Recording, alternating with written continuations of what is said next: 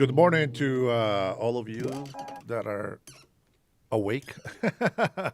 Sorry, I'm a little bit late coming in today. I was, doing the last minute audits in some of the videos that I'm working on and just, doing research, guys.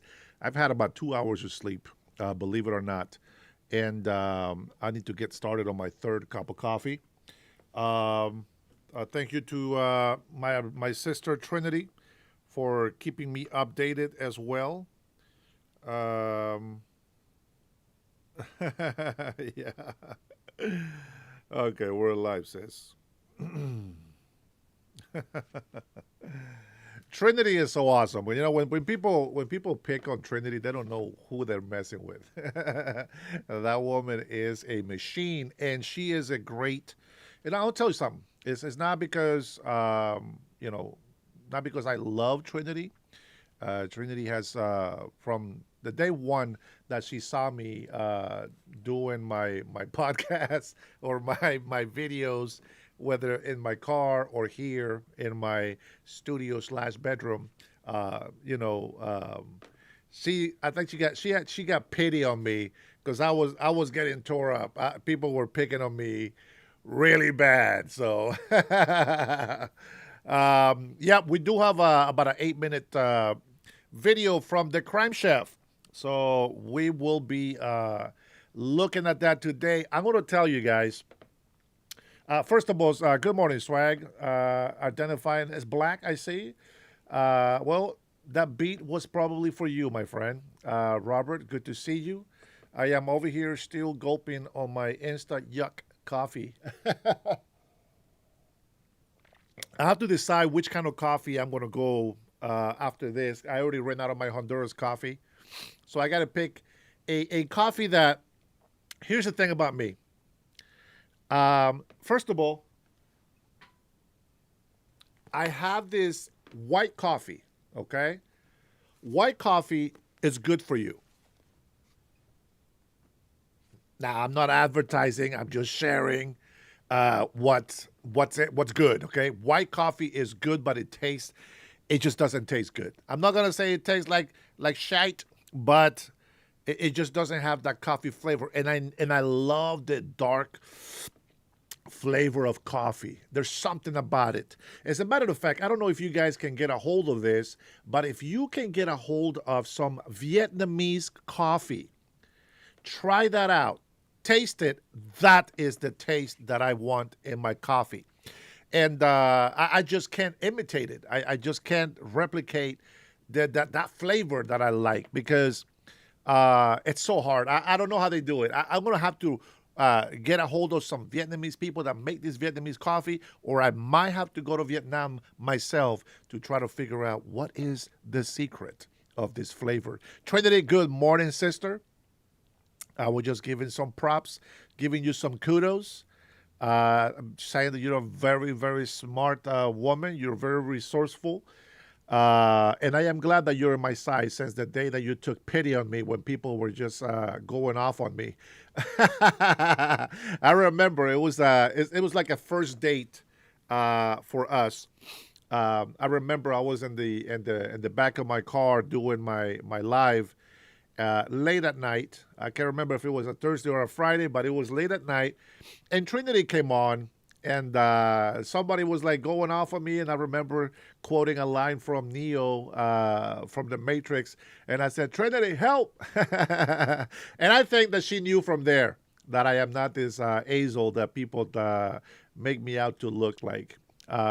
So today, as you guys saw in the title, January 6th, truth. What is the truth from January 6th? This is going to be a tough one because I don't think that we will able. I don't know. I got I lost my hopes on this J6. I don't think that we're ever going to find out the truth about it. But we're going to take a look at a couple of videos, and we have to be fair in everything that we do. Hey, good morning, Nick. I'm glad that you're in a good mood. Thank you for the compliment. Coben, welcome. Good morning. Who else do we got in here? Israel 6530.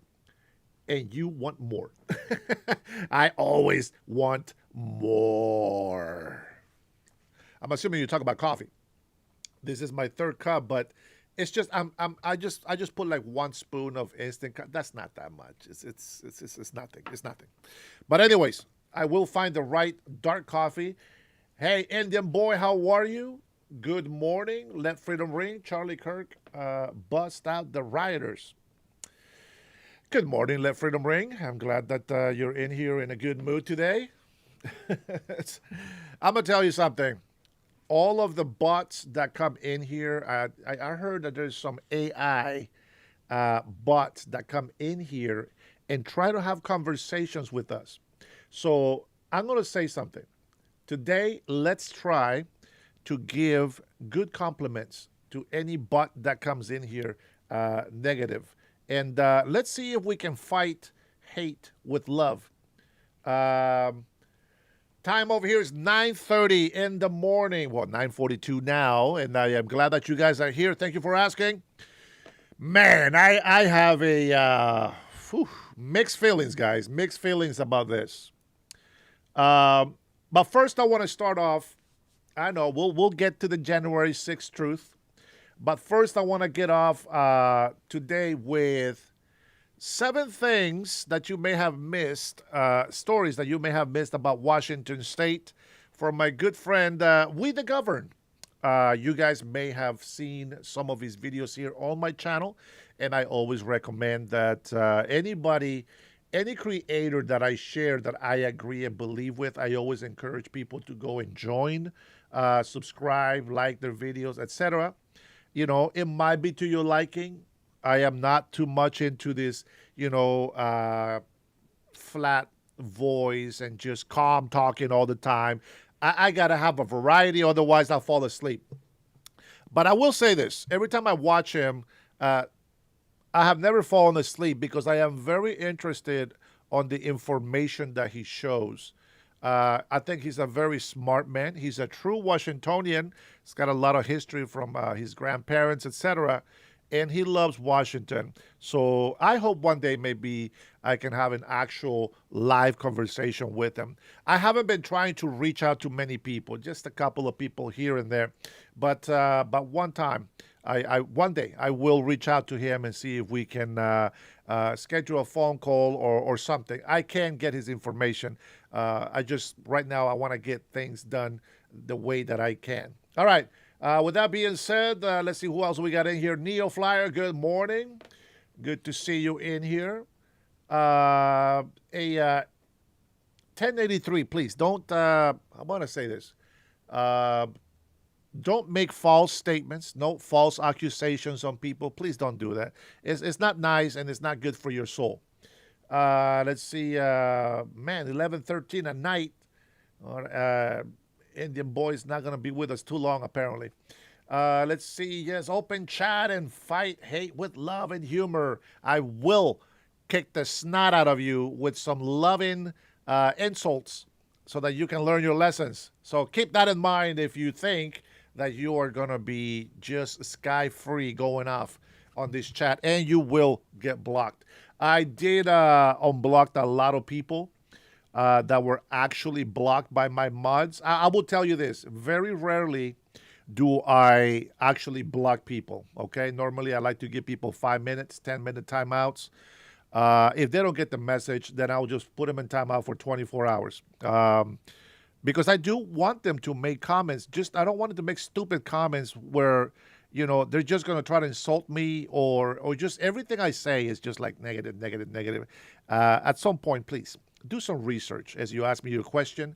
And if you are listening to just leftist podcasters and things like that, you came to the wrong place. The reason why I say that is because if that's what you listen to every day, if you're stuck on social media every day and you're listening to all this negativity, all these bad things that are going on, and you listen to one side, and you listen to that story over and over, and many people keep repeating that and everything, that you kind of already make your mind up of what you want to follow, what you want to believe. And well, once you decide to follow that, nothing can really change your mind. And it's very rare that people can come out of that cycle.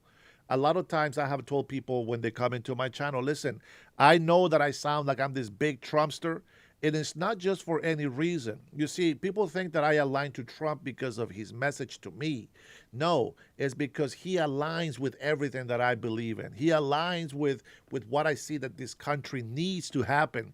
And I think that, my friends, is the big difference between MAGA supporters and actual real MAGA supporters. Because many people can say, "Oh, I'm MAGA," and all of a sudden it's like there was a decision made, and all of a sudden it's like, well, I don't agree with that. F that guy, and blah blah blah. It's a bunch of flakes. You got to pick a side. And if you pick the right side, okay. If you pick the left side, okay. But just know that whenever you are in either a Democratic blogger or podcaster, or you go into a Republican or American patriot, America first, then you're going to have this conflict. And if your insults, if insulting the host is going to be the only thing that you can do, well, you're never going to get the best out of my podcast and my YouTubing. Okay, so I want to make it clear: you are in my house, my rules, my show, my people. Okay, with that being in mind, I want to say you have your freedom of speech, but don't be an asshole. You got to be respectful. Again, I will throw out some see, there's Mo. It's Mo. See, this is what I'm talking about, bro. You guys just if you don't want to be here, bro, why even come here? Why even come here? Nobody's playing the victim. Jeez, Lord, please give me patience. Give me the patience. Jay, hey, bro, just get the hell out of my chat, bro. Just leave. Just leave. You guys are not here to have conversation. Just leave. Just leave, bro. Smo, I'll do you the favor. I'll kick you out myself. Let freedom ring. Let the record show why people get kicked out of my channel. I'm telling you right now. See, you have to understand something. I am not listening to you. Now, I'm going to open my phone today. I'm going to open the phone line today. But you have to understand something. You can listen to me.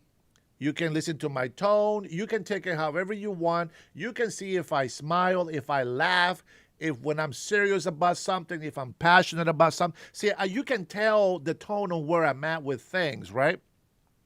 But you have to understand that when I'm reading your comments, depending on how the other people are commenting, I might not understand what you mean. You might be joking. I don't know.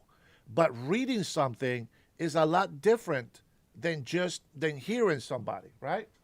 Let me move this here. A little bit too much glare. Okay. So let's see who else. Who else do we got in here? Okay. So Jay, if it's putting you to sleep, have a good day. Go find a better channel for you. Let's see. Well, see, that's the thing. We can block you if that's what you want. Okay. Let freedom ring. I will allow you to call in a little bit. We'll see what being a true American really is. And I will give you a chance. If you F it up, I'm going to hang up on your ass and then I'm going to block you. It's very simple. Okay? I don't have time to sit here and argue for an hour with somebody that doesn't want to listen. So I will give you that chance. You guys have been talking a lot of crap about me, and I'm just going to say this.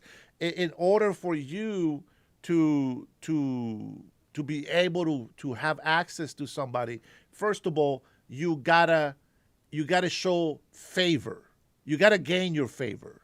If you don't gain my favor, then you don't get the privilege of talking to me. Whether you like that word or not, it doesn't matter. Okay? I make this channel and I put more hours than you will ever work in your life to do what I do. So I don't appreciate people disrespecting me. because I find myself to be very serious on what I believe. I got 2 hours of sleep, and it doesn't happen just one day. I do double shifts every single day that I do this show. Whether you believe that or not, it is irrelevant. I work over 20 hours a day sometimes on what I do. So if you want to be informed of something, that's fine. You see, I don't go and try to just learn one thing.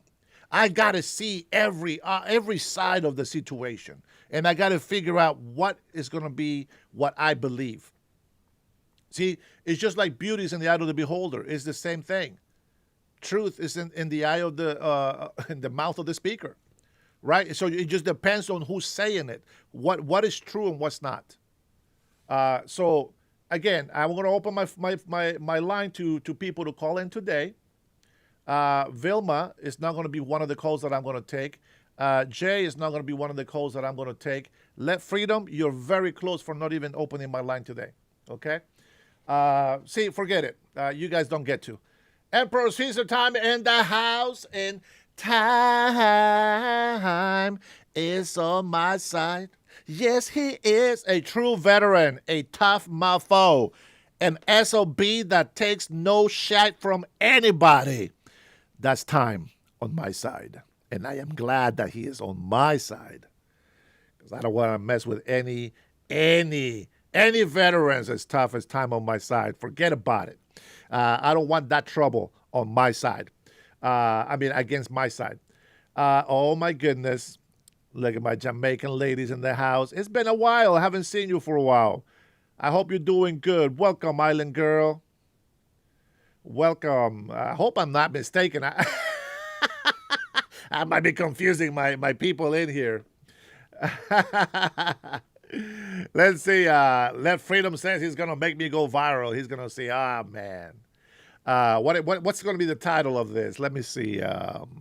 Right-wing MAGA extremist was taken down by Let Freedom Ring.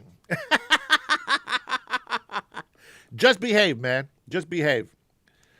Yeah, it has. Get the B here. All right, I was right. I'm so glad that you're here.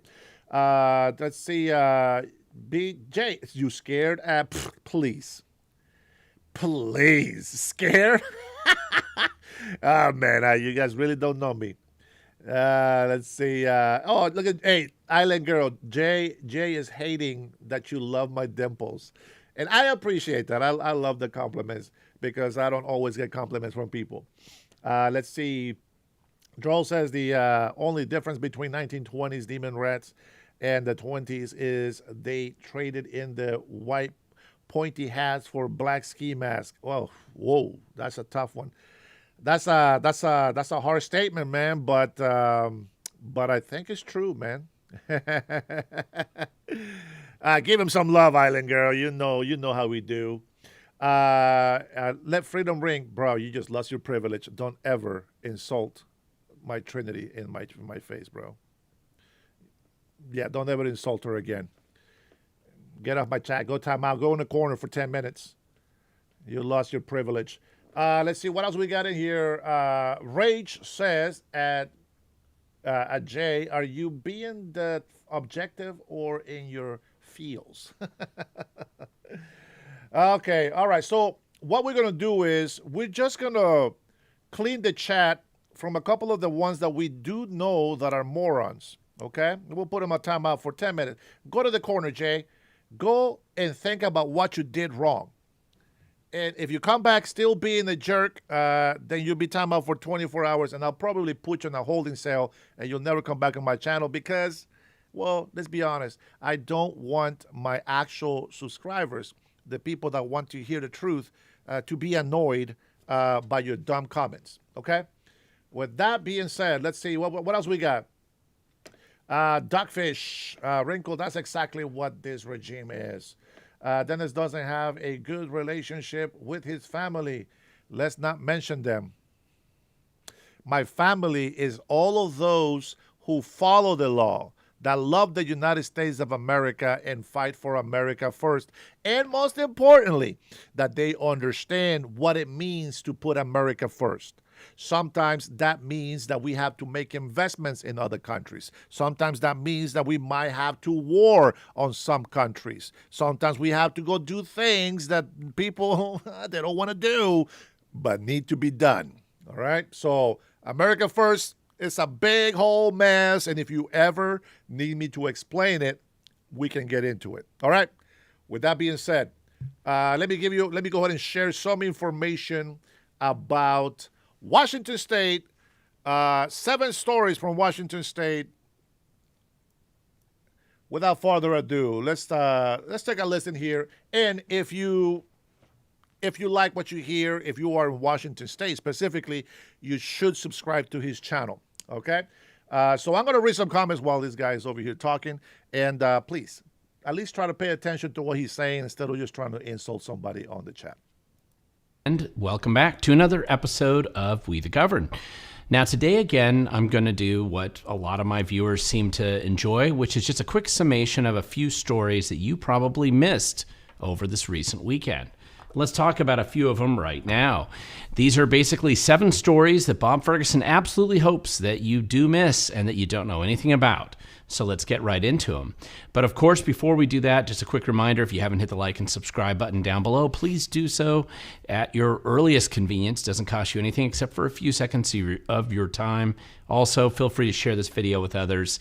That's how we get these stories out to a wider and larger audience. So let's start with number 7 today.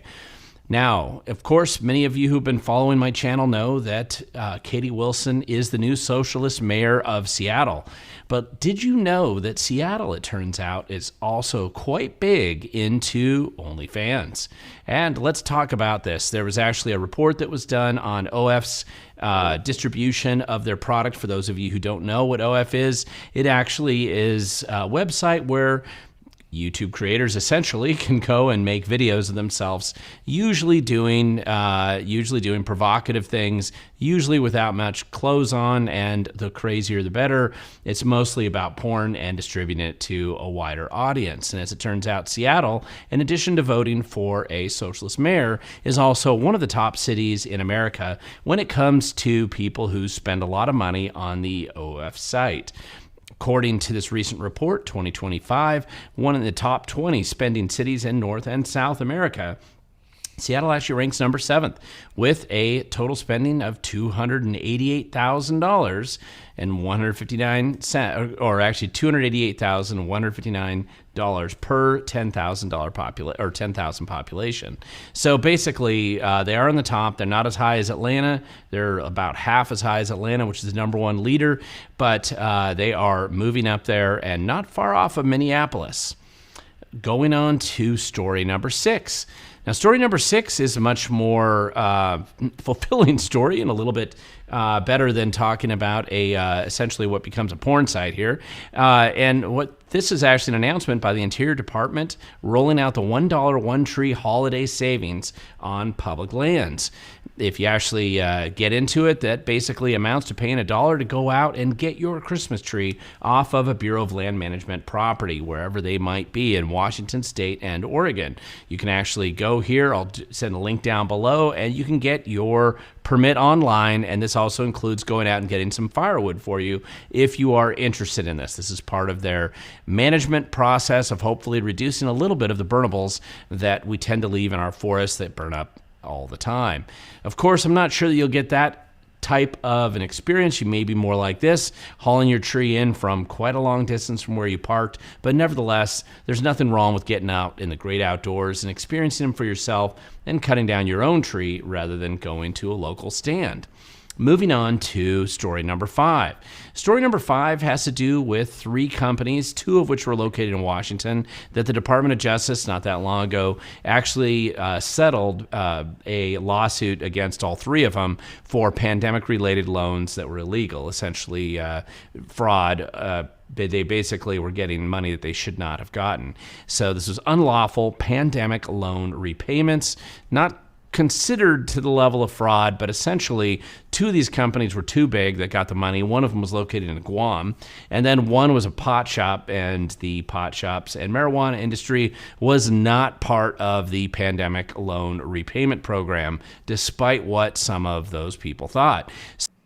Now, I want to give him a little pause on this because I want you to really pay attention to what's going on. It's not just what you've been talking about in the last couple of days. It's not just Minneapolis. It's not just Somalis. Yes, I made some videos about it, but it's not just about them. You have to understand something. Things that happen here nationally and internationally. Democrats, for some reason. Now, if you're a Democrat by loyalty, it runs in the family. I'm not talking about you. I am talking about, whenever I say Democrats, if I'm going to be talking about people, like not in government, I will point them out, okay? But when I say Democrats, I'm talking about the corrupted politicians, okay? Politicians only, okay? So don't get offended if you're a Democrat. I don't get offended. I used to be a Democrat. It doesn't matter, okay? It's not the party that we're patriots to. It's the country. If we're going to be loyal to the country as well and to the people. But the corrupted Democrats have things to do in Venezuela, in Honduras, in Cuba. Yeah, Maxine Waters, probably the best fan of a communist Cuba. So, hey, Ukraine, China. They have dealings all over the world, and you and I have no clue of what's going on out there. But we had President Donald Trump come in here, Doge did their job, and as soon as Doge was announced to come in and do some audits, who were the people that were panicking? It wasn't Republicans. They're like, sure. There you go. Go do your audit. What you got to do. Do what you got to do. But Democrats, oh, no. Hey, blocking the doors. Remember that? Blocking doors and say, hey, you can't come in here. Rah. Locking the doors. You can't come in. This and that. And then they were also being blocked in from coming into the buildings while the audit is being done. They went out there and try to fear-monger the people and tell them that the federal government is going to spy on them and they want all their information and their privacy is going to be stolen. Bullcrap. They just didn't want to be found out. They have found a lot of fraud and abuse. A lot. In Minneapolis, with the Somalis, it's just a tipping point. We are very close to letting this country slip away from our hands. And we're going to watch some very disturbing images about January 6th later. But right now, I want to make my base. There is a lot of corruption. Mainly, as a matter of fact, all blue states do not want audits. They don't want Doge. They don't want to submit voter rolls. They don't want to share any information with the government. You know why? Because they're cheating, because they're hiding something. And when they had not been able to hide something, whistleblowers coming up front, they found up to $8 billion, if not more, in Minnesota with fraud. Ilhan Omar having her allegiance to Somalia instead of the United States of America and the people. Not only does she do not like Somalians from different tribes than hers, but she puts all the blame on white Americans. Who puts up with that? The Democratic Party was the founders of the KKK, the Nazis, the racist. This was the party that created this. And I will point something out on the January 6th videos that we're going to watch. But that doesn't mean that they're all evil, because at some point they did change some things. At some point they did try to fight for the country, and maybe because it benefited them, but regardless, at least they looked like they were actually looking out for the American people. And so we got to give them some credit. We're not going to throw them away and push them down. No, we got to see what's going on. We got to find out what is really going on beneath everything. Okay? So now you're hearing it here in Washington State, which is also a blue state. The same thing. fraud and abuse. And this is just one thing that he's recapping. But there's others. And voter rolls, they're coming for them. Whether they like it or not, they will have to release them. They will have to release them. Robert, what are you talking about, dude? What? Okay, let's see. User says, oh, this is one of those crazy, uneducated people. Okay, sure. I like to give people a chance. Go ahead and tell me what I am uneducated about. Go ahead. So everything that I have said is true. You can fact check it. You know there's fraud. You know the states that are blue that are denying voter rolls. Go ahead and educate me on, you know what? Forget it. Forget it. I forgot. There is AI bots that are meant to sound like actual people and that are meant to sound as if they're actually communicating with you. Never mind. We're gonna ignore that. We're gonna ignore the negative comments on here. Thank you, patrons, for defending me. I appreciate it. Let's go ahead and continue with the video. So essentially what they agreed to is to repay $5.4 million as kind of a restitution and penalties for taking funds illegally from the federal government and giving it back, presumably into the federal coffers. So maybe that'll actually help a little bit with our deficit next year. We'll see. Story number 4, jumping right into this. This was a great story, actually, and I linked to the video down below. Brandy Cruz did, and this is the kind of story, we need more stories like this in the future. She just went to a press conference, and I'm going to explain that this video is worth watching. I'm really only going to cover one part of it, but these types of stories are really important because journalism is largely dead in Washington state now, and people like Brandy Cruz and the Center Square are picking up the pieces and trying to follow up and actually be at some of these events. And in this case, the event that she went to was put on by Sean Scott down here, the socialist representative from Seattle, openly socialist, that's what he calls himself, and he comes up with just as many loony ideas as you can imagine as somebody who would have when they label themselves that way. And of course, this one, he was doing a press conference, and at his press conference here, when Brandy actually asked him some questions, and I will point out that she mentions here as well, there were some mainstream, I'll put this in air quotes, fake media people there. I'm presuming that there was somebody there from the Seattle Times or King 5 News or some of these other traditional news sources, and none of them would ask questions, which is what the media used to do when it was real. Now that we've shifted into traditional fake news, they just don't even bother to ask any questions so long as it's a socialist or a leftist doing the press conference, apparently. And one of the questions she asked this genius here was about why is it you keep jacking up stupid tax ideas, which he's the one who's let's just say he's proposed some of the dumb tax ideas. I'm not sure that they're even going anywhere, but at least it gives him something to sell to some of these people behind him here. And basically, he didn't like the fact that Brandy was asking him, what about looking at cuts in government?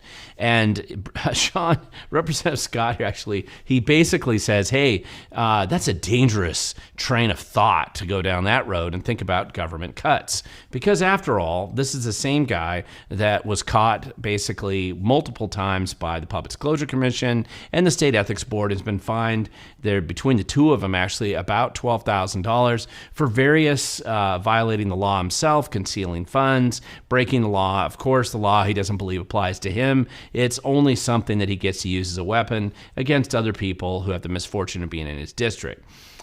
But I'm going to go back. It is so important to do what Brandy was doing there and asking questions and getting this guy on the record with all of his crazy and insane thought process. It was really important, and I encourage you to look at that video down below when you get a chance. Going on to story number 3. Now, this was actually came off of a Cairo News article, and it kind of was repeated in a variety of different formats around the state, but basically talking about Washington's criminal support system and how they keep releasing the same violent teens over and over and over again. And one of the quotes in there that he had that I really liked was from Thurston County Sheriff Sanders. That's where I live. This is my sheriff here. And his quote was, and he posted this up on Facebook, where he said, a murder suspect let out of jail Now shooting at police from a stolen vehicle in a pursuit 10 months later is a headline that can easily sum up Washington's criminal support system. I'm going to point that out because Washington state no longer has a justice system. We have a criminal support system that's primarily focused on unleashing criminals back into the community as early as possible, no matter how heinous their crimes and no matter how many more victims that they'll produce. This is a dumb idea. I've done a lot of videos on this subject in the past because obviously one party, exclusively the Democrats right now, they believe that releasing violent criminals into the community as soon as possible is just a great public service. They want to make sure these guys are out there as quick as they possibly can so they can. And I want to point out one thing also, that these people, the Democrats, socialists that we have here in Washington state, they believe that the criminals are just misunderstood. The criminals just, well, they just do things. And they try to understand why. Well, I want to say this. If they're criminals, put them in jail. Keep them in jail. And go to jail and find out if you can understand them. Try to figure out why they're doing what they're doing, but don't let them out on the street to do it again. The logic of socialist Democrats thinking that this kind of behavior, it's okay to be out in the open. We have a system. We have, guys, they commit the crime, they got to go to jail. This is how you keep order in your state and your city and your country. If you want to figure out why they're doing what they're doing, you go counsel them in jail, but don't let them out. Go try to understand them in jail and then tell them, hey, when you finish your sentence, remember what we talked about. Be a good citizen. Be a good person when you're out there so that you're not back here for another 5-10 years. That is the kind of thinking that I will bring into this government when we get in there. Criminals have to pay the price, and they will be made an example of for the rest of the people that even think about committing crimes. Produce more victims and presumably help justify whatever expensive programs that they think they can have to rehabilitate these habitual criminals. And as we know, there's clearly nobody serious upstairs. Bob Ferguson has never cared about public safety, and he has a long track record of actually encouraging violent crime in our state. And his pretense in the last budget cycle of having $100 million for police, of course, it had so many strings attached that it's short-lived. So what it really does is it's trying to force local communities to raise taxes in order to bring in police, because that's the only way that he'll release those funds. And then he cuts off those funds so the community gets stuck with higher taxes, whether they need it or not. This is how our governor rolls. And let's go on speaking about public safety. Let's go on to story number 2. Story number 2 comes from Lacey, and this accident featured here, and I'll link to some of these stories down below, happened just a few days ago. And the significance of this, of course, was that right in the middle of the freeway that morning, there was a terrible accident. And essentially, a driver from Mexico, who, of course, had no driver's license of any kind, was driving a car hauler. So he had all these cars on top of the semi-truck, or it being pulled by the semi-truck in a car hauler. And, of course, he didn't have any insurance either. And then he decided to cause a car accident by ramming into a car in front of him in Lacey, and then, of course, causing a 4-car pileup chain reaction, which as an extra bonus included a school bus. And, of course, I have yet to hear whether the Democrats are planning to have some kind of a formal announcement and a press conference celebrating illegal drivers like this imported from other countries. Why is it that illegal is just a beautiful word for libtards to use and defend? Why do they think that supporting illegals, it's lawful? Why do they punish American law-abiding citizens over these non-law-abiding illegal immigrants? It's not hate. It's not racism.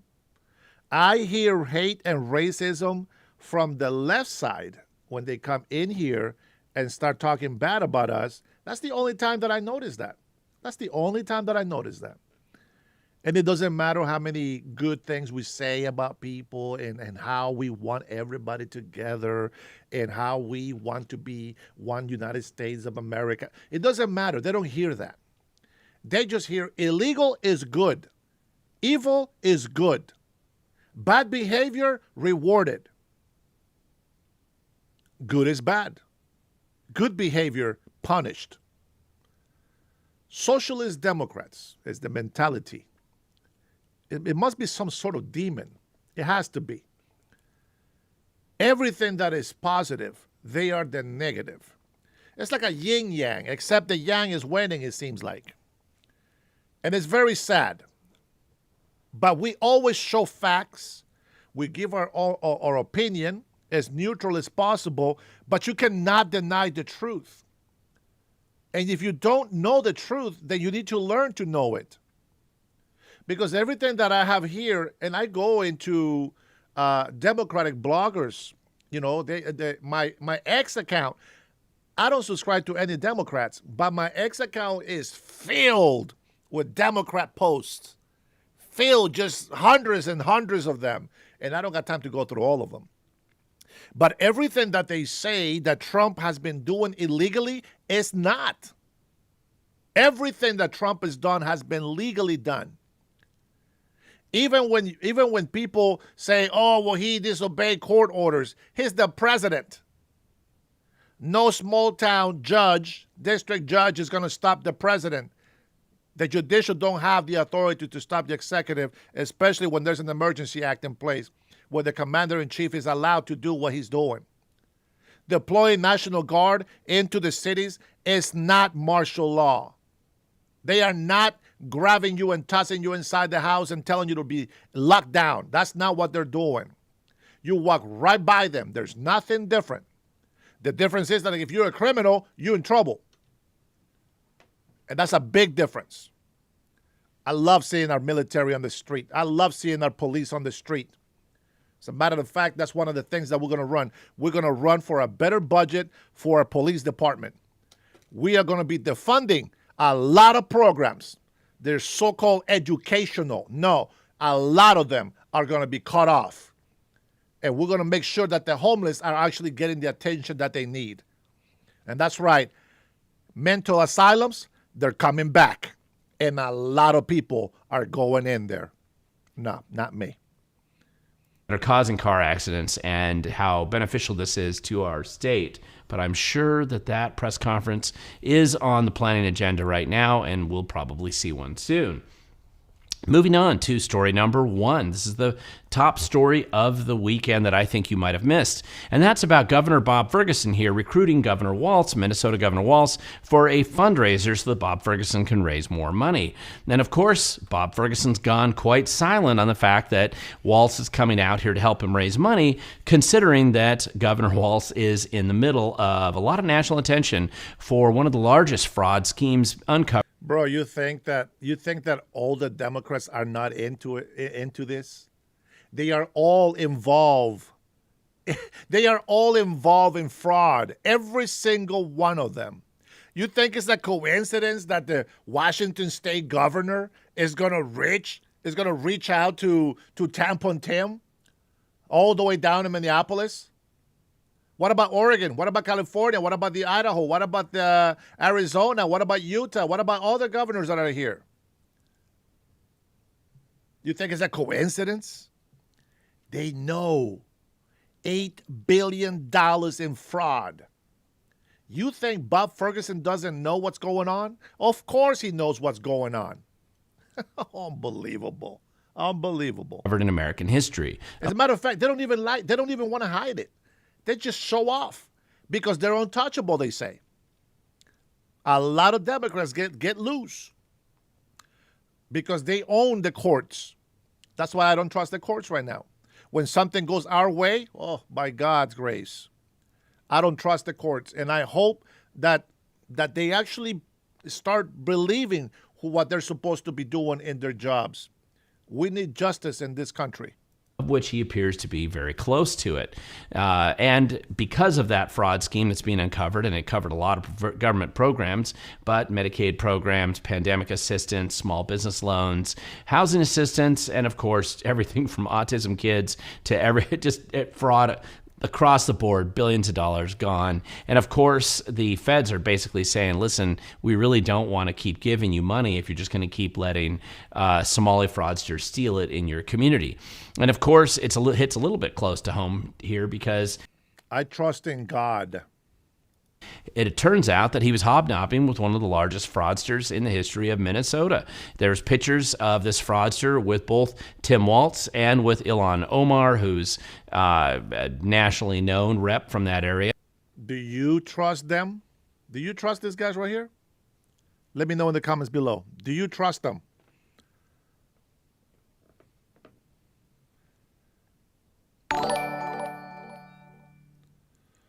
Thanks for the super chat, pizza. What's going on, brother? Brother, you seem like a nice guy, but you are misinformed. The Democrats are the good guys. Trump is an evil PDF file who groomed Melania with help from Epstein. Well, Melania is happily married with him, so I guess that worked. But the whole thing about the Democrats, you have to understand this, brother. It's not that I am a Republican. I used to be a Democrat. I don't know, people don't believe that. But you have to understand this, okay? When they lie to us about the Russia collusion, when we found out that what Russia had was actually records of Hillary's health, and Obama and Hillary and Pencil Neck and all these Democrats that are in office right now, they all lied. Legacy media lied. CNN, ABC, NBC, MSN 13, all of these guys. They all lied. You see, they didn't just say, oh, hey, we heard there is a rumor this might be. No, they said, this is it. President Trump is this, is that, is this and that. And every time they get proven to be wrong. Pencil Neck Shifty Shift was over there telling us, brother, for the whole 4 years of the presidency of President Donald Trump's first semester, he kept lying to us. We got thousands of evidence. We have so much evidence, we're going to impeach him. We got so much evidence, so much evidence. And bro, I got sick and tired of waiting for this evidence. I wanted Trump to win the first semester because of his beliefs was actually what Democrats believe. Let's not forget that Trump was a Democrat. But he saw that the Democratic Party was sliding too far to the left. They're gone. They don't exist. All we got left is socialist, Marxist, communist as the Democratic Party. And we are not part of that. We are not communist. This is not a country for communism. So we got to stand against it, bro. We can't support them anymore. And that's not the only lie. I was not happy with Gaza. I was not happy with what Hillary's been doing with her billionaire friends. Everything they accused President Donald Trump of doing, they are doing themselves. Hillary, the Clintons in general, they're the most famous name for Epstein files. You should be concerned about that. And if you're listening to the left leaning hypocrites, they will tell you a list. As a matter of fact, let me go ahead and pause this. Where is my ex? Let me go ahead and I grab a couple of things, and I would like to speak about it. I grab a couple of things. Let me bring my profile here real quick. I'll tell you what. Let's go ahead and get rid of this video. Okay, let's finish this video, and then we'll go to my ex account, and then I'll give you some time. Okay, pizza. Let's finish this video, and then I'll be with you. Okay, and Fox News lies, Trump lies. That's why Republicans are resigning. Ask Pam Bundy for the evidence. The Republican Party is full of communists, etc. Except Trump. Well, I'll get with it. Watch. I'll get to it. I like where you're going with that. I appreciate you being respectful, not insulting me. Thank you for that. Don't worry. We'll talk about it. And of course, the big question now that everybody's asking is exactly what did Mr. Waltz here know, Governor Waltz know, and when did he know about it? Because as we always know when it comes to government fraud, what we know is just the tip of the iceberg, and what's yet to be uncovered is just going to be a whole lot worse. There are numerous Department of Justice lawsuits and convictions here as they're sentencing some of these fraudsters to prison as we speak and uncovering much more layers of the corruption inside that state. And of course, when you put yourself in Walz's shoes here, he absolutely doesn't think anybody should be allowed to prevent him from promoting fraudsters in his state and making sure that your federal tax dollars get stolen and sent overseas to support terrorist organizations. Now, the challenge is that it's very easy to see, actually, why Waltz wants to come out here and change the subject, or at least change the scenery from his current scandal investigation. But the bigger question is, why does Bob Ferguson feel like he's so tied into Waltz that he has to come out here and spend a bunch of time with him on stage? Some people are basically pointing out the clear and obvious fact that it looks like Ferguson needs a lot of cash and Waltz needs some allies. And so together they make the perfect pair for this coming up fundraiser. And we're going to be watching that closely, as you should too, because who knows what can happen in Washington State when the two of those guys get together. It just seems like it's a match made in heaven, and certainly the Democrat Party. And who could pick a better two pairing than Waltz and Ferguson? Now, listen, I hope you enjoyed these 7 stories. If you think there's... Thank you, brother. Appreciate it. All right, let me jump into this. All right, here we go. Okay, so here we go. So I'm going to tell you my opinion about it. Now, you guys, you know that there's a lot of live shows out there. There's a lot of podcasters that are great. They're better than me. They're smarter than me. They remember names. They remember a lot of places. More information that I can give you. All I can give you is whatever information I divulge. I like to dissect it. I like to understand it, not just see the top of it. Okay. First of all, let me go ahead and play my short. If you haven't seen it, go watch my short and hit a like on there. They think vetting people at the border is racist. They're entitled to their opinions, but they've got to follow the law. And all we're doing is enforcing the law. Look, the best way to avoid ICE is don't be in our country illegal. Duh. Very simple. The best way to avoid ICE is don't be in our country illegal. Duh. I love Senator Kennedy. You're the best. I love this guy. I love him. All right, let me go ahead and go to my page, and let's take a look in here. Here we go, guys. Let's go ahead and read this. This is important. Now, I want you to pay attention to this, because this is what Democrats are talking about. I'm going to save you some time here, Mr. Pizza. Pay attention, okay? We'll see if I can catch all these points for you. Now, my screen is over here, so I'm going to look this way. I need to put another camera there next time. 8 impeachable offenses. Okay, this is a Democratic, whatever guy.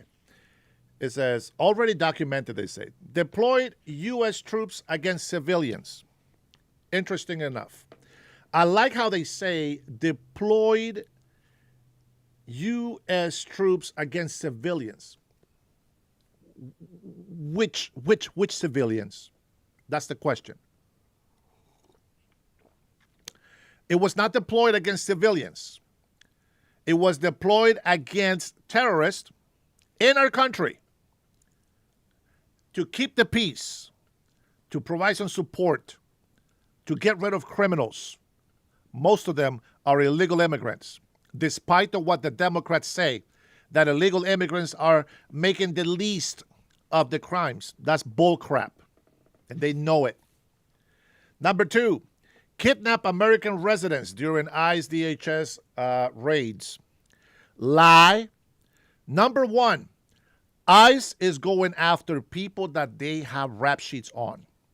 If other people are involved are illegal, they will also be deported.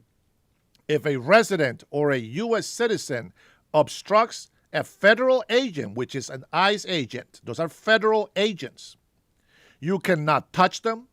You cannot touch their vehicles. You cannot obstruct, and you need to give them their space. Wherever ICE agents are it has become an investigation scene, meaning you are not allowed to be there, regardless of how much your First Amendment tells you that you have the right to peacefully protest. You do not have the right to get on agents' face and start putting your phone on their face and start yelling at them. That's not how it works. You will be arrested and your ass should be in jail. I support that 1,000%. Deported migrants to foreign prisons. This is not their country. I don't give a crap where they get deported. What is the difference? If they come to the United States of America and this is not their country and we send them to Africa, what's the difference? They shouldn't come here in the first place. They don't want to go back to their country. We'll send them somewhere else, but not here. We want them all out. Every single one of them out. Number 4, targeted protesters for deportation. We have over 40, almost 50 million illegal immigrants, according to some numbers. I think it's 20-something. We have 50 million illegal aliens. If you look Hispanic, if you're speaking Spanish to me as I am conducting an investigation for a specific raid, I have the right to say or think that there is a probable cause that you might be illegal. Show me your papers. See, immigration can do that. ICE agents can do that. See, the police can't. But ICE agents are the federal authority. They can ask you for papers. You have to identify yourselves. Otherwise, they will arrest your ass and they'll identify you later. See, police can't do that. Police can say driver's license and identification. But ICE agents, they don't need a warrant on the street. So if you don't want to be arrested by ICE, get the hell out the way. If you're an illegal immigrant and you're out there protesting, I hope they catch your ass so they can deport you as well. Number 5, diverted taxpayers' money without Congress approval. Is that right? Which money are we talking about? We're talking about the $40 billion to Argentina to stabilize the economy in Argentina, which we also depend on. It's an America first. Argentina is very vital to America as well, so we need to help them out. Are you talking about the $196 billion that Biden gave to Zelensky? Oh, that's not Trump. That was Biden. Yeah, that was Biden. Everything else has been approved by Congress.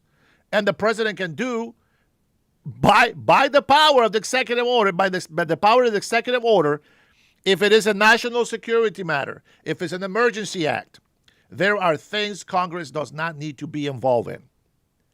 Period. And I'm going to say this before we continue to the next one. 2026 is going to be an awesome year. And if by God's will you happen on the left side to win the midterms, let me tell you something. It's going to be bad for you and it's going to be bad for us. Nobody wins. Mark my words. You heard it here first. Defied federal court orders. Small-time district judge does not have authority to stop an executive order from the president. Not during an emergency act. If they want to contest it, they can go to the Supreme Court, but they cannot stop the president from doing what he needs to do to keep our country safe. Period. Purge investigators and watchdogs. What? The same people that they were weaponizing against him and all of us Americans? Right. The hypocrisy on that is amazing. It's huge, and we don't buy it. You see, you on the left side that are here with me today, see, you believe all that. You believe everything on this list is legit, but you don't think outside the box. You don't think, why are they saying that? No, you just go with it. You hear it and you go with it, but you don't do your research. Why? Because you hate orange men. Why? Maybe because you're an illegal immigrant. Why? Because maybe you're a criminal. Why? Because you don't like America. Why? Because you don't respect American citizens' rights, nor the Constitution. Why? I don't know. You tell me. Why would you believe these lies? Why would you not research every one of these things? And I got more. There's other posts. Corrupted federal agencies for personal and political gain. Wow. I wish to know. Thank you. I wish to know which ones. Which corrupted federal agencies for personal and political gain? Oh, you're talking about when Biden threatened to get somebody fired in the Ukraine if they didn't stop investigating his son? Yeah, that is true. But that's not Trump. That's Biden. That's Biden. You guys didn't say nothing about that. But yet you continue to say Democrats are right about everything. Well, I beg to differ. All right, what else do we got? Let me see. Oh, here we go. There was a lie that Katie Johnson was a 13-year-old girl that got raped by President Donald Trump, blah, blah, blah, blah, blah, blah, blah, blah. Well, here's the take. Exclusive troubled woman with a history of drug use who claimed that she was assaulted by Donald Trump at a Jeffrey Epstein sex party at the age of 13 made it all up. And I remember that. They threw that case out. Yeah, those are the kind of truths that Democrats believe. It's amazing. Here's another one.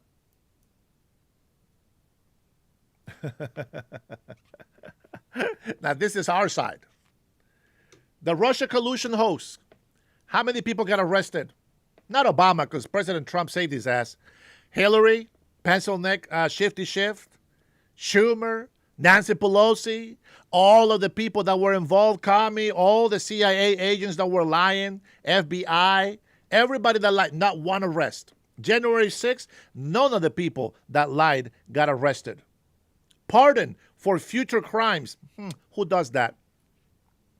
Mar-a-Lago raid, not one arrest for an illegal seizure, an illegal raid. Oh, yeah, that's right. Activist judges assigned a warrant for that, didn't they? To the president of the United States of America. Whether you like him or not, he was the president. You don't do that.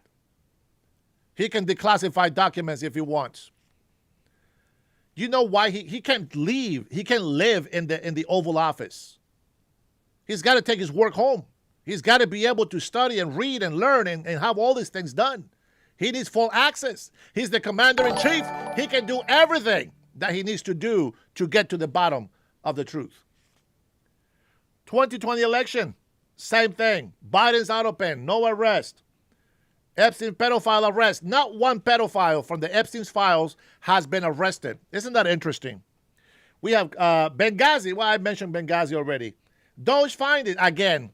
Same thing. USAID, fraud, corruption, abuse. We saw it. We saw it. We proved it. No arrest. Letitia James, corruption. Case got thrown out. It will come back to court. But nonetheless, the corrupted judges and the system that the Democrats are using are letting criminals go free. Why is it that only President Donald Trump is criminal to them? All the fraud and abuse and the lies and everything that they tell us, that's okay because they're Democrats. That is not how it works.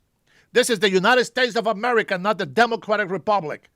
We're a constitutional republic, not a democratic republic. This ain't China. This ain't communist China or Russia. This ain't Venezuela. Look, America was great before MAGA. Is that right? If MAGA doesn't believe America is great, why don't they go back to Europe or whatever they're from? Well, here's the thing. I am not from Europe, my friend. I am not from Europe. I am from Central America, and I'm a migrant because this is a country of migrants. But see, we no longer have illegal immigrants coming in here. This country has laws to keep order and stability for the system so that the citizens and the people that are legal in this country can have a nice life so that they can pursue and live the American dream. But you got to do it the right way. You got to follow the law. You got to come here legally, respect the law, become a resident. And if you really want to live here and you love this nation, you have to denounce. You have to resign. to everything before you can say you can be an American. You got to say no to the country of birth. Can you take that back? Sure. But the point is this. You are not supposed to marry a woman if you're still married with another one. You got to get rid of that. That is the system that we live in. That's the system that we work on. That is what we support. That's what we believe. So you got to make rational changes, rational decisions. You see, I have a problem with Ilhan Omar. Why? She lied to give her brother papers. She marries her brother. Not only that, but she made an oath to the United States of America of loyalty to this country, to abide by this laws, to support this country. And yet, she has made it very clear out of her own mouth that her president is the president of Somalia. It's true. Her people are Somalians. That's true. She loves Somalia, and she bragged about getting deported to Somalia, and she says, go ahead. You're doing me a favor. Everything is great. Everything is peachy. But you know what? She don't mean that, because she knows Somalia is a shithole country. I know. It's garbage. They're garbage. And if you think that they're not garbage, well, they're committing fraud. They say that they're the fabric of this country. How the hell is the fabric of this country giving money, billions of dollars apparently now, to Somalia, which is not the fabric of this country? How does that happen? Tell me how Democrats are actually telling the truth. Tell me how Democrats are actually the good government. Democrats is the creators of the KKK. Did you forget that? Democrats are the ones that are over there promoting violence for January 6th. And we'll get there. We'll get there. We'll get there.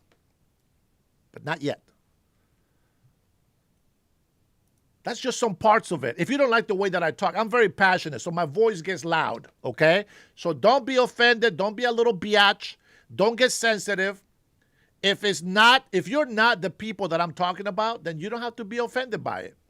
Just keep it to yourself. Nobody knows who you are. But if you are on that side, at least accept the truth.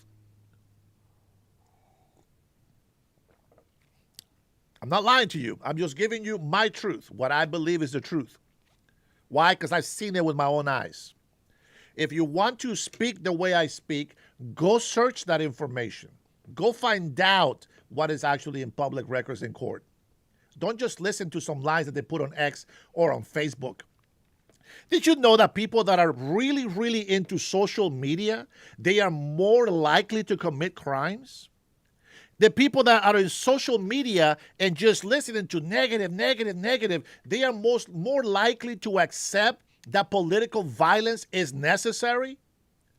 We can't live like that. We got to make sure people choose to understand, not just accept. You got to choose. And if you choose the lie to be your truth, that's your choice. And there's nothing we can do about it. Here is M. Jones. I think this is an American guy, American First guy. Denaturalization causes, and actually it's true, fraud or deception after being naturalized, marriages for convenience, lying on citizenship application, joining a communist party within 5 years of becoming a U.S. citizen, swearing allegiance, there you go, or failing to renounce allegiance to another nation. That is true. You can look it up. And that's what I got for you. I want to see people that contribute. Okay, let's listen to this one real quick. I want to see people that contribute. I don't want to see Somalia. I don't want to see a woman that, marries her brother to get in and then becomes a congressman, does nothing but complain. All she does is complain. And yet her country's a mess. You know, it's one of the worst in the world. Let her go back, fix up her own country. Somalia, yeah, and I was right about it. You know, I started complaining about Somalia long before the scandal. The horrible things they're doing to Minnesota, it's incredible. They have an incompetent governor there too. The Democrats are running some bad ships. And that's true. It's a true statement. See, it's not about feelings, bro. I don't go with feelings. Sometimes emotions, that's okay. You know, we show empathy. Okay, I get it. When it's needed. Feelings are okay when it's needed, but your common sense has to take over. Because otherwise we'll just grow up to be a bunch of sissies. And our enemies are gonna take over. You know, I don't know where you guys at with this. My man, I see you, bro. I see you, man.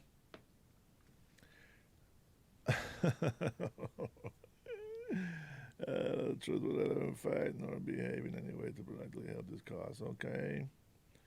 Continue to educate the people. I love it. I will die American. Oh, you guys are not gonna like me once we get to the January 6th. I'll tell you that right now. I'm gonna have people on both sides of the aisle hate me on this one. Because January 6th is a very sensitive subject.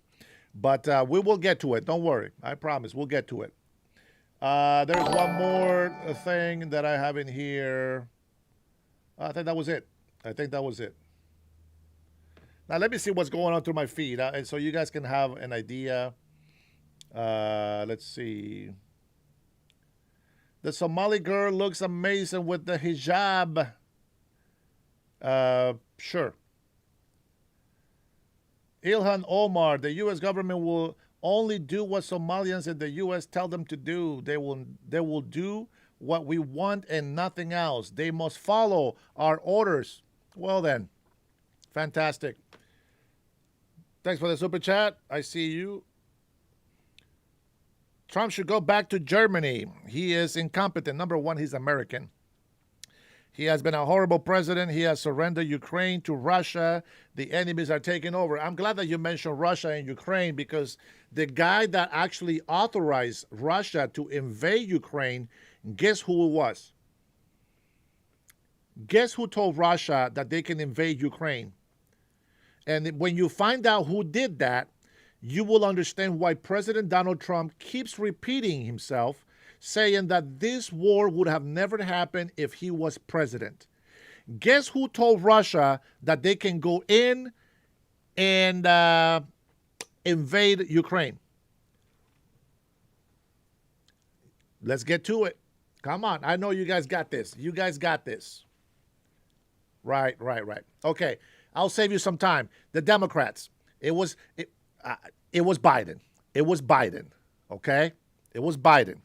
What I find very interesting is the same Biden that told Russia that they can attack, make an insertion in Ukraine, is the same guy that sent almost $200 billion to Zelensky for no return, no interest, no repayment, no benefit to the United States of America. Even though we're trillions of dollars in debt, at least when you give money, hey, something's got to come back. Something's got to give. Hey, if I give you $1,000 to get started on something, I want interest on that repayment. Right? Yep. Tell it to the voters. Well, hey, that's all I can say. I think SoCal is a bot. I think this guy just comes in here and just grabs words that come out and they just throw something out there. I think he's a bot. Ignore him. Let's see. It's about billionaire class versus us, not left versus right. One party uses our taxes to be subsidized billionaires, and one returns it to the people. Well, the only one that has tried to, that actually has it in a plan to return it to the people is, guess who? Guess who wants the American citizens to stop paying taxes? Guess who just bailed out the farmers? Oh, yeah, let's talk about the farmers. Democrats kept saying, oh, my gosh, President Trump is screwing over the farmers. And then the moment that he gives them over $12 billion to bail them out, oh, well, that's because he screwed them over with the tariffs. There is no winning with people like that. There is no winning. And I'm going to tell you that the people that are telling you these things, they're making money. I'm not making their money.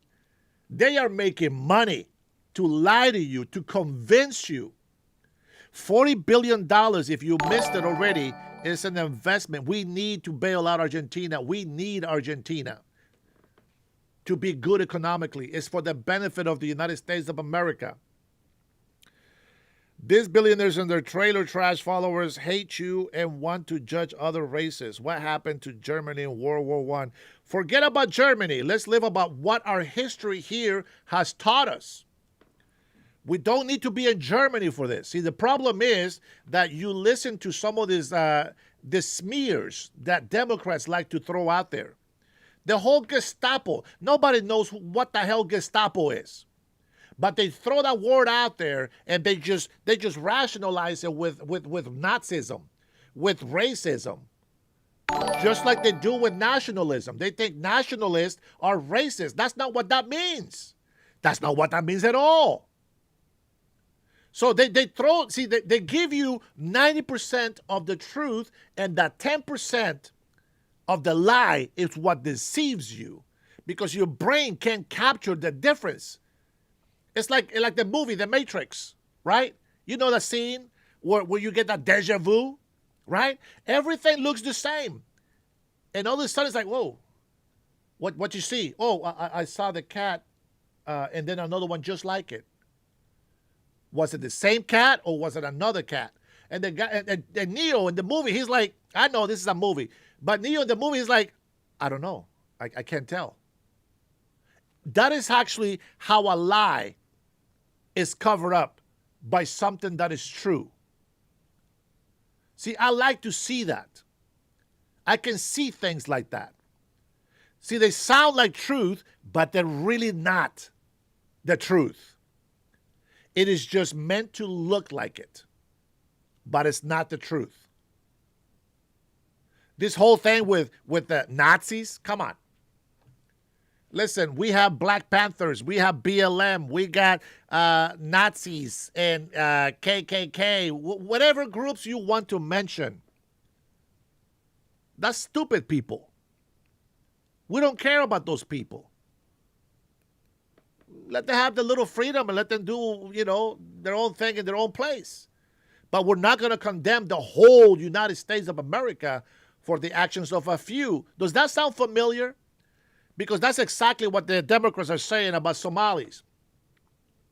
Even though more than 42% of the Somalians that they say that are the fabric of the United States of America are on welfare. They didn't come here to help Americans get out of welfare. They came here to be on welfare. These guys are out there getting nice cars while the American people are struggling to get a car. While the American people are struggling to make their monthly payments on their car and insurance. It's crazy, right? So everything that I tell you, take it with a grain of salt or a pinch of salt. Because what you believe that is true is what you believe. And what I tell you is what I see and what I believe. But you have to understand something. My brain doesn't just go that way for no reason. See, I know what's happening in Honduras. I know what's happening in Venezuela. I know what happens in Mexico. I know throughout history what's happened in China, Russia, and Europe. What's happening today in Europe, what happened in Cuba.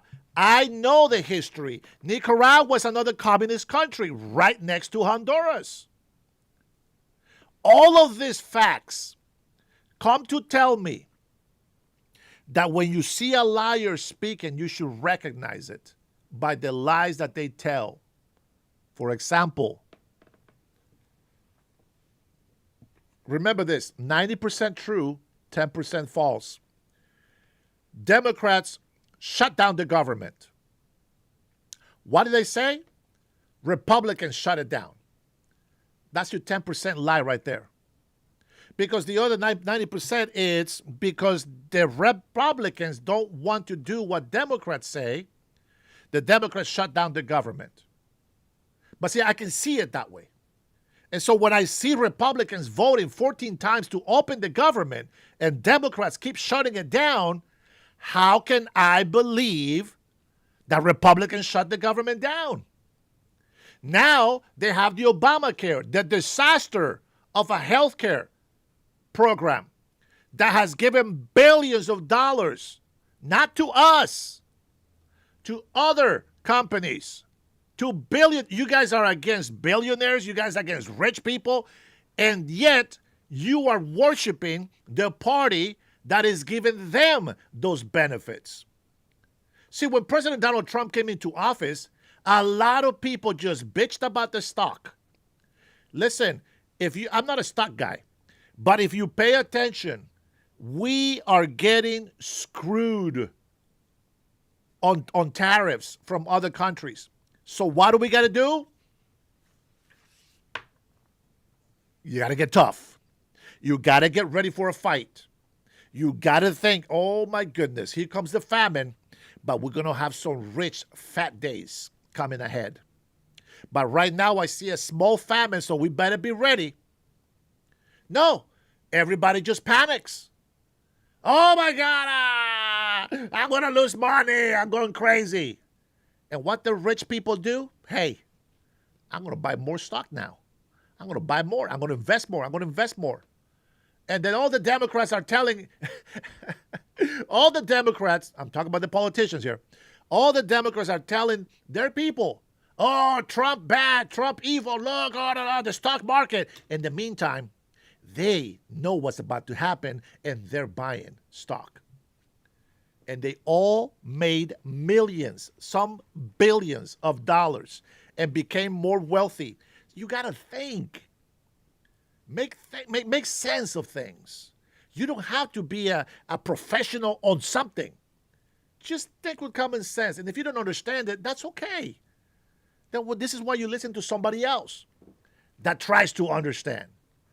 And again, I always tell people when they come to my channel, which, by the way, I hear the rings.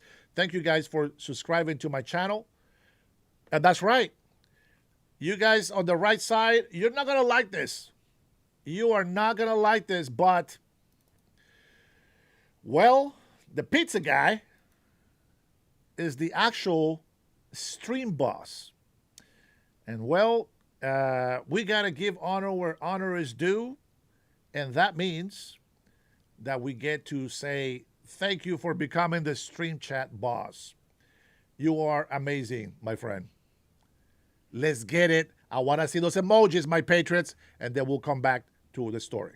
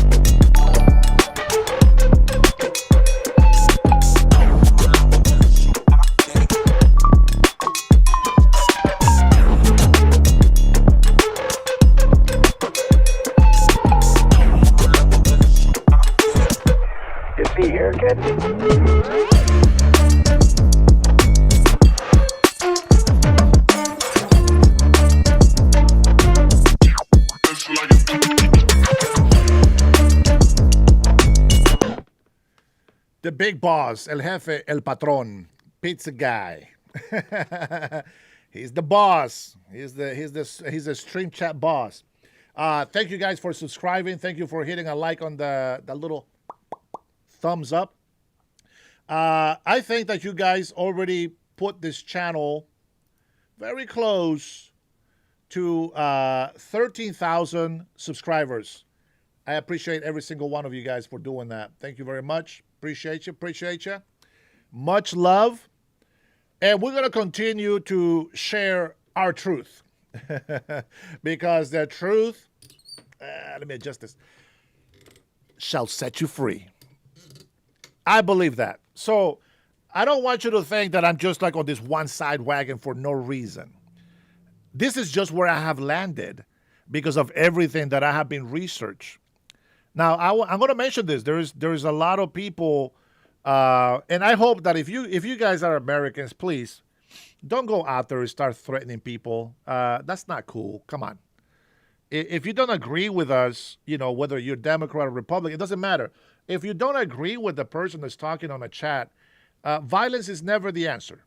So it's sad. I saw that Tim Pool might stop doing his podcast because somebody went and shut up his house.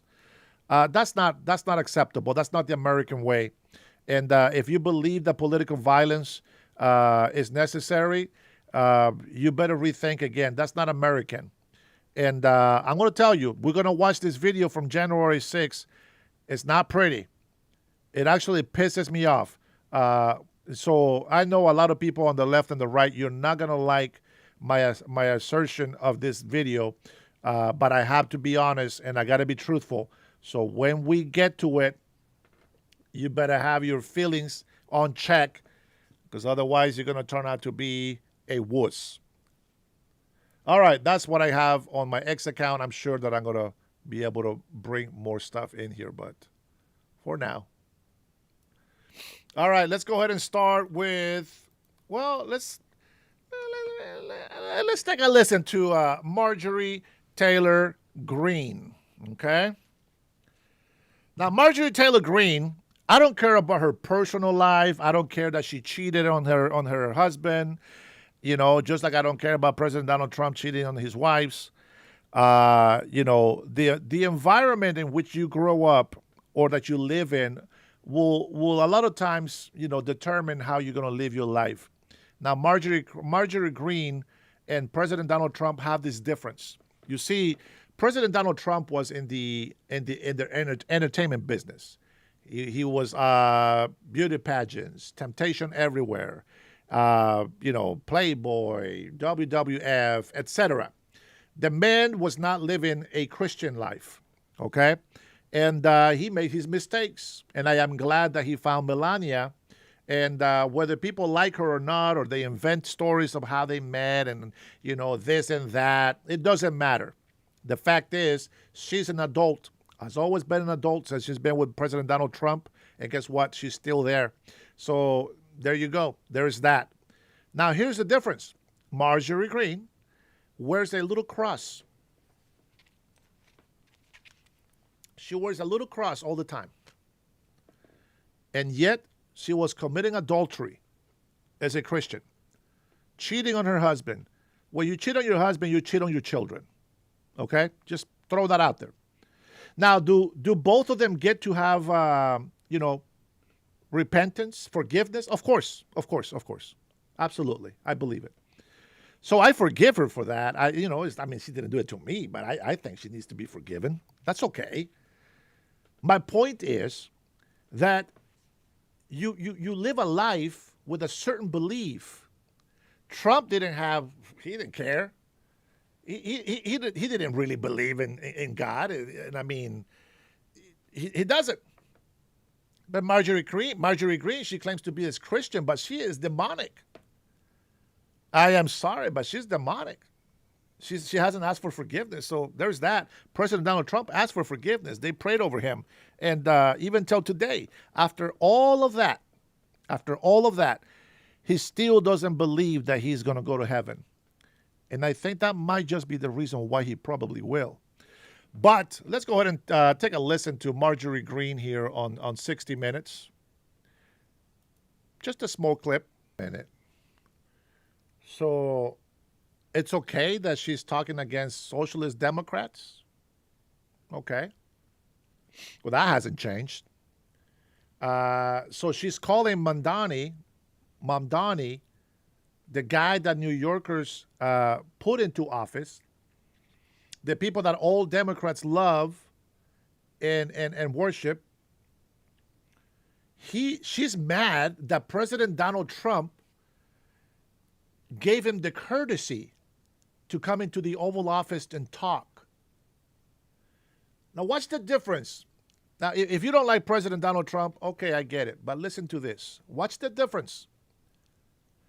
They asked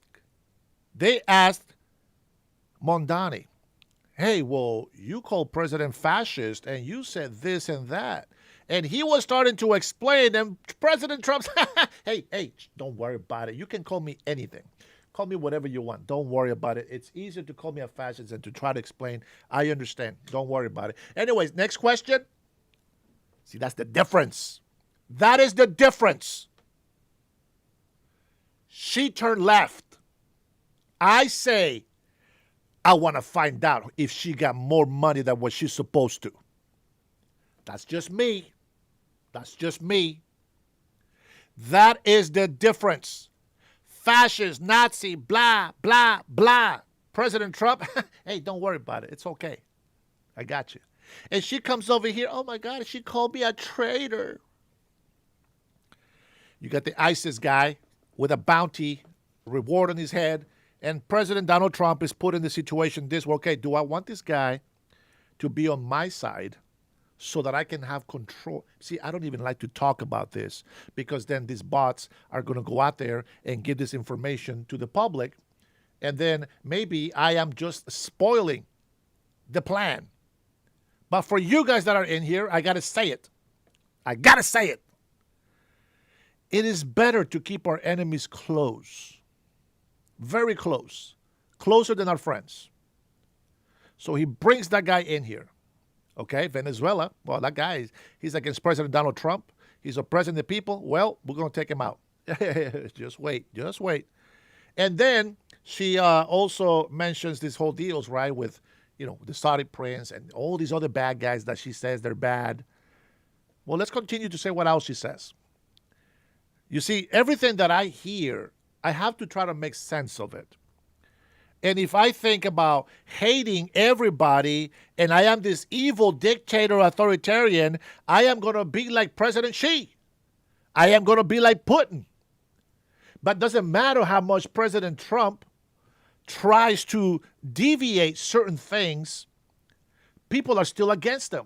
And as I said before, if your cup is full, there's no room for new information to come in there. You just can't.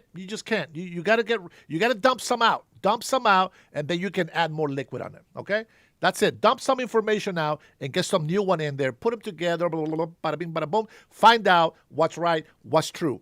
That's where I'm at. That's how I think. That's what I say. All right, continue there, Blondie. Fake blonde. Called me a traitor. You decided not to stay and fight. You decided to... Oh, number one, she fights for the people. Aren't you happy?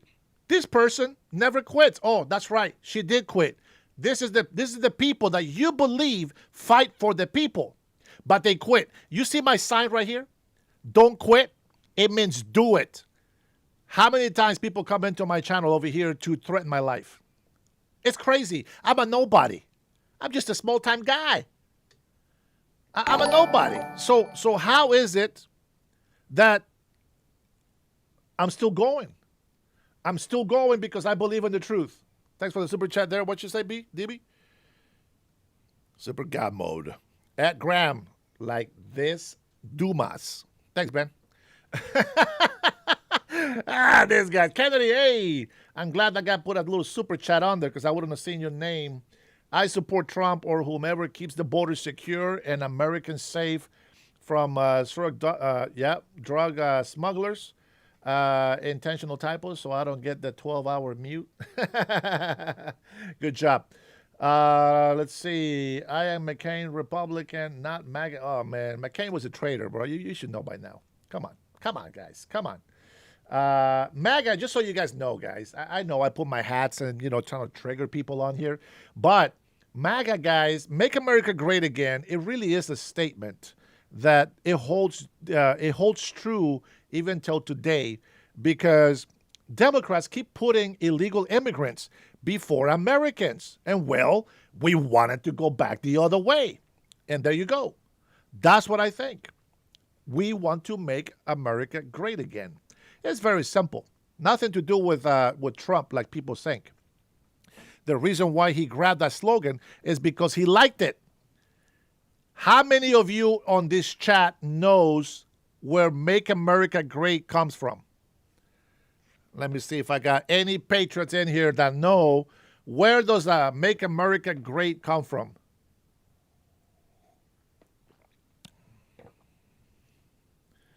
Make America great again. Where does it come from? Come on, people. Come on, people. I know you got this. You got this. Come to Papa. You can do it.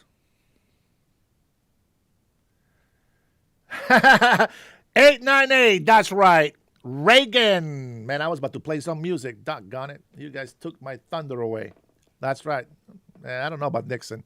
I go as far back as Ronald Reagan. That's correct. 100%. Teddy Roosevelt. Dang. You go way far back there.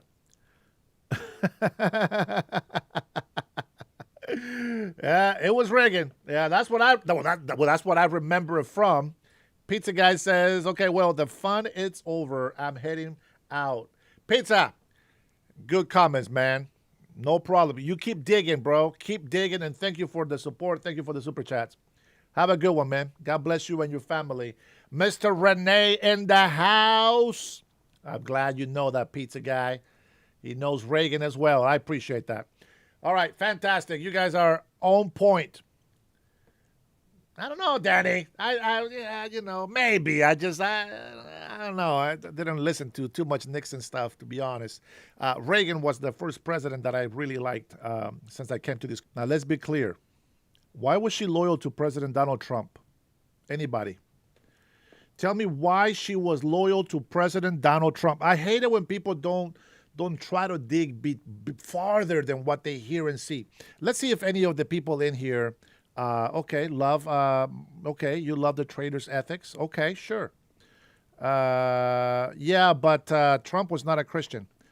Thank you, MTG, for voting to release the Epstein files, but presidents actually signed the files. But go ahead. Tell me why MTG, Marjorie Trader, actually supported President Donald Trump. Yeah. The truth always hurts. I get it. Go ahead. Let's see. Because he said he was America first, but it's not ending up that way. Okay, Marisa. So you just got here because I explained that already, but I'll explain it again. Do not be loyal to tyrants. Well, you guys are loyal to Democrats. That's what they are. Every single one of them.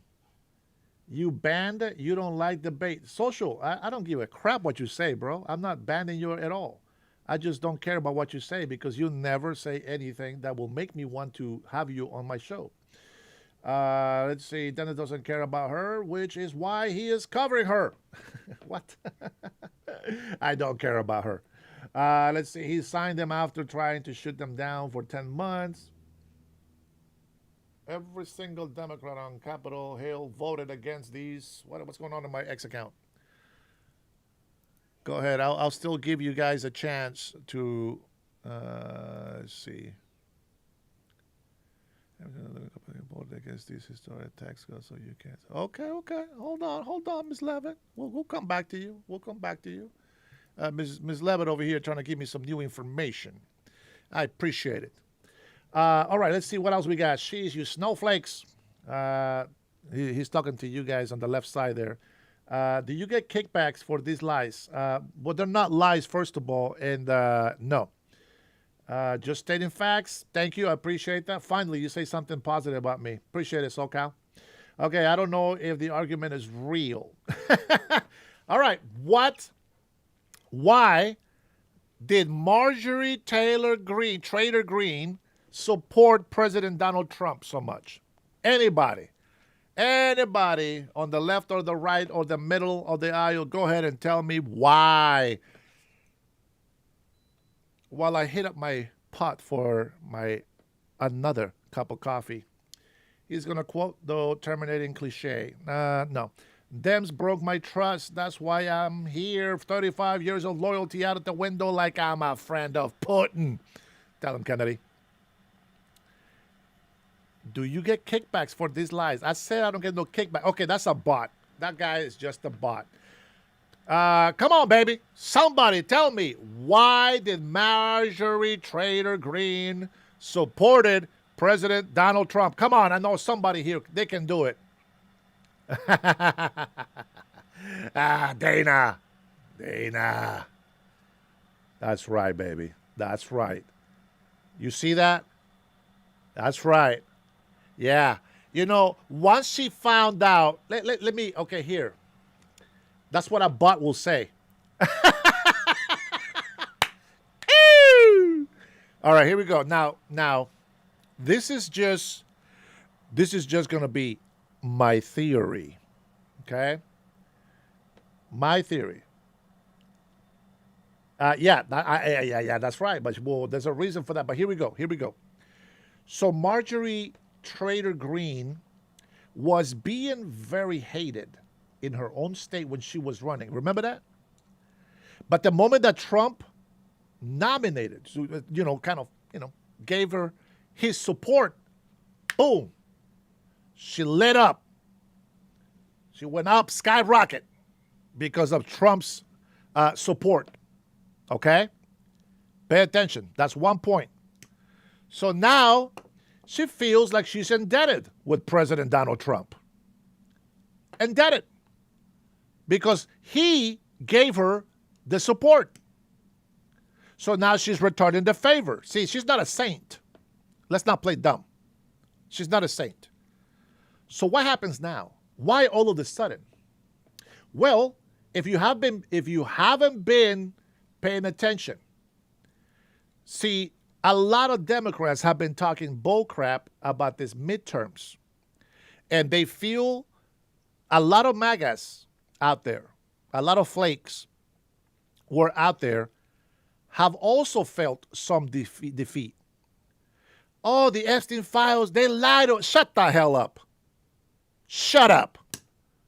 There is more important things in this country that needs to get fixed before we get to the Epstein file. There's nothing in there about Trump doing any of these things. Number one, you guys demanded the Kennedy files. You're still not happy with the results. You demanded this other thing. You're still not happy. Shut the hell up and stop being childish. Let the information come out when it comes out. Focus on other things, like the border, like illegal immigration, like our economy, finding fraud and abuse. Stay focused on what's important. A lot of people lie, bring false testimonies. They lie all the time. Why now? Why now are we talking about all this bull crap when over the last 12 years nobody said anything about it? Come on, man. Thanks for the super chat, Cutting Edge. My man, you're welcome back in here, brother. One more and you become the stream boss. The advisor of Trump, Susie Wiles. Wales, you mean? From Batman. Say he going to rally for the candidates of 2026. Quote, we're going to flip the script. All this time, he collected money from 2026. Medeiros, look that. Damn it. I don't know what the hell you said right there, Cutting Edge. You lost me. I don't know. I'm not following what you said right there at the end. You gave me a Biden moment. All this time, he collectivo money for the 2026 Medeiros. Look that, Dennis. My brain is not computing, bro. My brain is not computing. But anyways, going back to Marjorie's little scheme here. So all of a sudden, she lost faith on the Republican Party, as Rand Paul did. Remember, Rand Paul was voting with the Democrats, even though he knows the Democrats are destroying our country. And yet, he voted with the Democrats. You know what the difference is? We didn't shoot him. We didn't threaten his life. We didn't go kill him. You know what happened to Melissa Horton?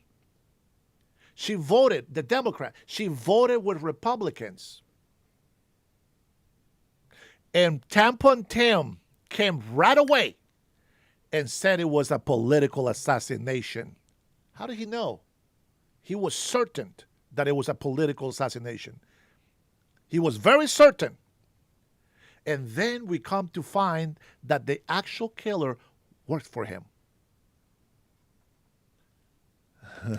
Yeah, you keep worshiping Democrats. I'm telling you right now. So what happens now? Marjorie Greene either sold out for money or she got scared.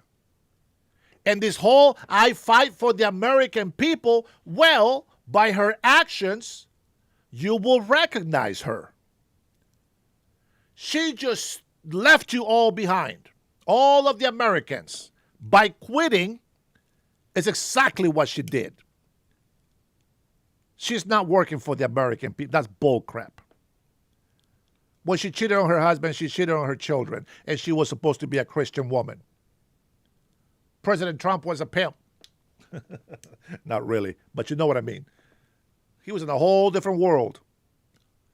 And not once have I seen President Donald Trump with a minor. The 2 wives that he had were not minors. Hey, third time's a charm, they say.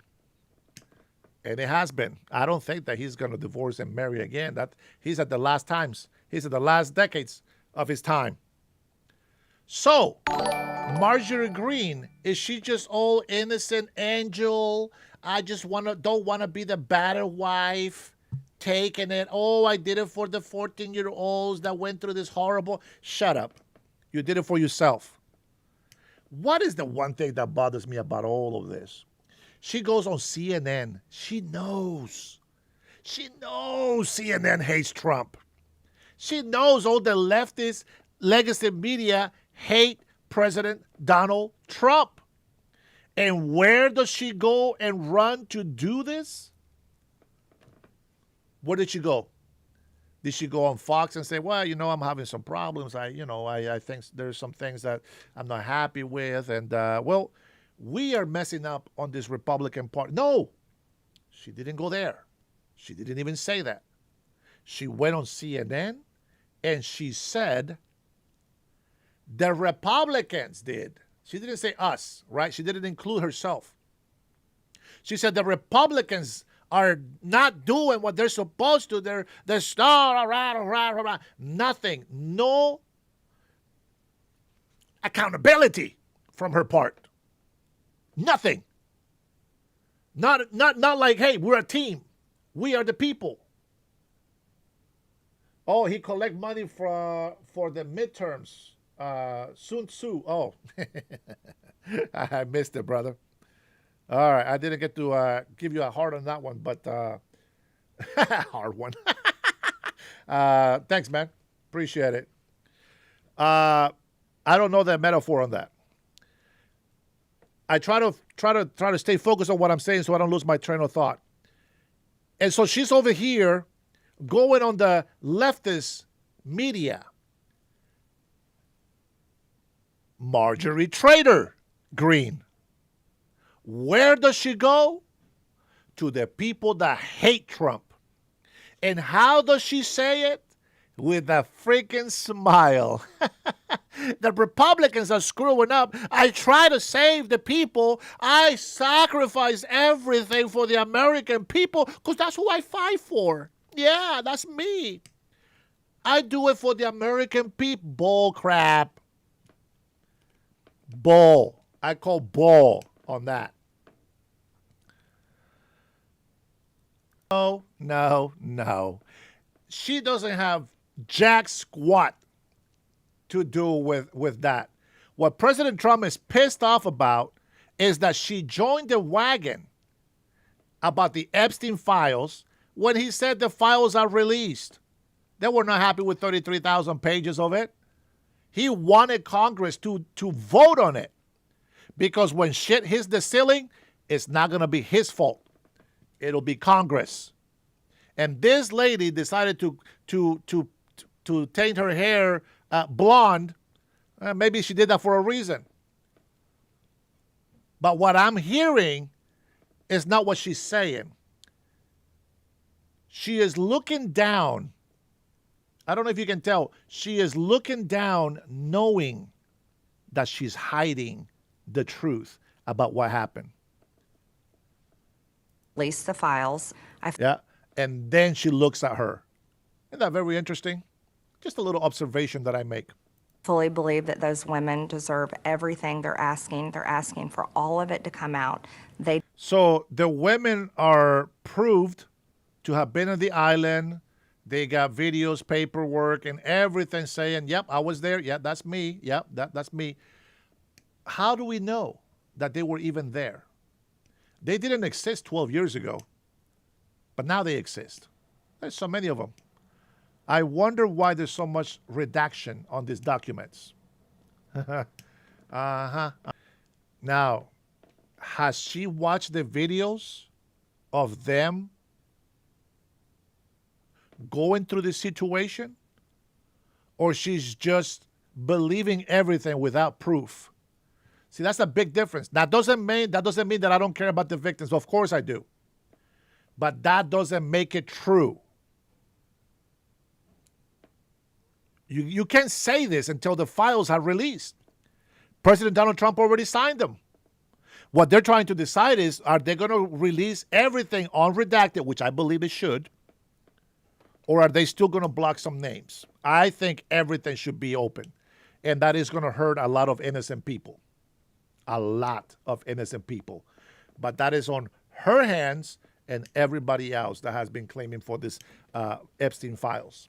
Just a little tinsy bit of truth, a little bit of warning for the future. With that being said, Cutting Edge, you are the stream boss, and I want to see some emojis, my patriots. We will continue after this.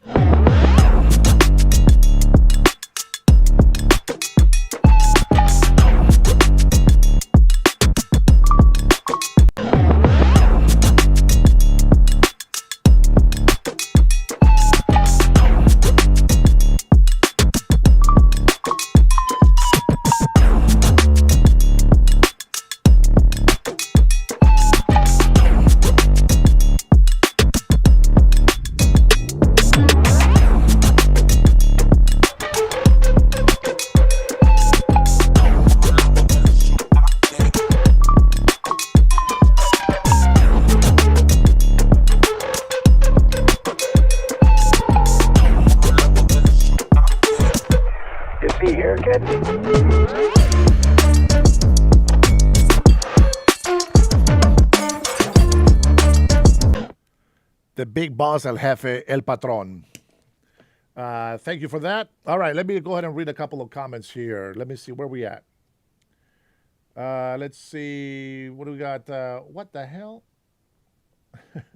Trump has said before he would let Congress decide if they're released or not, just like he said he didn't want to be the one to release the MLK files. Okay, 100% says Brian Dennis. Molesters are going away. Okay, bot.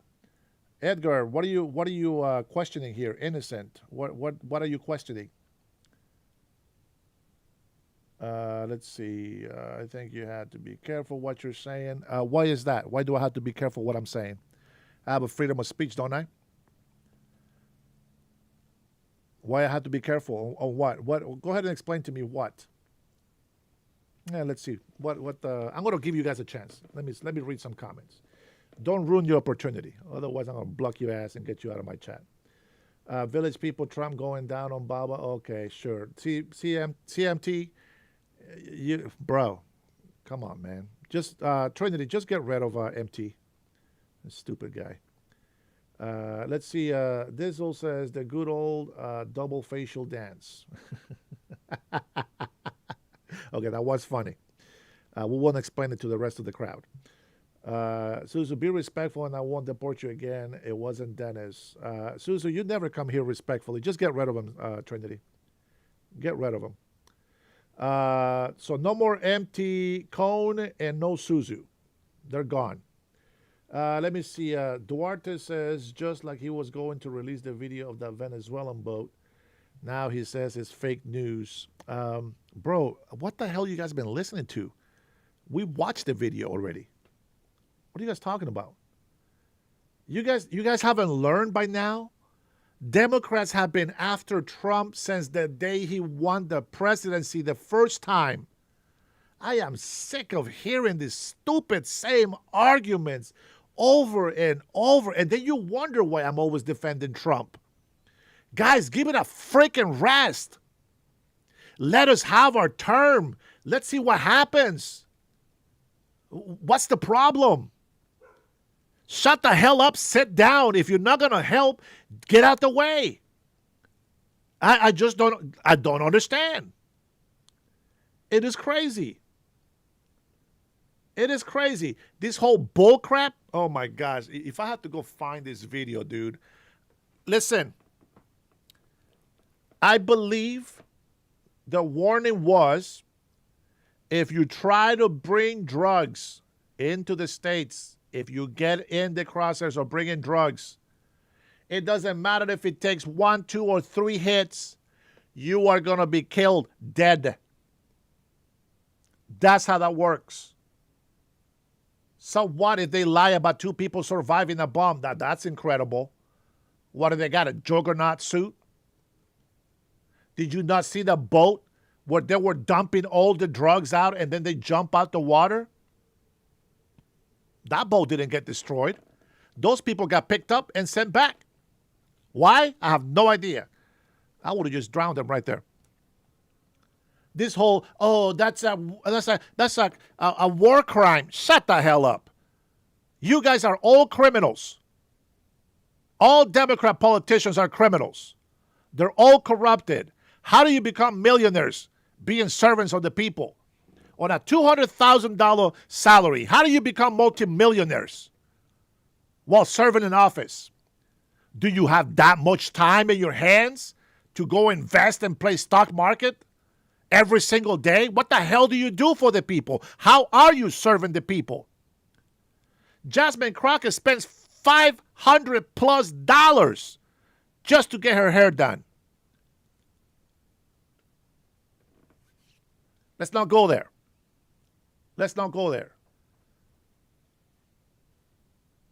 What about international waters? We're about to go bomb the crap out of Nicolas Maduro. What about it? What about it? We are at war with the drug dealers, with the drug lords. We are at war against drugs. What part of that don't you guys understand? If they're coming here to the States, the National Guard catches them, okay. Okay. We'll grab them, put them in jail. And I hope they stay in jail, but Democrats keep releasing prisoners from jail. That's why the problem keeps happening over and over, and we are sick and tired of that. Just get rid of them. Take them out. Done. Take them out. I'm sick and tired of freaking Democrats defending criminals left and right. F you, mofos. Where you push down an American innocent law-abiding citizen and you get in front of a bullet for an illegal criminal alien, for drug dealers, for pimps, for people that are trafficking children. You guys forget we're still missing over 300,000 children that were trafficked, human trafficked into this country. Not one peep from you guys about that, is there? What about the women that are right now are still prostitutes, trying to pay back the money for being brought here illegally? You don't say nothing about that. I'm glad I have a lot of patrons on my channel. But man, somebody on the other side needs to get some knowledge. You need to understand why I think the way I think and the reason why we support President Trump, regardless of what they say about him. You guys have been crying wolf, wolf, wolf all this time. Nothing that you say now, it's what? How am I going to believe it? You've been lying to me for 12 years. How am I going to believe you? You have no credibility. Oh, but don't worry. We'll have a better and bigger argument on January. What the hell is President Donald Trump? What the hell has President Donald Trump been doing about local policy, domestic policy? Go ahead. See, all the demo rats and the libtards are over here now defending Marjorie Taylor Greene because she's against Trump. But what does Trump got to do with domestic?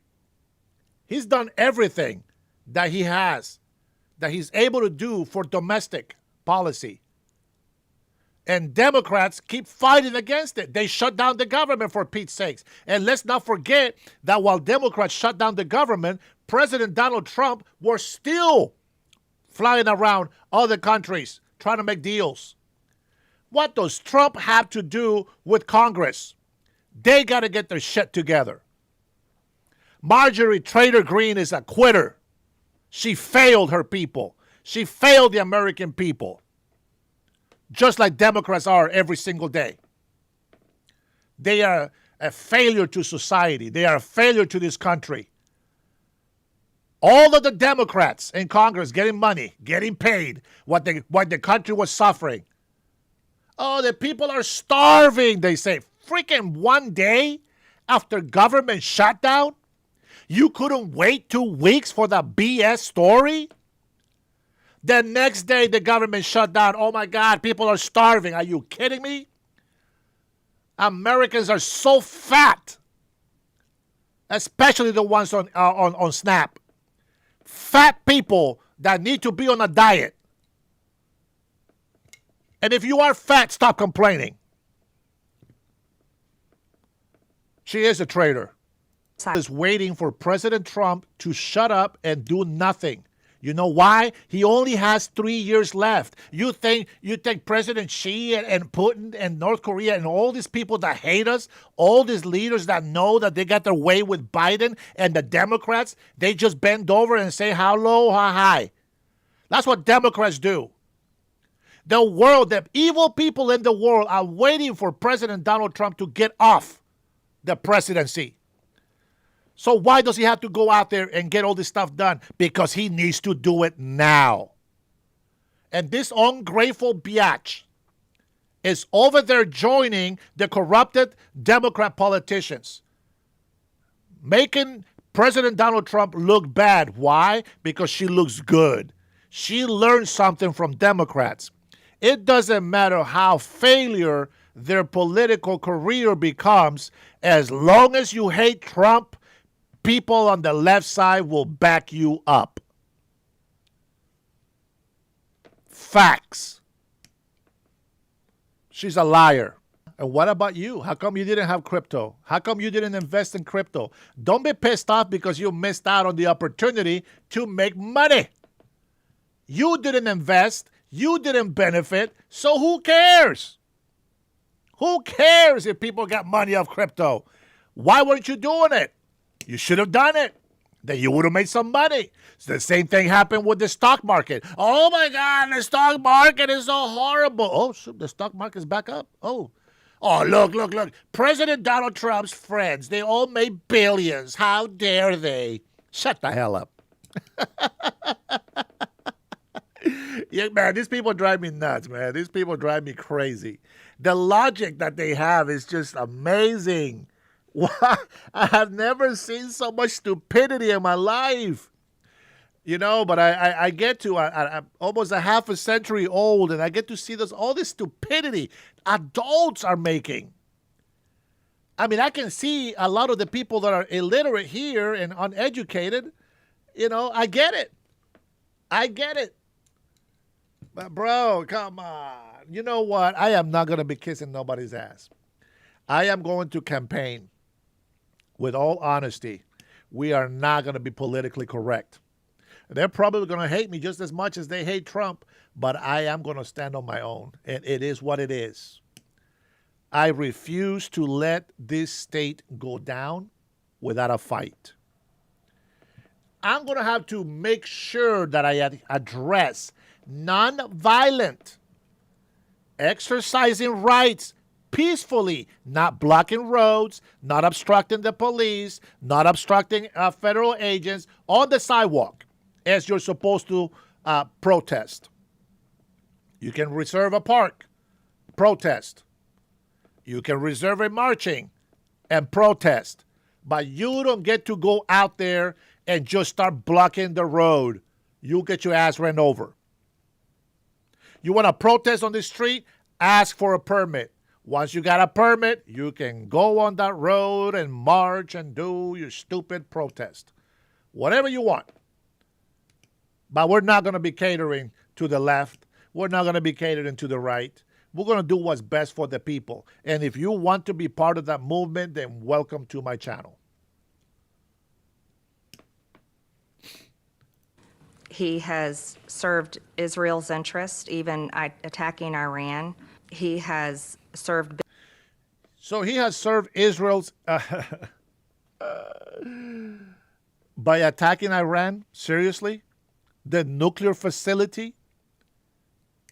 The one that was about to bring World War III into action, especially in the Middle East? Do you know how stupid people are? They don't understand that if Iran has a nuclear capability, Qatar is going to need theirs, and then the other ones. And all these people are just going to destroy the world with nuclear weapons because they all have Muslim terrorists amongst them. President Trump saved the Middle East. Oh, man, come on, people. She is the traitor. Listen to the way she talks, man. You think it's just because of Trump? No, it's not just because of Trump. She betrayed the American people, and she's using legacy media to share her information. Oh, no, SoCal, I got another clip after this. Don't you worry about that. Thank you, connecting. Appreciate it. Major Johnson. That's right. Let's go. Continue. Big Pharma. He didn't take away the COVID vaccines that we want to see taken away. He didn't want to take the COVID vaccine. Isn't that what you tards want? Isn't that what Democrats want? What he did do is give people the choice. It has always been about the choice. Democrats took that choice away from us. I took the jab as an idiot because I wanted to go down to Honduras during that time. What a moron. I should have just, no. I was not going to miss my nephew's wedding. Democrats forced us, hated us, because we didn't want to take the jab. I almost lost my job because I didn't want to take the jab. Democrats closed down the country, and the world followed. One world order. First test. How much can we control people? And what they really want is to get rid of God in our country. What? You don't believe me? Well, they were arresting pastors and ministers that were trying to have church service. They were arresting Christians going to church to worship during COVID lockdown. What? Oh, you said, well, because COVID, it was lockdown, so they shouldn't have been going in church? Okay. Explain to me what they allowed thousands of protesters on the street. They were over there like bunching up, sweating up against each other. How come that didn't apply to those people, only to Christians? There's a lot to unpack. And I'm not going to be able to convince all of you, but if I get one of you guys to think for yourself, then I did my job. Trader Green. Here comes the defensive. Now she got called out. She got called out for the hypocrisy, and her face changed. Oh, she's fighting so hard to keep that fake smile going on. I'm going to tell you something. I give this lady credit because she means what she says. She's direct. She means it. But Marjorie Trader Green, right now, her face changed. Now she's getting defensive because she's being called out. Truthfully calling out. Now what? Yes, you're accusatory, just like you did just then. Look at that. She's I pissed. know you're accusing me, but I'm smiling. You're accusing me. I am accusing But we you. don't have to accuse one another. Yeah, oh, no, don't accuse me. It's easier if we agree. This is why she goes on CNN. And we're going to watch CNN. Because we are... Oh, man, I love it. You know, I'm going to let her finish up a little bit here. To the insults that you've been giving. Now she's trying to look at her eyes. Those are vengeful eyes. I know, because that's my eyes when I try to get back at somebody. Oh, I know all of this because I know how to read people. Oh man, look, she is pissed. Don't worry, they'll cut this off and they'll add another scene. I don't insult people. You do, and the way you question, and So the way that a question is framed is insulting people. No, Marjorie, you being a dumbass, that is an insult. You can't take it back. You cannot take it back. you are Well, isn't that nice? Now that you can't get those funds to continue to buy your way into the people's hearts, well, all of a sudden, President Donald Trump is the evil guy. Isn't that funny? But when he was supporting her, oh, he was the greatest. And then she turned on him. And now, after she turned on him, now he's calling her a traitor. And you know how it is with President Donald Trump. Come on now. Come on now. She can't control her emotions, says Tommy Cox. utter failure, not just to the people in my district, but every district across the country. So we're on a huge deficit, in a huge debt, and she wants money, money, money. You got to stay with the program. We are not in this for just to see what happens in the next couple of years. No, we're here for the full run. We are here to support. Listen, we trusted President Trump. We put him in office. Let him do his job. Hey, you're all in or you're out. Remember Tom Cruise's favorite line on the Black Knight? Day and night, I think. Night and day. Night and day. With me, without me. With me, without me. With Trump, without Trump. That's how that happens. All right, that's enough of this 60-minute BS. Now, why don't we head out to CNN? You guys are waiting for the CNN, huh? You guys are waiting for the CNN, huh? Look at that. Look at her. Look at her. On CNN. Oh, this is going to be lovely. Watch the introduction. Now, you heard what she said. Well, you are insulting in the way that we shouldn't be, accusing each other. CNN, don't disappoint. Show me what you're working with. Is joining us now live for her first CNN interview since announcing her plans to resign from the House of Representatives. Congresswoman, thanks very much for coming in. Lots going on. Yeah. This is Pamela Brown, not Pamela Green. Just want to make that clear. And she has a beautiful name. She has a beautiful name. Thank you. I'm proud of my last name. That's right. And your name is Green, not Brown. That's right. I want to be precise. In addition to what we just heard there, President Trump posted yesterday that you are, quote, and I'm quoting him now, not America first or MAGA, and your, quote, new views are those of a very dumb person. That's the President of the United States speaking about you.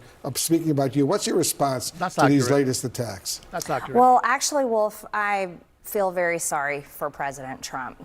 I genuinely do. It has to be a hard place for someone that is constantly so hateful and puts so much vitriol, name-calling, and really tells lies about people.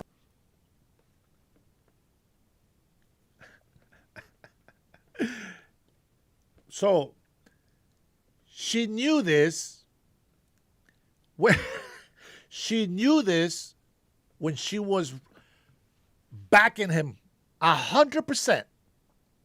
The first time, he knew all of this. The campaign. This is what I'm telling you. They'll tell you some truth, but they always lie to you at the end. Is that right? Some of you understand what I'm saying, right? So she knew that's how Trump is. It's not like she never heard of the guy. Come on. Did we forget about the art of the insult? Come on. You guys forget about that? Come on, I gotta have it in here. I'm gonna edit this one video if I can find it. because I am going to be using this in a long time. Take it. All right, yeah, get him the hell out of here, will you, please? Get him Get him out of here. Throw him out. No, we had it the other day. I got criticized. We had it the other night. I had a lot of people, and one guy who was seriously obese. He complained when I mentioned that food stamps, we have a lot of people on food stamps. And the guy went crazy. And they said that wasn't politically correct. Who cares? We all have a weight problem. Yeah, you can get him out. Yeah, get him out. Get him the hell out of here. Get him out of here. Get out. Get him out of here.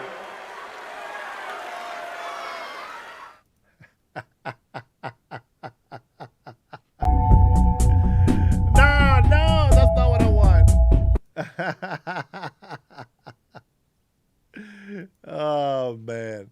That is the president that we voted for. Yes? Marjorie Trader Greene, she knew that. She knew that guy. It's not like she's never heard of him. She knew. I can't believe, guys, he was just, come on. Hey, let's go back. Let's go back. Let's see how she says this at the beginning. Here we go. I feel very sorry for President Trump.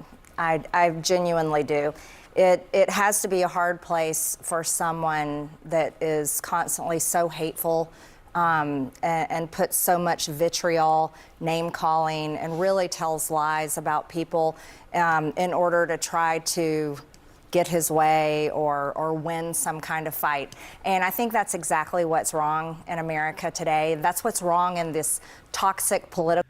Says the woman, again, that cheated on her husband and children and kept making fun of a black woman's eyelashes. Says the woman that has been insulting her co-workers every day that she gets a chance. Let's not forget the hearings that they've had. They know when most of the people are tuning in to the show. We're not stupid. We see above all of that stuff. She's always trying to make a show about it, and she is making a show as we speak.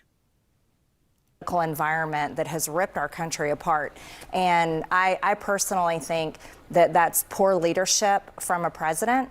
It's a very bad demeanor, and Americans are very tired of it.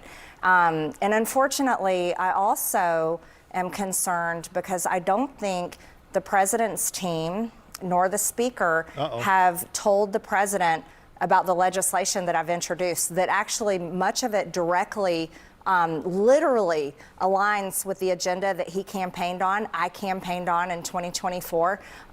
Many of my bills are actually his executive orders in legislative form. And if the speaker would pass my bills, if the President Trump were to sign them into law, guess what? His executive orders, which make him literally a temporary president, his executive orders, which are my bills, would become law. That would become permanent. And so I think it's very unfortunate. Because when I hear him talk like that about you and insult you and attack you like that, I worry about your security and your family's security. And you've been... Of course, here we go. Just go ahead and bring in the victim card. Now, like she's never been threatened. Come on. I'm a nobody here trying to tell the truth and give my opinion. I get death threats. Shut up, Marjorie. We all get death threats. What a loser. Getting some increasing threats, right? Yes, and that's what I take so seriously. Thank you, Noble. You are wise to see the truth right in front of her. Yeah, that's right, Tex. Says the woman, listen, not only did she cheat on her husband and her children, because you have to remember, when you cheat on the wife or the husband, you are cheating on your children. But it's worse when you call yourself a Christian. Yeah, it's worse when you call yourself a Christian. And then on top of that, you say you're fighting for the American people, and yet you quit on them. Don't quit. Just do it. Don't quit. Words I live by. And my sister Trinity and all of you patrons in here, especially my members, you guys support me. and you encourage me to continue to do the show. And some of the people on the left side don't like it. But my question is, are you not entertained? Oh, man. People just, they like to come in here and be like, well, you're not a Christian. Well, nobody told you that. Nobody told you that. Who told you I'm a Christian? You know why you say that? Because you see that I am a Christian and that I'm telling the truth. That's why you asked that stupid question. As a Christian, I'm not angry at the president. There you go. It's easy for me to There you go. As a Christian, I'm not angry. Oh, but she was just pissed off at 60 Minutes. She was pissed off. Oh, well, you insult you. She was mad there, wasn't she? Oh, man. Christians. Gotta love the Christians. Gotta love the Christians. say a prayer for him and forgive him. But the part that I have Wait. I say a prayer for him and forgive him, yet I'm going to continue to talk trash about him. Yeah, that's a good example for forgiveness. Yeah, actions speak louder than words. That's right, Six. That's right. Oh, man, that was right there. That comment was perfect, spot on. I appreciate that support. Thanks, brother. had a very hard time with is the fact that he called me a traitor. And because of his words, that brought serious threats against myself and my family. We had a pipe bomb threat on my home, a pipe bomb threat on my family construction company and staff, and had multiple pizza doxings. But the serious one was the direct death threats on my son. And I think that goes beyond anyone's arguments or disagreements or politics. All of our children and our families' safety should matter to anyone, no matter if they're mad at us or disagree with us. I think that should be something we respect. And when you told President Trump about this, can you tell us a little bit more about what his reaction was to these? Listen, pay attention to this. Listen to the way CNN talks to her, like they're trying to comfort a victim. It's the oldest play in the book. You guys, most of you guys are my age, 50 and above. Most of you guys. And most of you guys are males. Well, yeah, you know, some of them might come in here thinking they're women, but most of you guys are my age or older, and you're males. Tell me that you don't see what I just see right here. Right here. They are talking down to her like she is a victim that needs comfort. They're not questioning her. Hey, what about this? Hey, what about that? Remember when you said that and this and that? No. Tell us, so how did you feel when Trump said those mean things to you? Tell us. You're a brave woman. Yes, you are. Mm-hmm. Threats? Yeah, it was shocking to me. I sent those death threats directly to him in a text message and informed him of what his name calling and words were doing, the direct result. And it was a direct assassination threat on my son. And he was extremely, I won't repeat what he said, but it was extremely unkind. No sympathy, no care. I'm just wondering, So tell me that's not a traitor. Tell me that she's not making him look really, really like an evil man. Being on the right side as she's always been for non-personal feeling, gratification, just a patriot, selflessly working for the people. Tell me that as a Christian person, this is exactly what you would do after you said, I forgave him. You know what she's saying? I am holy. I am righteous. I am a good Christian woman. And yet you serve the devil. That's not how it works, sister. That's not how it works. She is an antichrist, is what she is. You can't say that you forgive and you forgot And yet you come on here on a channel that is like a wolf with rabies, hungry, hasn't eaten in a month, is just ready to devour President Donald Trump. You come on that channel, on that media, and say this. You played the victim and you vilified him on everything he has done. Tell me she's not Marjorie Trader Greene. That is the exact definition. If you look at the word traitor, Traitor, there's a picture of Marjorie Trader Greene next to it. That's what that means. Unbelievable, you freaking snake. I mean, obviously, it would be good to hear what he said, but do you feel like you were duped? I mean, as you reflect on this moment and these attacks against you, you have been such a staunch supporter and ally of President Trump. Do you feel like you were duped by him? I feel, maybe I don't know if I would use the word duped. I think it's unfortunate for the entire country. And I think the message is, and many people are saying it directly to me, if the president, because I stood with rape victims, women that were raped at 14 and 16, victims of Jeffrey Epstein and others, they claim that there are other men. Because I chose to stand with them, that's what caused the president that I fought so hard for to get elected, that's what caused him to call me a traitor. And I think what many people are saying to me is, if he would do this to you, he would do that to any of us. And that, I think, is a terrible message to be sent to the country. And many of... I call bullshit on that one. Ain't nobody come and tell her that. This is what she thinks.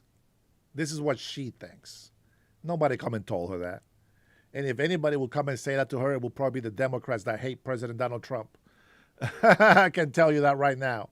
And you know what? She will deceive a lot of Republicans. See, right now, she's causing more harm than... Oh, boy. Oof. Oof. Just think about this. What is she doing? Serious question. What is she doing right now? Do you think she's trying to unite the country? Or is she actually trying to give gas to the lunatic Democrats? Here's some fuel. Burn harder. What do you think she's doing right now? If she's not a traitor, she'll keep her mouth shut. She's not better than me. I have never cheated on my wives. That's right. Never. How's she better than me? She's a lying snake. She is playing victim while at the same time being the offender. Ah, come on. I live long enough to know bullshit when I see it. The people that stood, goodness, hours in line for a MAGA rally that I went to, by the way, and went to many of those rallies and spoke at on behalf of Yeah, when it was convenient for her. him. I think that's a terrible message to send. I think our country has been in a state of crisis for many years now. And what I personally want to see happen is all the vitriol and toxic politics to be put away, and leaders to actually work for the American people. How much do you think President Trump is responsible for the toxic politics? I know you've addressed your own role to my colleague Dana Bash, but what about Trump himself? Oh, absolutely. He's a leader. And No, wait a minute. I want to hear. I want to hear what the partner said to them. What did the partner confront her about? How come it's just Trump? That's important here. Why do they not air the things that her partner was confronting her about her? How come they're not showing that, but there's something more important? Tell us about Trump. They're so evil, man. Evil. And And so were others on the other side. I mean, we can look, there was a weaponized Biden DOJ against the president and his family, and state AGs that went after his family. All of that is extremely toxic and dangerous in itself. I fully am totally against any type of weaponized justice system for political purposes. However, it's the language that just continues it. And it's extremely unhealthy. It's The language, that's what bothers you, you softy? The language? I don't know, man. My friends, if you're on my side, you can call me whatever you want. If you're not on my side, I might get pissed off. Would I let that stop me from doing what I'm doing? No. But if you're on my side, I don't care what language you use. But if you're going to get, you're going to betray your friends because they use a language that you didn't like all of a sudden? What are we talking about here? See, the guys that come in here and insult me, you guys are not my friends. You have never shown me any type of respect or sign of appreciation or anything. So when you insult me, you're not my friend. It's different. That's fine. But she's playing the victim right now. She used the same language as he does. So what happens now? Now that it's not her, now that it's to her, now she has a problem with language? Because she was clapping for him when he was using his language. But now that she is in the midst of it, now all of a sudden language is a problem? Come on, let's not be hypocrites. Let's not be hypocrites. See, here the difference is if you're in my chat, okay, what I want in here is throw me a line. Give me a fact. Give me something that will help me. Okay? If I say, hey, listen, let's sit here and see who can insult each other the most. That's different. That's different. But we're not roasting Dennis here. I'm trying to get you guys. See, what frustrates me is not the language that you use. What frustrates me is that I'm doing this show to interact with people to see if we can have some sort of agreement on anything. Okay? But when I give you a chance to answer questions, you don't answer. You want to call in, and then you guys just blow it. So why would I open my lines just to have you curse me out on my mic? I don't appreciate that. So if you want to call in and you want to debate or something like that, well, hey, well, prove to me that you're civilized, that you're educated. In the meantime, stop bugging. Stop bugging. So that's a big difference, okay? I'm trying to get a conversation going, and you just want to insult. It's just frustrating. It doesn't offend me. It frustrates me that I'm trying to be very productive, and you guys' insults are not doing anything except wasting people's times. You are actually messing up the chat. Well, maybe that's why you guys are here. Well, that makes sense. I just answered my question. Never mind. That's why they're here, just to mess up the chat. But the point is, don't waste your time, man. If you guys don't want to talk or try to understand something, just leave. You don't have to be on here. Let's go ahead and listen to this fake victim.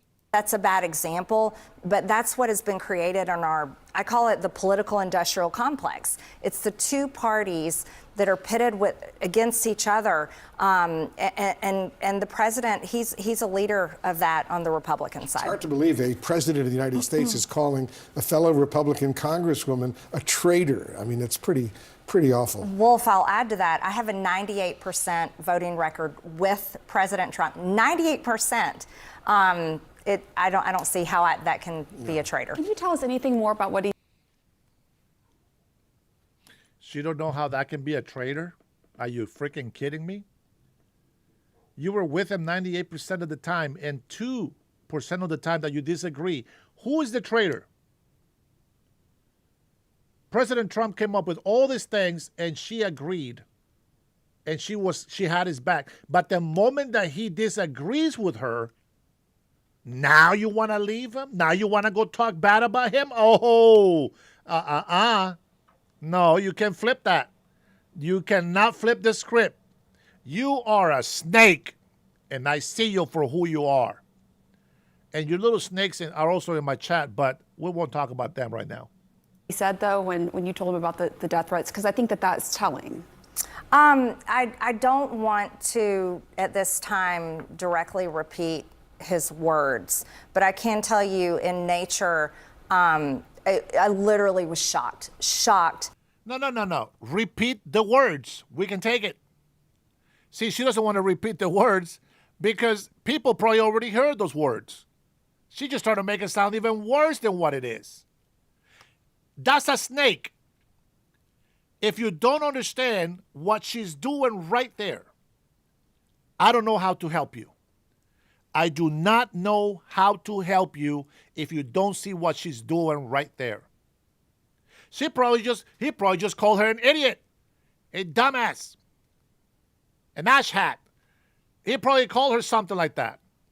But by her hiding what he actually said, oh my God, how horrible was it? How bad? Oh my God, he must be a very evil man. No. If you're going to say that, say the words. Say the words. Go ahead. Snake, you lying, you hiding the truth. That he was so unkind and accusatory. There were other things that shocked me, though. I sent those same death threats to his chief of staff, Susie Wiles, and his deputy chief of staff, James. Wait, she made threats? No, I'm just kidding. It just sounds like no, she didn't make the threats. Blair, they didn't even reply to me. And I would have expected at least Susie Wiles, who's a woman, a mother, a grandmother, I would have expected her to have said, this is unacceptable, we'll send it to Kash Patel, or something of that nature. We'll make sure your family's safe. I would have expected those responses, not for them to take sides in any way. I understand they work J.D. Vance did respond, though, right? J.D. Vance, I give a lot of credit to. He was very kind and caring about that. And I did send to Kash Patel, and he said on it. Okay. It's interesting. Your Republican colleague, Congresswoman Nancy Mace, says in a new opinion piece that Speaker Mike Johnson, and I'm quoting her now, is better than his predecessor. The frustrations of being a rank-and-file House member are compounded as certain individuals or groups remain marginalized within the party, getting little say. Women will never be taken seriously until leadership decides to take us seriously. Speaker Johnson recently said he's the, quote, biggest champion of women GOP lawmakers. Do you predict that some sort of women's revolt in the... Guys, don't make fun of her looks. She does have a horse face, but that has nothing to do with her, okay? I think what makes a person beautiful is what they have inside their heart. And I can guarantee you, every single one of you motherfuckers in here, if you met me in person, you will know. You will know that I am actually a good guy. I'm a nice guy. I'm a very nice guy. And I help a lot of people. Believe me, I help a lot of people. I understand you want to judge me because all you get to hear is just the one side of the story. I try to be impartial. I try to show both sides of the coin, and I just give you my opinion. If you don't like my opinion, you don't follow me. You don't subscribe. I get it. But if you subscribe, and especially when you become a member, then I know that you support me, and I know that you continue to believe that we are trying to keep seeking for the truth, okay? So let's go ahead and finish this up. I do need to take a break, but after that, we're going to jump into January 6th. And if you are a flake MAGA, just get the hell out of my chat right now, because what we're going to jump into is going to be a very delicate issue. You're going to be very dramatic. Your emotions are going to be all over the place.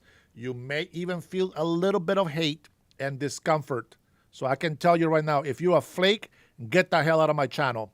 If you have thick skin and you really believe America first and you believe that we want to keep America great, stay tuned. Let's go ahead and finish this clip, and then we'll take a break. Republican House conference could take place.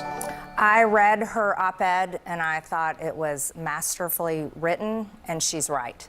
And this is something that I've been speaking out against for quite some time now. It is extremely frustrating as a rank-and-file Republican member in our majority, our Republican majority, that many of us women are not taken seriously, and our legislation is not taken seriously. I'll give you an example right now. Mike Johnson promised me that one of our it's in my bill, it's called Protect Children's Innocence Act. It's a key piece of legislation that is one of President Trump's top campaign promises, and that's to protect any child under the age of 18 from gender-affirming care. Our position is let these kids grow up. They need to grow up before they do any permanent changes to their body. Mike Johnson, that bill has passed through the Judiciary Committee. It is ready to go for a House floor vote. Johnson promised me a vote on it after the shutdown, and it has yet come to the floor. Why do you think then Johnson says he is the biggest champion of women? And do you think that there could be more defections, particularly a revolt, as Wolf said, among women in the GOP? Well, you're seeing it. I don't know how he can speak out of one side of his mouth, but his actions fully show the hypocrisy.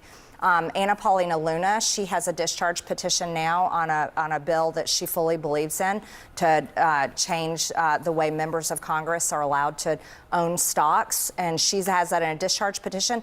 Can't get the support from the speaker to bring it to the floor for a vote. But you've seen Elise Stefanik. She went to war with the speaker just last week over an amendment she had that was extremely important.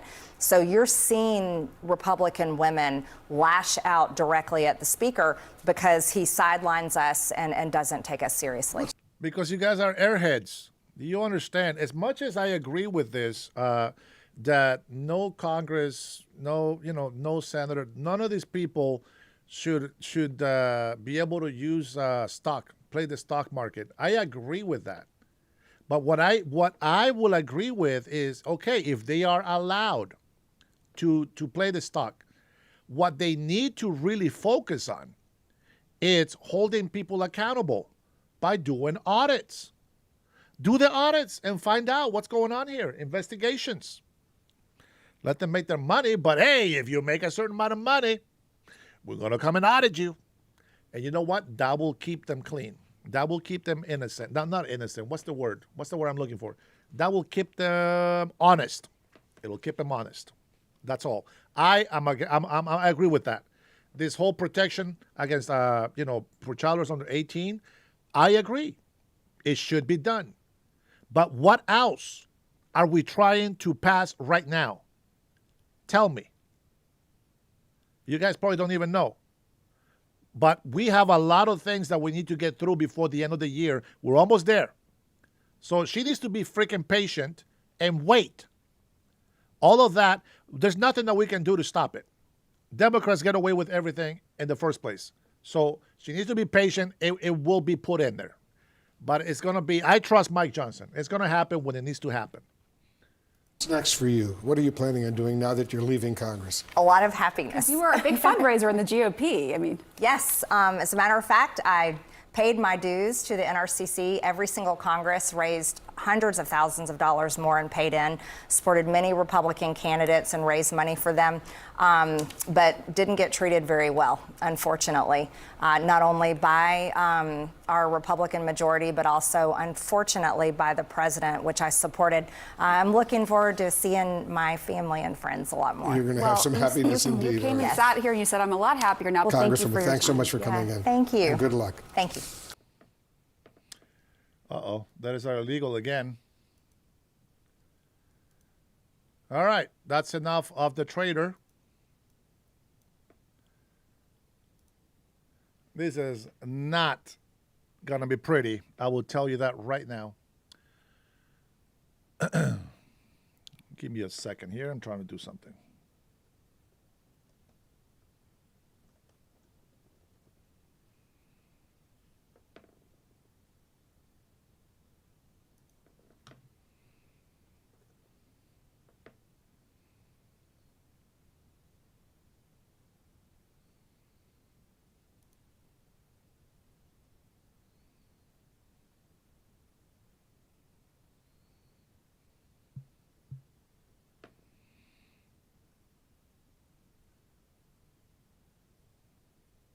Ooh.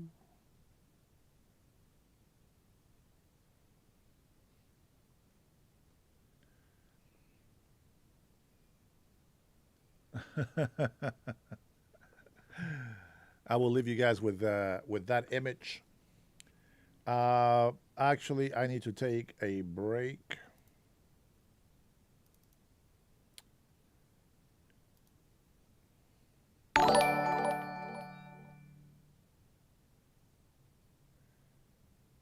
That's a good theory. Thank you, Jeremy. She's trying to distance herself from Trump because he's going down. She wants to be president. She says she doesn't, but everything that she is doing, she's setting herself up for that. Playing the victim. She fought against the giant Trump. She is against Trump.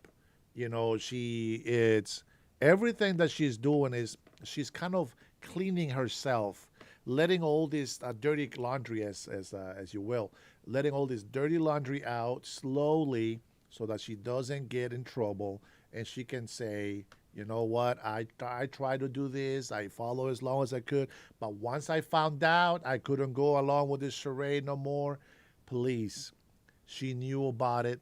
She knew Trump.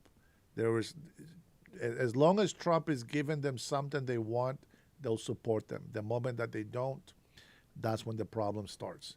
All right, so take a quick break. When I come back, we'll go ahead and jump into these J6 videos, and it's not going to be pretty, I'm sure.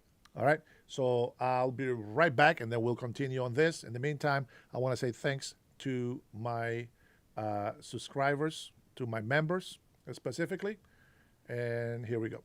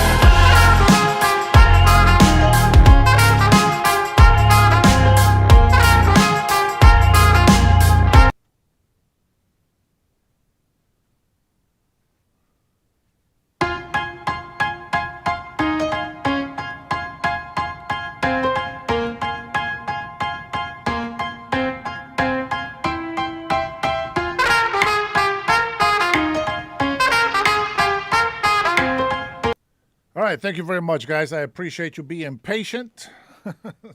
And we lost like 200 people on that break. Dang, man, you guys are slave drivers. That's crazy. That is crazy. Okay, so I went and looked at the AIPAC tracker, and I see some Democrats and Republicans getting some kickbacks. Interesting enough. Why? I don't know. I haven't looked into it. Georgia pays $452 million in federal tax dollars for Israel's weapons. Interesting. Georgia. That's Marjorie Taylor Greene's state, I think. But she herself did not receive any money from AIPAC. At least that's what it shows me. All right, guys, prep yourself. What is this? Okay, we'll go ahead and show you some other stuff that I have set up for you here. Let's go ahead and take a look at this. Now, I want you guys to take this information with a pinch of salt. Here we go. Let's see. You know what? Maybe I should show you. No, let's go ahead and show you these guys right here. This is from, let me see who's the creator of this. This is from the Capitol Riot explained by Second Thought. He only has 1.8 million subscribers. No big deal. All right, let's see what it says. Now it is up to Congress to confront this egregious assault on our democracy. And after this, we're going to walk down, and I'll be there with you. We're going to walk down to the Capitol, and we're going to cheer on our brave senators and congressmen and women. And we're probably not going to be cheering so much for some of them, because you'll never take back our country with weakness. You have to show strength, and you have to be strong. We will never give up. We will never concede. It doesn't happen. You don't concede when there's theft involved. Hold up, man!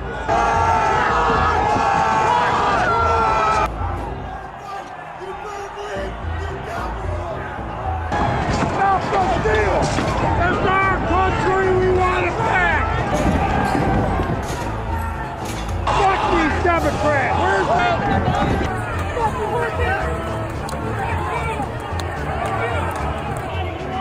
this is our country. We don't fucking do this. We don't kill this.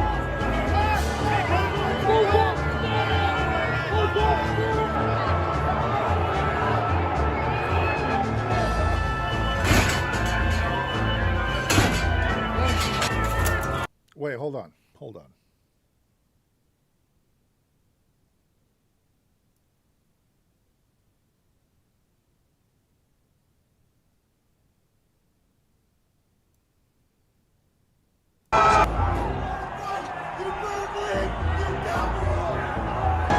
Stop the steal! It's our country. We want it back. Fuck these Democrats. Where's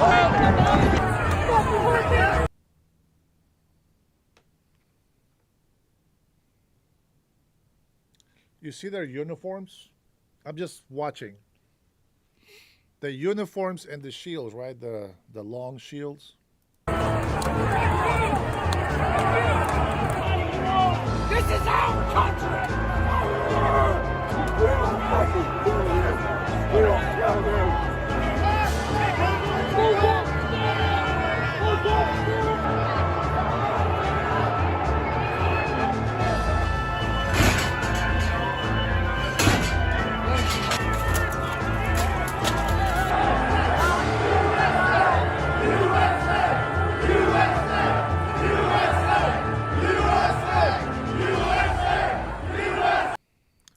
Whose flag is that? Tell me, who waves that flag? Just trying to make a observation. Who waves that flag? USA! USA! Whose flag is that? I know it's not a racist flag to me. I don't see anything wrong with it. But whose flag is that? Anybody? Anybody tell me whose flag that is?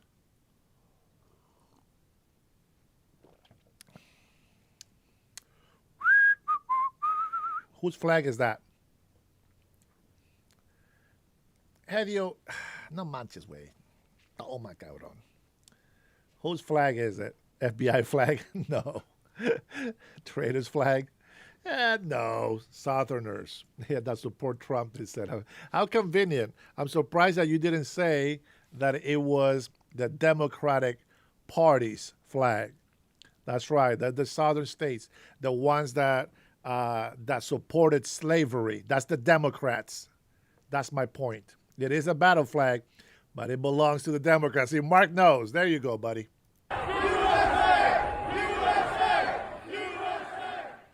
On January 6, 2021, the world bore witness to what can only be described as one of the dumbest days in American history. The hot takes started flying immediately. Now, this guy is a Democrat, I think. But that's okay. Okay? He's a Democrat, but just let's just watch. It's very, very annoying. And the internet was bombarded with tweets and videos trying to determine what exactly we were all watching. What do we call it? Is it a coup? A riot? Was it planned? Who are these people? Did we know about it in advance? What do they want?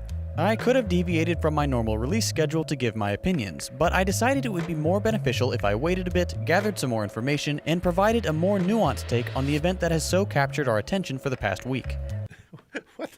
What are these morons doing? Like, what the hell are these guys doing? I don't understand. Now, I will show you another video after this, okay? And then I want us to look at both of the videos, and I want us to think, why did this happen if the other video shows something different?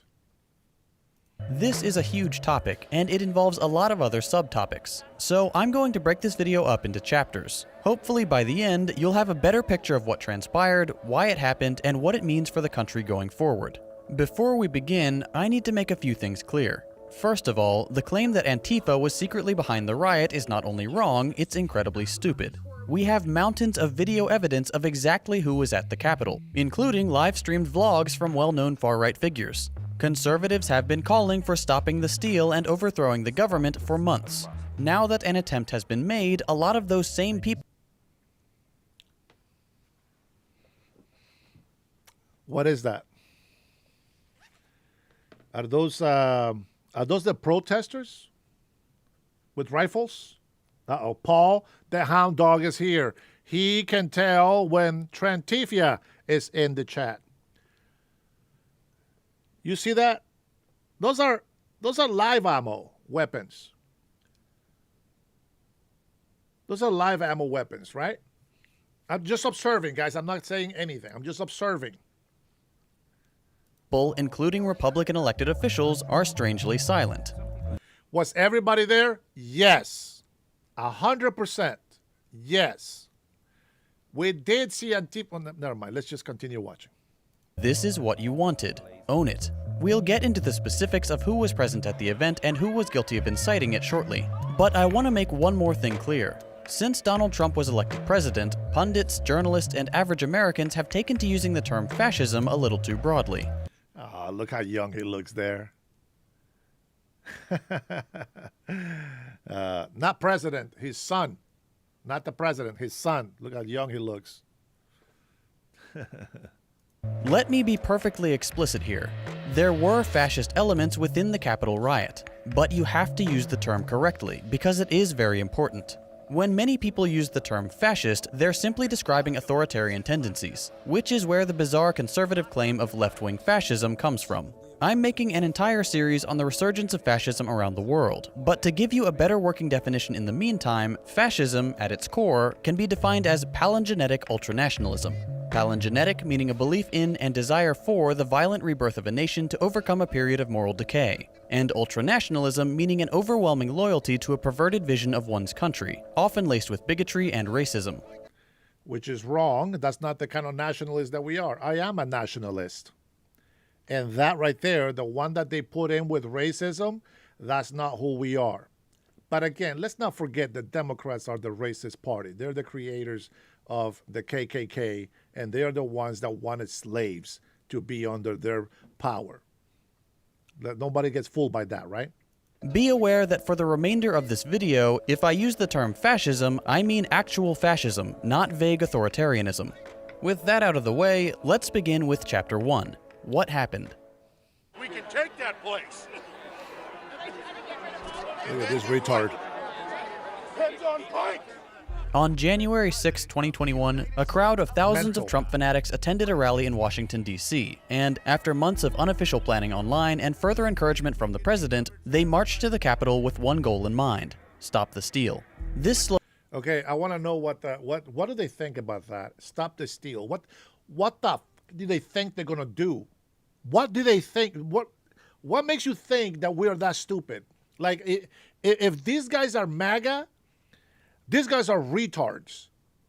These guys are retards. What the hell are they gonna do once they go inside the building? What are they gonna do? What, grab Nancy Pelosi and put her in a spike? What the hell is that gonna do? These people are retarded. That is not the MAGA that I want on this channel. I want real patriots, not lunatics like these guys. Now, there is a lot of Democrats, a lot of Antifa that have dressed up as Trump supporters. I get it. But it's so hard to tell who they are. The fact is, this is not right. They should have never been there in the first place. slogan came to prominence in the aftermath of Joe Biden's electoral victory, as many diehard Trump supporters believed the Democrats to have stolen Trump's landslide win. This belief has absolutely no basis in reality, and before you call me a dirty lib, please note that I can't stand Joe Biden, and I think the Democrats are spineless and ineffective. But That sounds like some of the guys that come into my chat telling me that they hate Trump, but they also don't like Biden. That doesn't make anything. That doesn't make anything. What I can tell you is this. There was a lot of people in there that were telling police officers, not on this video, I haven't seen this video, but they were telling police officers that they loved them. We love you. We are not these people. We are not with them. Trump supporters were saying we are not with them. And then everything just, all hell broke loose. you cannot in good faith claim that Donald Trump won the election. And yet, here were thousands of people storming the grounds of the Capitol building, erecting crosses and Trump flags, breaking windows, getting into fights with Capitol Police, forcing open doors, and finally, running amok in the building. Rioters, many without a real purpose, took the opportunity to sit in various chairs, collect some souvenirs, and take selfies with suspiciously friendly police. Other insurrectionists did have concrete Take selfies with suspiciously friendly police. Okay. Sure. Okay. plans, some carrying zip-tie handcuffs in the hopes of kidnapping members of Congress, or in the Oh, that's what it was. It was the zip ties to kidnap members of Congress. Okay. Like Trump was not going to do anything about it? You think Trump was not going to bring the National Guard and be like, you retards? You think this is how you help the country? See, I don't believe any of us will ever do anything like that. That's not how it works. These guys, if they were MAGA, they're retards. We don't support these guys. And if they were pardoned by the president, it's because there's more than this to what you're seeing. the case of some of the more extreme QAnon fanatics, executing Vice President Mike Pence for supposedly betraying the president. For the next several hours, the Capitol was a scene of jubilation on the part of the rioters, looking more like an amusement park than a war zone. We saw all sorts of colorful characters at the riot, from wannabe Vikings to Special Forces cosplayers to people who still haven't gotten over the fact that the Confederacy lost their war 150 years ago. Seeing Confederate flags carried into the U.S. Capitol as a sign of ultimate patriotism and loyalty to the nation is a truly fine example of irony. But the riot wasn't all fun and games. The spectacle claimed 5 lives, 4 rioters and 1 Capitol Hill police officer, who was knocked unconscious with a fire extinguisher and then beaten to death by the patriotic mob, with weapons that included American flags. Meanwhile, members of Congress were hunkered down in the House chamber with armed security pointing their guns at the mob outside. Eventually, the politicians were all evacuated without accident, including a number of elected officials who had helped spread the conspiracy theory that led to the riot. The rioting continued for some time, Trump supporters seeking out mainstream news reporters and assaulting them and destroying their camera gear, accosting passersby and demanding to know who they voted for, and chanting all sorts of slogans, including "Hang Mike Pence." What do you see in the crowd? What do you see a lot in the crowd mix? What do you see in there? I'm going to give you a hint. These same people, you know how you can spot a libtard? You know how you can spot a libtard? When they're inside their car with nobody else in the car and they're wearing a face mask. Look at the crowd and pay attention who's wearing face masks and who's not. There's a bunch of retards in there. I get it. People with mental problems. Mental health is a problem. It is a problem. I don't care which party you think you belong to. There is a lot of patriots that are not real patriots. We have seen a lot of them come through the chat over here. Okay? So let's not play dumb. Both sides have problems, but the biggest problems are on the left. I get that. Finally, hours after the ordeal began, the president released a lukewarm video asking the rioters to go home, but also calling them very special people, and saying that this is what happens when elections are stolen from the rightful victors. Capitol Police and the National Guard managed to clear... I wish you would have let that play, because I agree with that. The election was stolen. Let's not play stupid. They did cheat. But it's better that we won now, because now we have a chance to see how shitty the country did for 4 years under the Biden administration and how different it's going to be with us, especially this coming up next year. clear out the area later that night, and the dumbest day in recent memory was over. We'll get to why it was so ridiculous later on, but next, let's move to Chapter 2. Who are these people? As much as conservative figures would like us to believe that this riot wasn't a bunch of law-abiding white Christian Trump supporters, through the magic of modern technology, we have a very good idea of the types of people who took part in the insurrection, in no small part thanks to the participants themselves. Rioters took selfies, vlogged, and bragged about their activities on all their favorite platforms, giving the rest of the world a good look at who we're dealing with. Now, I know I've been snarky up to this point, but here we really do have to engage with a claim that deserves a bit of nuance. Many people on the right, and even some other sources, have made allusions or outright asserted that the Capitol riot was the result of working-class Americans being pushed too far. On the surface, this seems reasonable. Most Americans can agree that things haven't exactly been going well for the working class, regardless of your politics. Over the course of the pandemic, billionaires have become vastly more wealthy, while tens of millions of Americans have lost their jobs, their health insurance, and their homes. Hey, before you come over here and start insulting me, shut the hell up. Watch the video, and then we'll talk about it. The system favors the rich in this country. But to paint the Capitol crowd as honest, hardworking folks is less than accurate. For years, the media has loved to engage in rural diner fetishization, where they find a poor Trump supporter and condescendingly try to understand them. These welcome, Louis. Welcome to the member club. people do exist, and it's a shame that they've been so lied to by the Republican Party. But from what we've seen from social media and coverage of the riot, a large percentage of the crowd was not working class at all, but rather wealthy conservatives who just wanted to be part of the excitement. Take these guys, for example, yelling at a handful of DC police. Your fucking back, but we ain't got your back no more. We're the business owners. We're the veterans. We're the veterans. We're the business owners. We ain't your back, but we ain't got your back no more. Business owners. These are the people that Republican policies benefit, not the workers these business owners employ. In the aftermath of the riot, the FBI was quick to put out a request to identify anyone at the event. The anti-Trump crowd was only too eager to oblige, which is a problem we'll discuss later. But regardless, what we've learned about the crowd so far should not be surprising. Among the attendees were the CEO of a tech company, lawyers, high-profile attorneys, Republican elected officials, both current and retired, the son of a Brooklyn Supreme Court judge, and this woman, a real estate broker from Frisco, Texas, who flew on her private jet with her wealthy friends to have some fun breaking windows.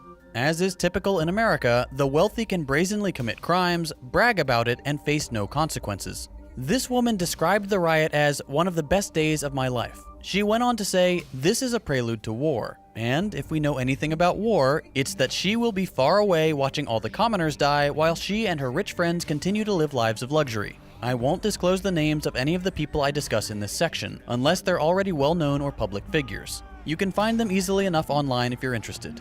The owner class was not the only group of people at the riot. There were also off-duty police and military personnel, who, according to official statements, flashed their badges and were simply let into the Capitol to wreak havoc. Seattle PD released a statement that at least 2 of their officers had attended the riot, and off-duty cops from all over the country flew in for the event.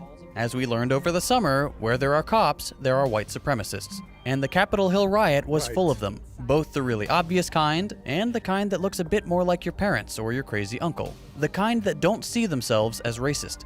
As reported in The Nation, one woman said, "This is not America. They're shooting at us. They're supposed to shoot at BLM, but they're shooting the patriots." After months of trying to explain to people that the average white supremacist genuinely believes Black Lives Matter supporters are terrorists, here's a woman saying it out loud. Saying that America is supposed to shoot the people protesting police violence, not the people trying to overthrow the government for a loser president. As despicable and deeply absurd as that statement was, this woman represents the mildest form of white supremacists present at the rally.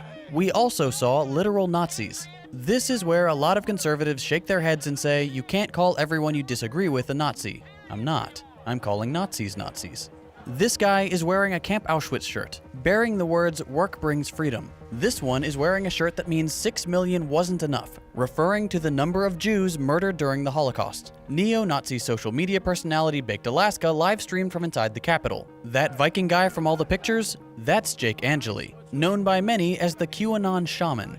That symbol he's got tattooed on his chest is widely used in Nazi and white supremacist groups under the guise of appreciating European heritage. We saw people flying the Kek flag, a symbol birthed in the bowels of 4chan, modeled after the swastika, and, like so many other internet symbols, easily dismissed as just a meme. NSC 131 was there. They're a neo-Nazi group based in New England and very active on Telegram. They said they would show up, and they did. Proud Boys founder and author of 10 Things I Hate About Jews, Gavin McInnes, was spotted at the riot too. So the next time someone claims the Trump cult is not totally infested with all manner of white supremacists, send them this video. We have photographic and video evidence.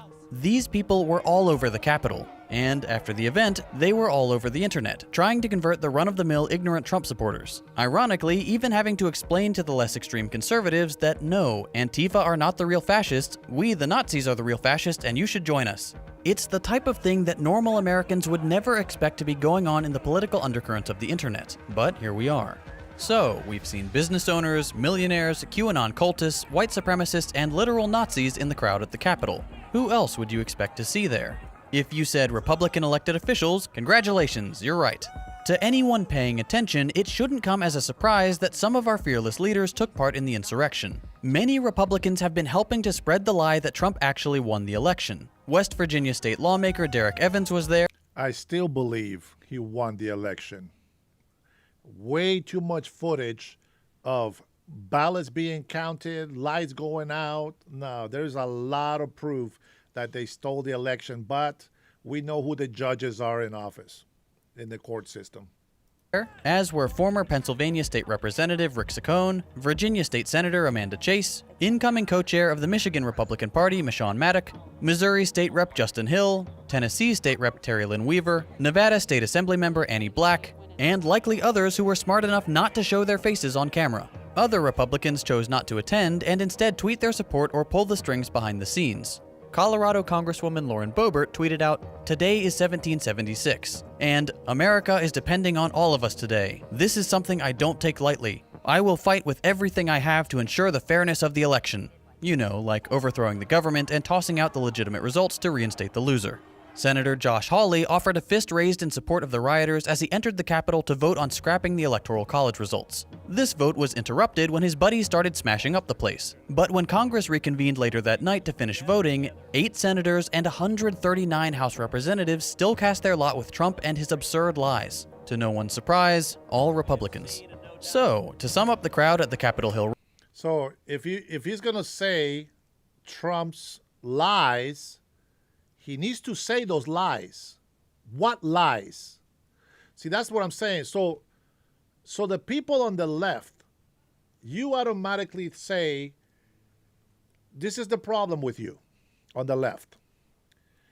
You guys defended illegal immigrants over Americans.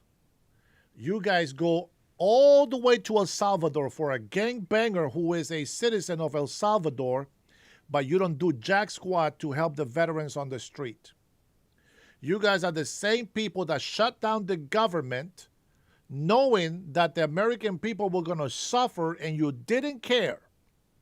You guys are the same people that denied National Guards being deployed by President Donald Trump because you were too damn stubborn or you had already a setup going on.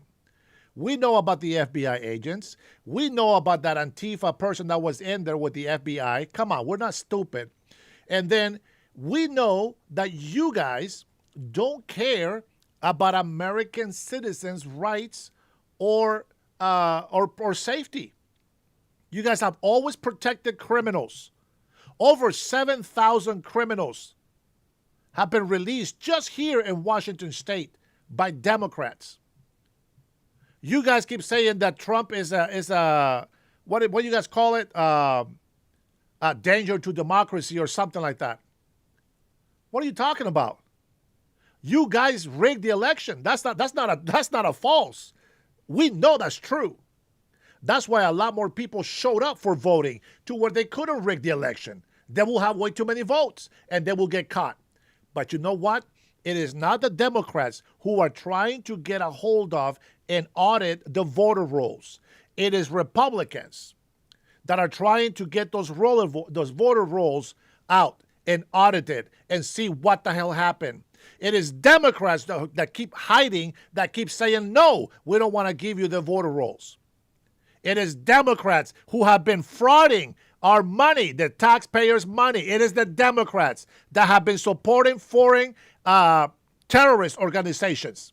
The Democrats. So don't play so innocent right now because you see all this commotion in here. We're not stupid. I'm trying to watch this to see what's going on because I have another video after this. I haven't seen this video. Riot, it's an accurate depiction of what the Republican base has become. Misguided workers swindled by a cult of personality, wealthy business owners, QAnon cultists, white supremacists, and elected officials who would gladly fall on their And let's be clear that Viking is not a Republican. sword to please Donald Trump. Let's move on to Chapter 3. Okay, so we know what happened and we know who's responsible, but why did they do it? What was the reasoning behind the riot? Just like there was no one single type of Trump supporter in the crowd, there were many distinct goals among the rioters. For many, simply getting into the Capitol building was a victory. It didn't accomplish anything, but it made them feel good. For others, there was a much more sinister goal in mind. Remember the picture of the guy with the flex cuffs? At least some of the insurrectionists were hoping to take hostages. What they intended to do with them is anyone's guess. But judging by the fact that they were chanting, "Hang Mike Pence, the Republican vice president," it doesn't take much imagination to assume that they were perfectly willing and probably eager to harm any Democrats they could get their hands on. But there was one overarching goal that united the mob: stop the steal. Simple slogans like "Stop the Steal" are incredibly effective. They provide a rallying cry and a reminder of what they hope to achieve. In this case, the end goal was overturning the results of the election and installing Donald Trump as president instead of Joe Biden. Donald Trump, a man who gave these people next to nothing, only cares about himself and his rich buddies, and who lost the electoral vote and the popular vote by 7 million votes. The word coup has been used a lot in the last week. In some regards, it's appropriate. There was a group of people who tried to violently change the result of an election. And what did he say on this video? Before you called me a libtard. You're gonna make these allegations. You gotta show which ones. You can't just make an allegation and not show which one. I want everybody in here that tells me what lie Trump has said. Put it on the chat. Let's go. But on the other hand, look at what happened once they breached the Capitol. Most of the crowd just started messing around. They sat in some chairs, stole the speaker's lectern, took some selfies, chanted some slogans, but that was it. They didn't go to any other government buildings, they didn't pursue evacuating politicians. As far as we can tell, they didn't really have any concrete plans at all. Not to step on any patriotic toes, but it doesn't really count as a revolution if you're trying to keep a president in power. When other countries riot and storm their seats of government, it's usually to demand changes that will materially improve their lives. What will keeping Trump in power accomplish? He doesn't care about the working class, who actually need material help, and the millionaires won't suffer under a Biden presidency. Biden is a corporate centrist dedicated to maintaining the status quo, and that means continued pandering to massive corporations and crippling austerity for the rest of us. But at the end of the day, Donald Trump disowned the crowd. Conservatives, he threw you under the bus when the riot became inconvenient to him.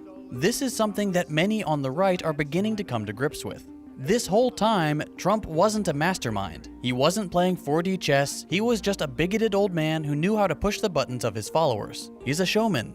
He played his followers, encouraged them to fight for him, and then cast them aside when they risked their lives to deliver him the presidency. So no, this wasn't a coup. I suppose you could make the argument that if somehow they had actually captured the entire government, it would have been an actual coup because then they could have made real demands. But they didn't, and there's no indication that it was organized enough to do so. Nor were there any specific demands behind the slogan "Stop the Steal." The crowd may not have had any real chance of success, but regardless of their effectiveness, there will be very real consequences for the people of the United States.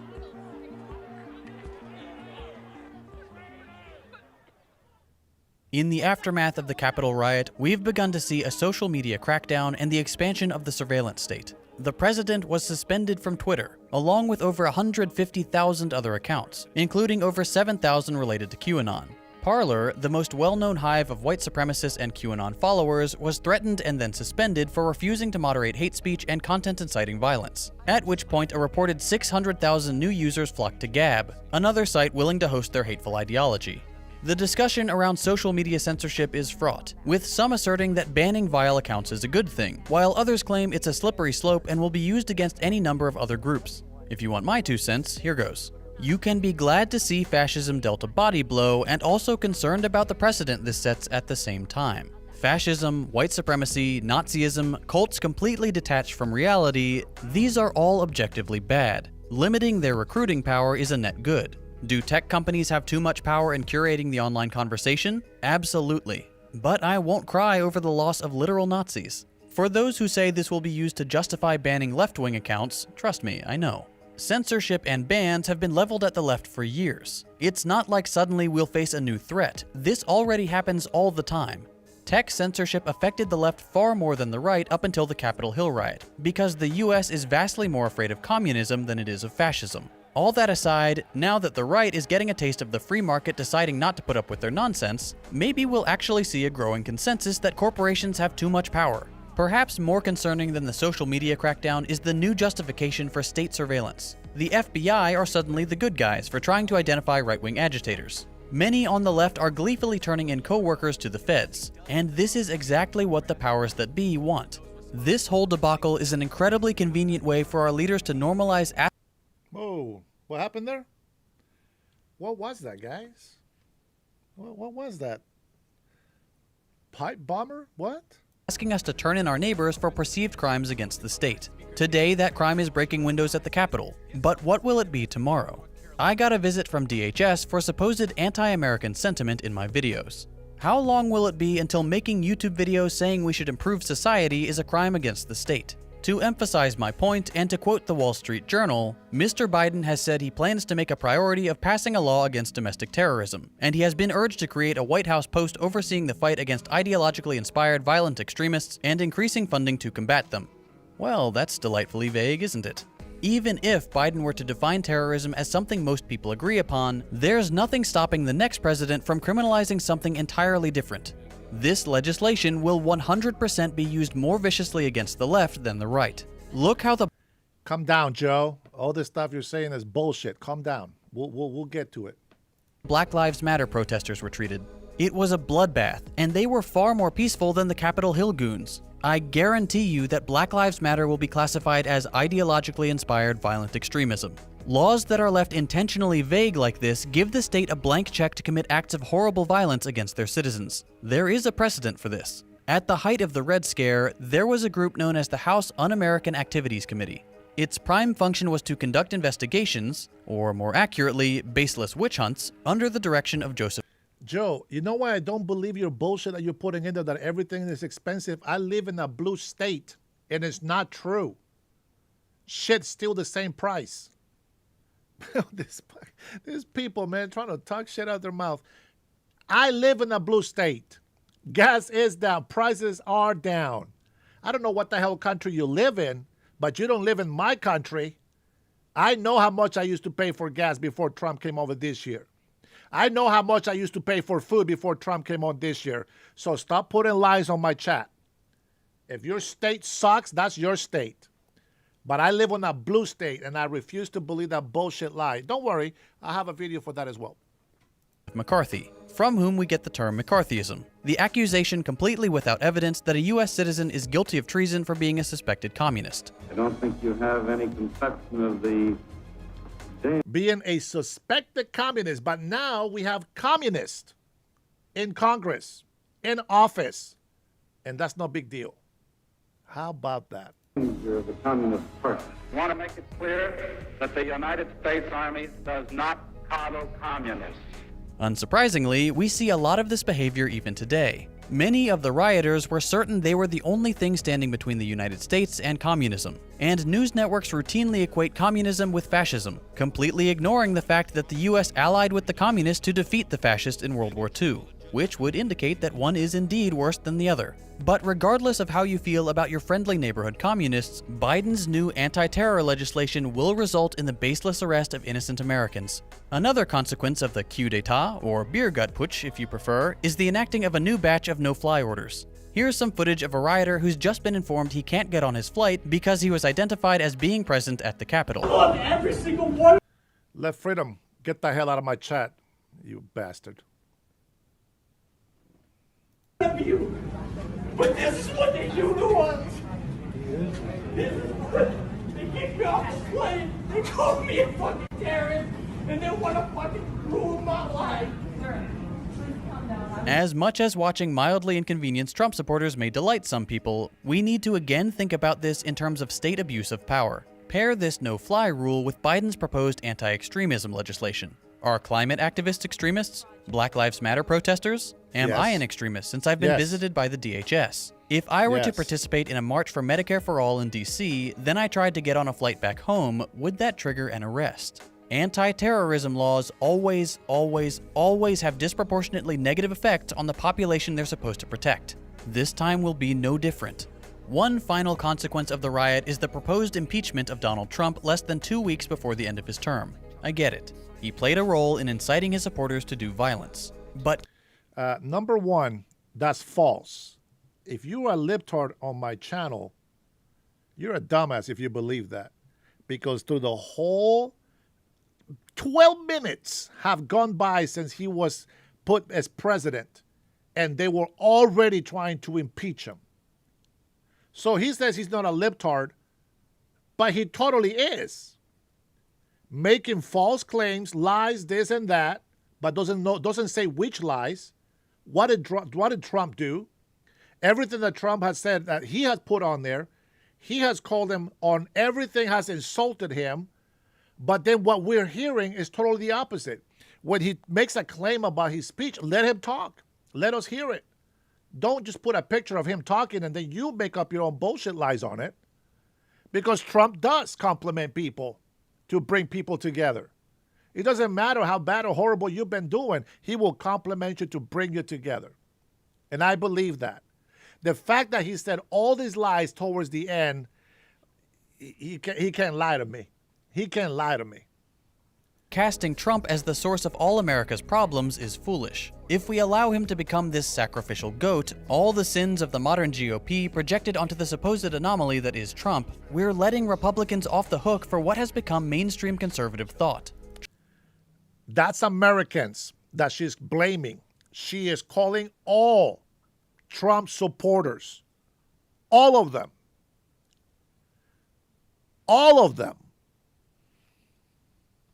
Trump is not an anomaly. He is the embodiment of American conservative ideology. Fully 45% of Republicans. Listen to the word, conservative ideology. That tells me that's a communist. That is a socialist, communist, Marxist. That is the new party. And I've been saying that for how long now? That's the Democratic Party today. Socialist, Marxist, communists. That's who they are. And this moron here says that he's not a libtard. But yet, he's using their wording right there. The libtards, they really, truly believe that this is a democratic republic. We are not. It is a constitutional republic. We have a democratic system, but it's not a republic. We are by the Constitution. Everything that I have heard from Trump does not tell me that everything that these morons have done was led by Trump, because that's not the message that I heard. Republicans support the assault on the Capitol, and that's just those who will admit it. Will removing Trump from office send a symbolic message that even a president can't get away with everything? Sure, in theory, but I just don't see it happening. Sure. In order to maintain the national myth of moral superiority, the president must be above the law. The president's job is to do horrible things. Order assassinations around the world, bomb schools and hospitals, overthrow governments and install puppet regimes, enact crippling sanctions to starve entire countries. The only difference is that Trump incited a bit of violence at home. The question is, will kicking him out or keeping him in better maintain the facade of moral superiority? That will determine the result of any impeachment hearings, which will probably already have occurred by the time this video goes live. Okay, this episode has gone on long enough. Let's move on. And was Trump there? No. He was not there, was he? So who walked up into the Capitol? Morons. That's who. Trump did not lead them. He did not walk them. He was not there. And that should be enough for you to prove that that's a bullshit lie that Democrats have been telling you. All right. That's enough from this guy, because I know he's a libtard. What is this? Who's that guy? Anybody know who that guy is right there? Who's that guy? Well, well, well. What do we got here?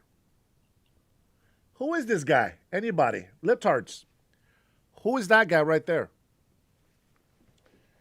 Right, let's see. He's got useful idiots. Turning point setup, January 6th. Go ahead, Joe. Who is that guy right there? Who's this dude right here? Who's that? Joe, you're full of knowledge. Go ahead. Who's that guy? Let's see. Joe, you're smoking crack. The ICE agent coming to get you. I don't know. You're so funny. Bro, you must be a retard. I am sorry if you're a retard. All right? I understand. You don't think in complete sentence. I get it. I get it. You have a weak mind. You have been convinced of everything that you're spewing. But I'm nobody's bitch. I'm nobody's fool. What's going on here?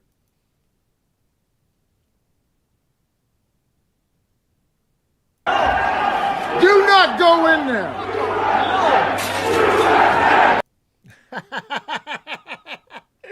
The guy goes in there. This is one of the so-called FBI agents. The guy goes in there, breaks the window. He gets caught on camera, turns around, and then he yells, "Do not go in there." Look at that. He got caught. He got caught. Yeah, go ahead, bitch. Move. Did you notice the earpiece? Do not go in there. Look, oh, now he's saying don't go in there. You see that? What? Look.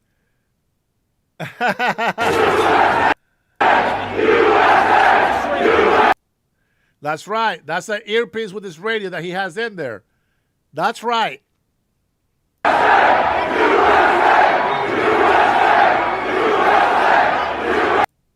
You see that? Now he's blaming that guy. He is blaming that guy for breaking that window. Oh, that's not it. We got more. It's our turn. A radio journalist from Michigan was shooting video that day at the Capitol. What he captured were two most charitably called suspicious actors, but they are dressed in such a way that led him to believe that they were government agents. And one of them, after the windows had been broken by a protester, it was encouraging people to pull the rest of the glass out and go inside. Bobby Powell, who was the journalist that had shot it, and he has his camera rolling, he told him that would be illegal. And that wouldn't be a good idea. He warned people off not to go into that window. And then he turned his camera around and he caught this agent or suspicious actor pulling a large pane of glass out, this tempered glass. It kind of folds into itself, crunch onto the ground. When he realized he was being filmed, he quickly dropped it. It seems apparent on the video that he did not want to be seen doing what he just did. So he pulled in a protester and started blaming him. He said, "What are you doing breaking that window?" The poor fellow that was being accused didn't know what was going on. And then he gave him a couple of really good shoves and cocked his arm like he was going to punch him. We don't know. His facial image is not on any of the Sedition Hunters sites or the FBI's most wanted site, but he clearly was committing criminal damage to property, and he has not been charged. So it raises. So Zen, you are a Democrat. That's what you're telling me. Angry Grandpa is a Democrat. Well, that freaking makes sense. Now it makes sense. Question of why. Also, the individual trying to, again, opening the window up is even encouraging people to enter, I believe, as well? Yes. What's he saying? Well, he said, "Why don't y'all open the rest of it up?" Why don't you guys open up the rest of it? Because I think that'd probably be illegal. Oh, I know, my glasses. All right. Ladies and gentlemen. Go ahead, Joe. What was that video all about? That was fake? Yeah, I think so. I think that was fake. All right. Well, Benny has something to say about it. Let's take a look. Benny, what the hell are you talking about, bro? What are you talking about? You prove that the pipe bomber is a young black man who comes from a left-wing Democrat activist family, whose family says he is not MAGA, he is not a Trump supporter. This black man has since confessed to planting the pipe bombs, so I'm just not quite sure what more you need.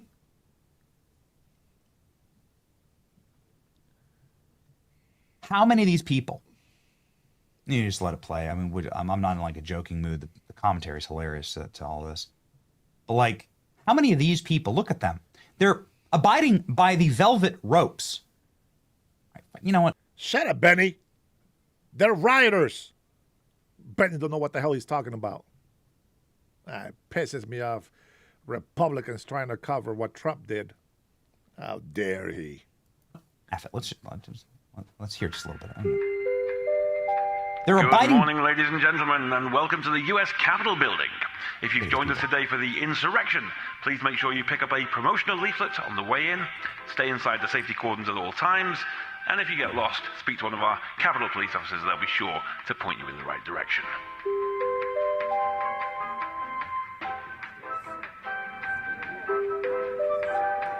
And be sure to set aside a little time today to join us. I know. I made you suffer enough. Some insurrection activities, including our photography tour, our fancy dress competition, and have a go on our climbing wall. But don't forget those safety ropes. Let them even let in. And Everyone I've form a now line. received the results of our fancy dress competition. The winner today is Jacob Chansley. That's Mr. Jacob Chansley. If you could report to your nearest Capitol Police officer, they'll be sure to give you your prize, a guided tour of the building.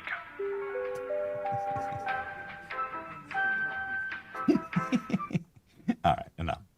Sorry, I long for this news cycle once more.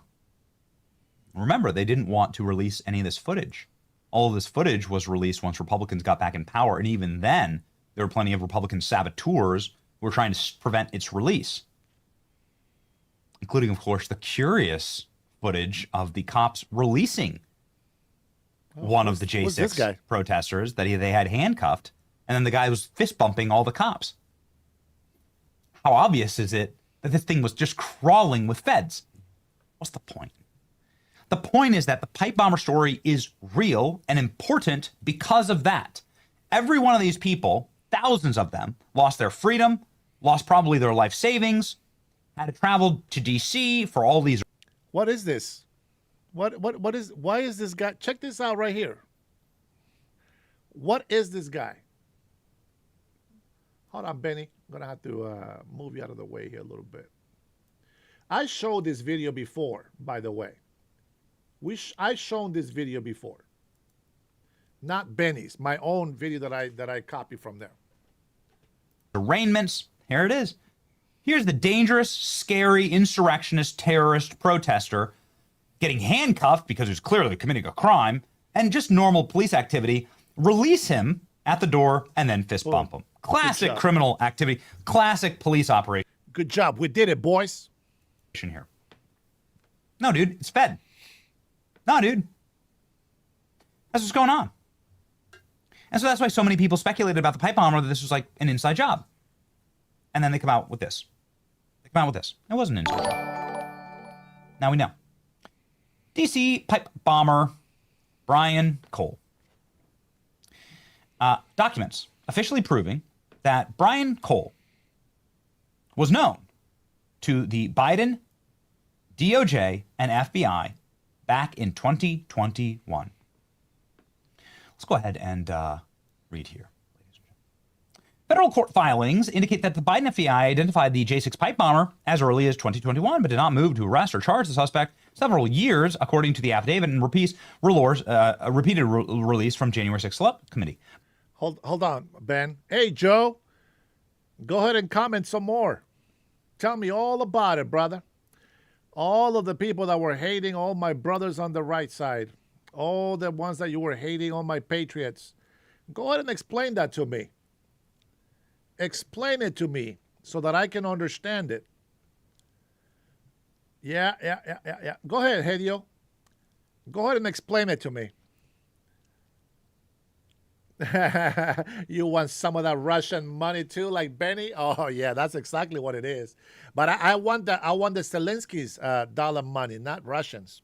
Brian Cole, 30, of Woodbridge, Virginia, was taken into custody on Thursday and charged with the use of explosive device and attempted malicious destruction using explosive materials. Prosecutors alleged Cole planted pipe bombs outside of the Republican and Democrat National Committee headquarters on January 5th, 2021, the night before the Capitol riot.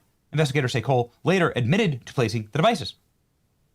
The arrest comes 5 years after the Biden DOJ's discovery. The House Select Committee in January 6th noted that in its report, the subcommittee found that the FBI case team, April 2021, identified a redacted user who had been in the area where the pipe bombs were placed using their phone. The affidavit stated that the cell phone towers from the area, the RNC and DNC headquarters, showed Cole's phone in the area where the pipe bombs were placed, with 7 data session transactions taking place with nearby towers between 7:39 p.m. and 8:24 p.m. on January 5th, 2021. The bombs were placed near the RNC and DNC. So they had his phone. The FBI says that the dude has had the same phone since like 2019. So they had the dude's phone. And they had the pings. Well, just a reminder, can you show some of this horrifying J6 terror footage? Just a reminder that every one of these people were arrested because of their phones. Every single one. How dare they? Was arrested. A lot of them were wearing masks. A lot of them it was very, very cold outside on January 6th. A lot of them are wearing masks and cold weather gear. So it's hard to see their faces. They use these cell phone tracking devices to arrest every effing one of these people. And by the way, it's a lot harder to track a cell phone in this scenario than it is in the pipe bomber scenario. Can you show me some pipe bomber footage here? Okay, so how easy would that have been? Thank you. How easy is this by comparison? That dude's standing alone on the street. And if you have 7 data sessions, then that is transmitting his geolocation. That's transmitting his cell phone activity, probably looking for pinpoints on a map. Who was giving him these pinpoints? This is transmitting much easier to scrape data than January 6th. They arrested every one of the J6ers who were standing there in that crowded, chaotic building. Pipe bomber standing alone. You know how easy it would be to actually track the cell phone pings and say, okay, we got this person because the cell phone is connected to Brian Cole Jr. Then they have his license plate. Then they have all of his purchasing and of the materials for the bomb. But instead of that, and again, this is why Candace, Tim, massive crash outs all across social media. The reason why this is all happening is because we have been lied to. And the American public is so primed because, well, as you can see here, this footage is degraded. Our authorities, okay, so this is a 1 frame per second footage. 1 second, 2 second, 3 second, 4 second. These are not the cameras they're using. 1 second per frame footage, we've had more sophisticated cameras since the 1900s than 1 frame per second. Man, that Russian money really comes in handy. What a lucky Benny. Benny getting that Russian money. I need me some Russian money now. That's some good money. Anybody got some Russian money? Let me know. Let me know if anybody got some Russian money. I need to get some. Now, I want to make it clear. It doesn't matter. It does not matter if there was FBI agents on there that were causing the riots, that were inciting the violence. It doesn't matter if Antifa was there. It doesn't matter who the hell was in there setting all this up. Shame on those who went along with it. That is very anti-American. That is not the way we win battles. All of those innocent Americans that were inside, peacefully inside, paid the price. And stupid people did not care what that price was going to be. So no, they were not true patriots. It is a shame that there was actual Republicans on there. I don't care about Proud Boys. I don't care about Nazis. I don't care about BLM, Black Panther. I don't give a crap about any of those organizations. What I care about is I want Americans to be free and honest. There's criminals everywhere. I don't want any of those MAGA flakes in my channel. Those MAGA flakes are not true patriots. Either you stand for the country, which is everybody, or you call yourself a patriot and you're a racist. You're a Nazi. You're a BLM. I don't give a crap about that. I want patriots. Americans that believe America first. And that means that we have to look out for Americans. And going against Americans, that's not the American way. This is not civil war. Once we get that declared war, let's go ahead and act on it. But we don't have that. We still got to use diplomacy. We still got to use our brains. How do we make change? Well, let me tell you how we make a change. Our enemies found out how to control us and abuse us and put us against each other. You know how they did that? Anybody? Does anybody know how our enemies are able to destroy us today? Tell me, does anybody know how they are destroying us today? Anybody? And I don't want to put any of my patrons up here on the spot, but I want you to participate.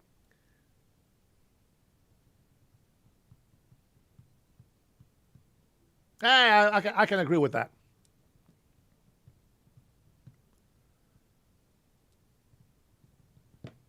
Anybody? Samuel? Welcome. Infiltration. Thank you, sir. I'm glad I say hello to you. Close divide. Okay. Democrats. Yeah, close. Division. Close. But Samuel is 100% on it. Infiltration. Minnesota, guys. Minnesota. Minneapolis. Dearborn. That's all you have to know. And I'm sure you know what I'm talking about. Education. Media. Infiltration covers everything. Thank you, Sandy. They're sissifying our boys and young men. Yeah, they are. And they're making us look horrible by making sure that our boys turn out to be real men.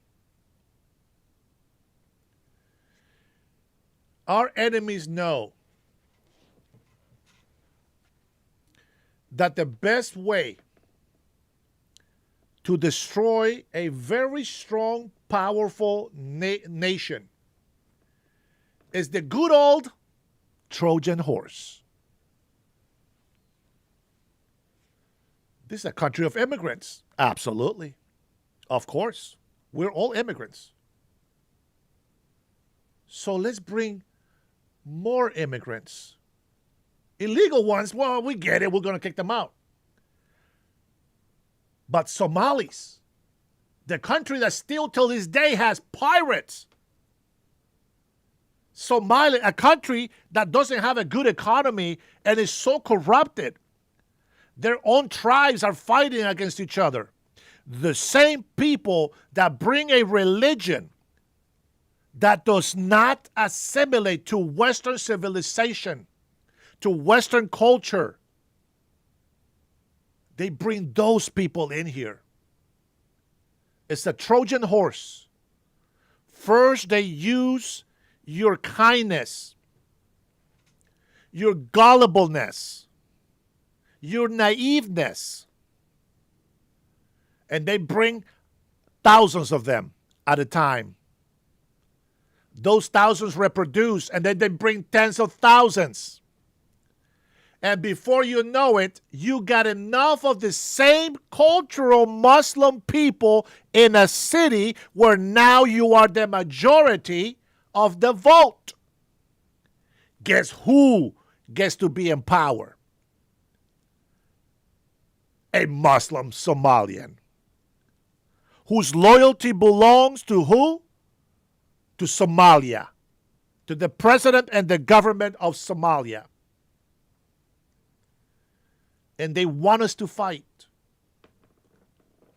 You see, Nancy Pelosi on J6, she didn't want the National Guard there because that would have stopped January 6th from ever happening. They made this up and they went at it hardcore. How many people did they pay? How many times have you seen protesters on the left side go to jail and out the next day? Soros has spent millions of dollars on these people. Granted, a lot of them are just idiots. They're just followers. But they pay their leaders. They know who to put in there and how to get them out of jail. Isn't that interesting? That's very interesting, isn't it? Trojan horse, infiltrate, destroy the government from within. Samuel, good answer, brother. Good answer. Absolutely. We do not assimilate to the foreigners. The foreigners assimilate to us. You want to practice your religion? Go for it. Keep it amongst yourselves. You want to practice your food? Of course, eat your food. I'm a beaner. I love my beans. I like Mexican food. I like Honduran food. The food is similar, a little different flavor, but it's similar. I love all cuisine. Italian, Thai, Chinese, Japanese, sushi. I love all that. I'm picky with certain herbs. I hate pho soup. I don't know what the hell it is, but there's a herb that they put on there that tastes gross to me. I hate the smell of it. But I can understand that. You can say Vietnamese food, okay. I don't like it. I like that, but I don't like this. Thai food, oh, I think, okay, I do like most of Thai food. Chinese food, same. Sushi, same. See, you can have all that. You can have all this little ethnicity, culture, foods, and everything. But you got to assimilate to this country. You don't come over here and wear a sheet from head to toes. No, you get to wear a mask when it's cold, but once you go inside the building and it's not cold, you take that shit off. You got to let everybody know that it's safe, that it's okay. Did you notice how all the Democrats and the libtards left us?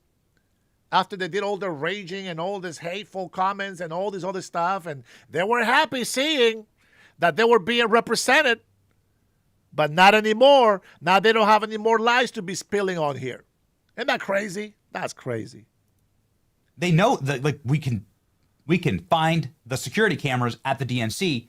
These are sophisticated, modern security cameras. Somebody degraded this footage on purpose so that you couldn't figure out identifying features of the pipe bomber. That's smart. Somebody degraded this footage on purpose. Interesting. Good job, Benny. There's another scene. I'm not sure if we have it locked completely. But there's another scene where you would be able to see directly into the pipe bomber's eyeballs. Right into their eyes. Obviously, your eyes are as accurate as a fingerprint, even more so. You get an eye scan, they're more unique and discerning markers in your eyeballs than anywhere else on your body. So getting a nice, clear picture of this individual's eyes would tell you their eye color, their hair color, depending on how good the shot is, at least their skin color, maybe even. Like, we don't even know the skin color of this suspect, right? Given all the available footage. The FBI did. Because the FBI has 39,000 different frames and angles had of this individual, and they never released anything that would let the public know that they were black, white, yellow, purple, whatever. More importantly, and ALX, we're going to have to, like, actually, I think this is Revolver reporting. Can you guys see a little bit of coloring? You see this? You see this gray right here? It's a little bit reddish. You see that little bit reddish over there on this side right here? Let me show you something real quick.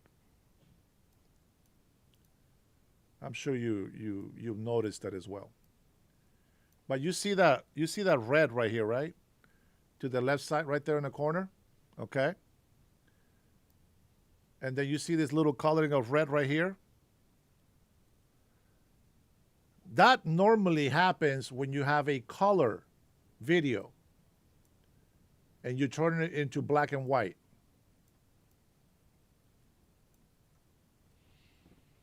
I refuse to believe that back in 2021, we didn't have 4K cameras as surveillance. I can tell you something right now. When I worked at the casino here in Marysville, I used to do security. Now, I walked around the whole casino floor. I escorted the people with money.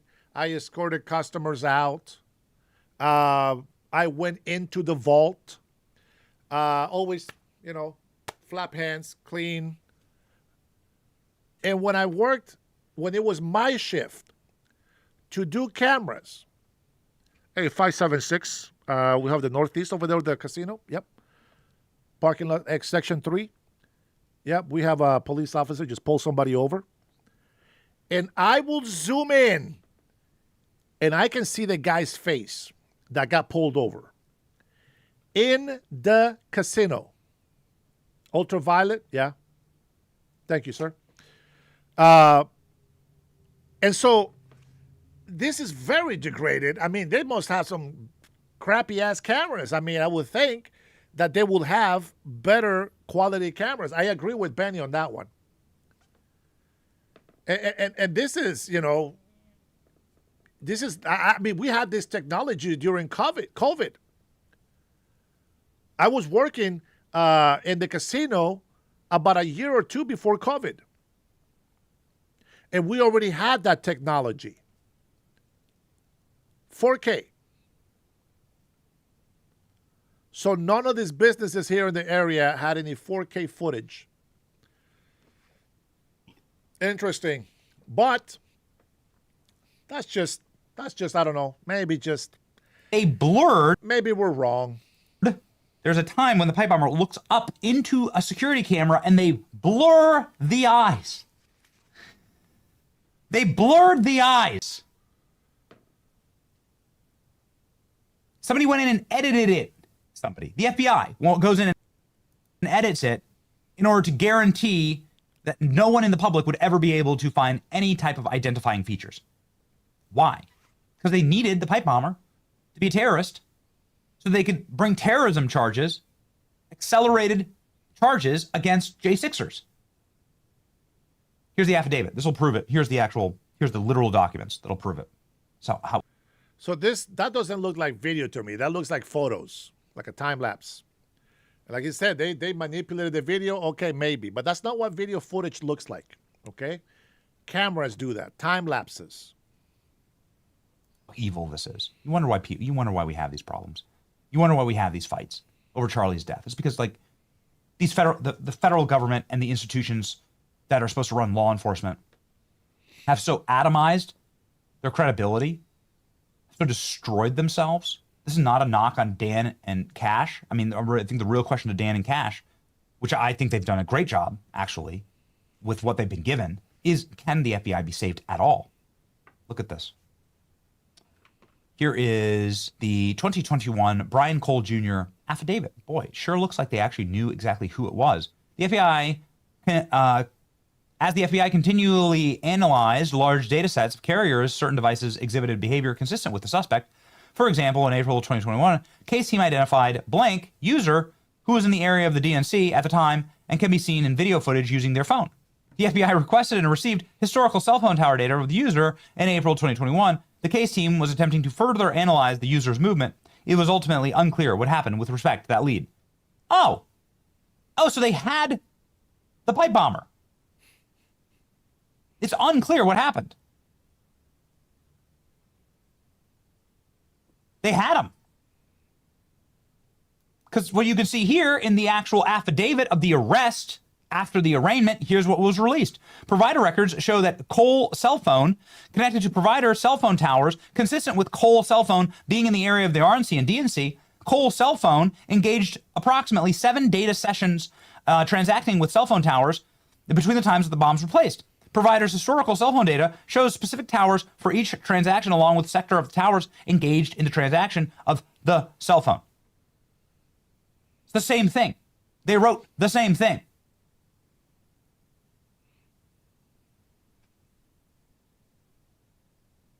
Wow. And here it is. They straight up blurred their eyeballs. The editing shows that they blurred the eyeballs in the footage. Here it is from Revolver. Release the tape. They're hiding definitive proof of who the Release the tapes.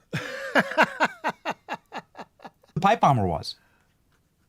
You know, even... And they try to blame it on that white lady? Come on, man. Just... This guy is a young black man changes everything. It changes everything. Right there. But in multiple pieces of, as you can see, they actually edited out. Look at that.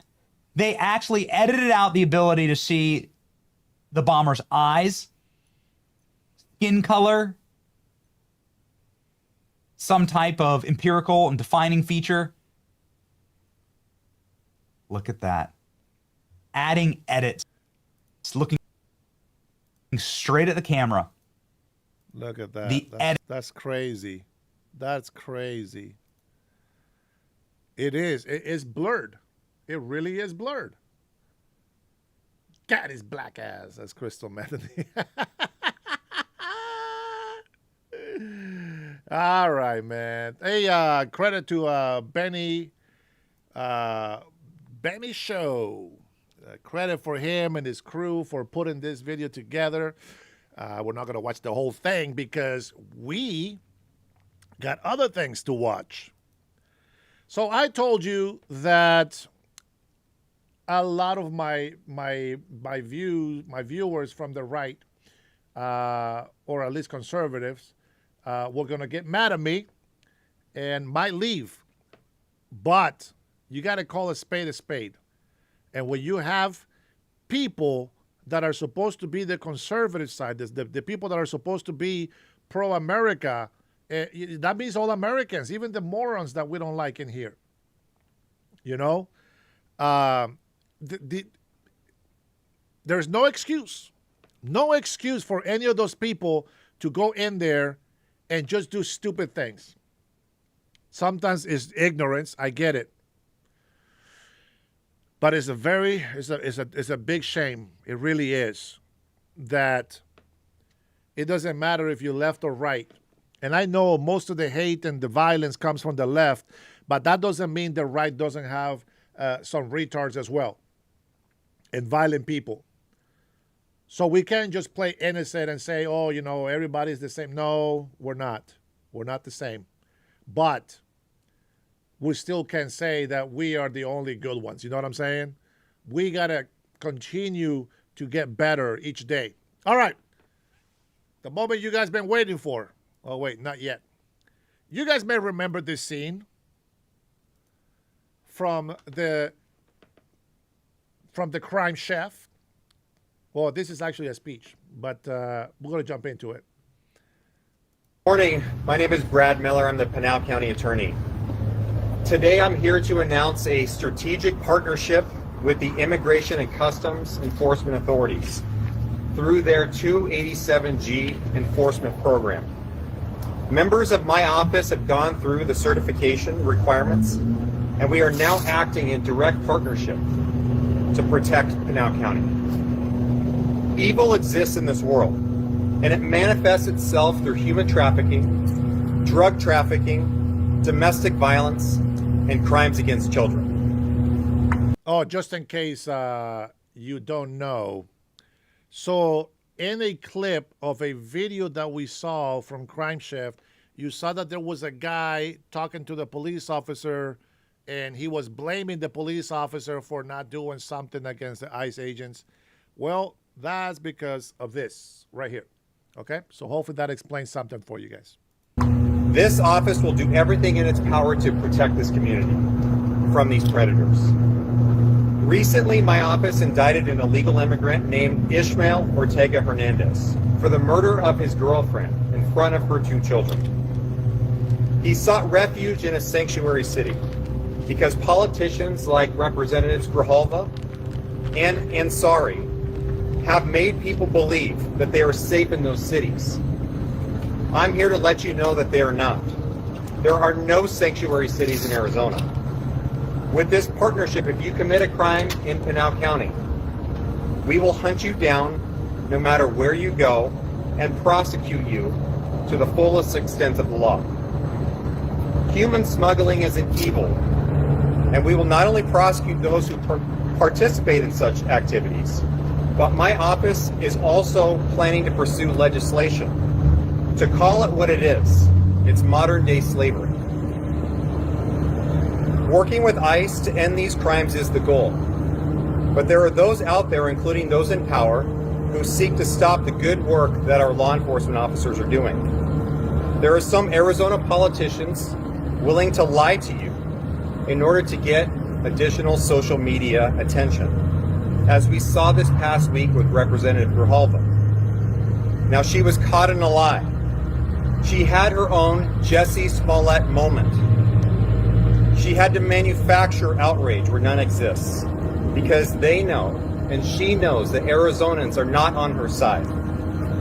It is unfortunate that these politicians have chosen to create dangerous situations for our law enforcement officers, to boost their own profiles, and unfortunately, mainly to raise campaign dollars. To be clear, being in the country illegally is a crime and has been the state of the law for over 100 years. You heard that? We in Pinal County back the blue. And assaulting an officer here will land you in jail or in prison where you belong. There is no special treatment for elected officials. Here the law will be applied equally and fairly. To say it again, assaulting a police officer is a crime, and the law will be enforced in Pinal County, and you will be arrested. Now, I want to close with this. Keeping our communities safe has to include every resource at our disposal, and we plan to use every single one available. This strategic partnership with ICE is a force multiplier for my office, and we look forward to getting more criminals off the street to keep our community safe. Thank you very much, and I invite any questions. Can Yes. you just kind of lay out in practice how this is going to work? Yeah, so basically what the program is called the 287G. There's 2 types of programs. One is the jail program and one is an enforcement program. I know our Pinal County Sheriff's Office and many of the sheriff's offices and agencies throughout Arizona participate in the jail program. They're not involved in the enforcement program.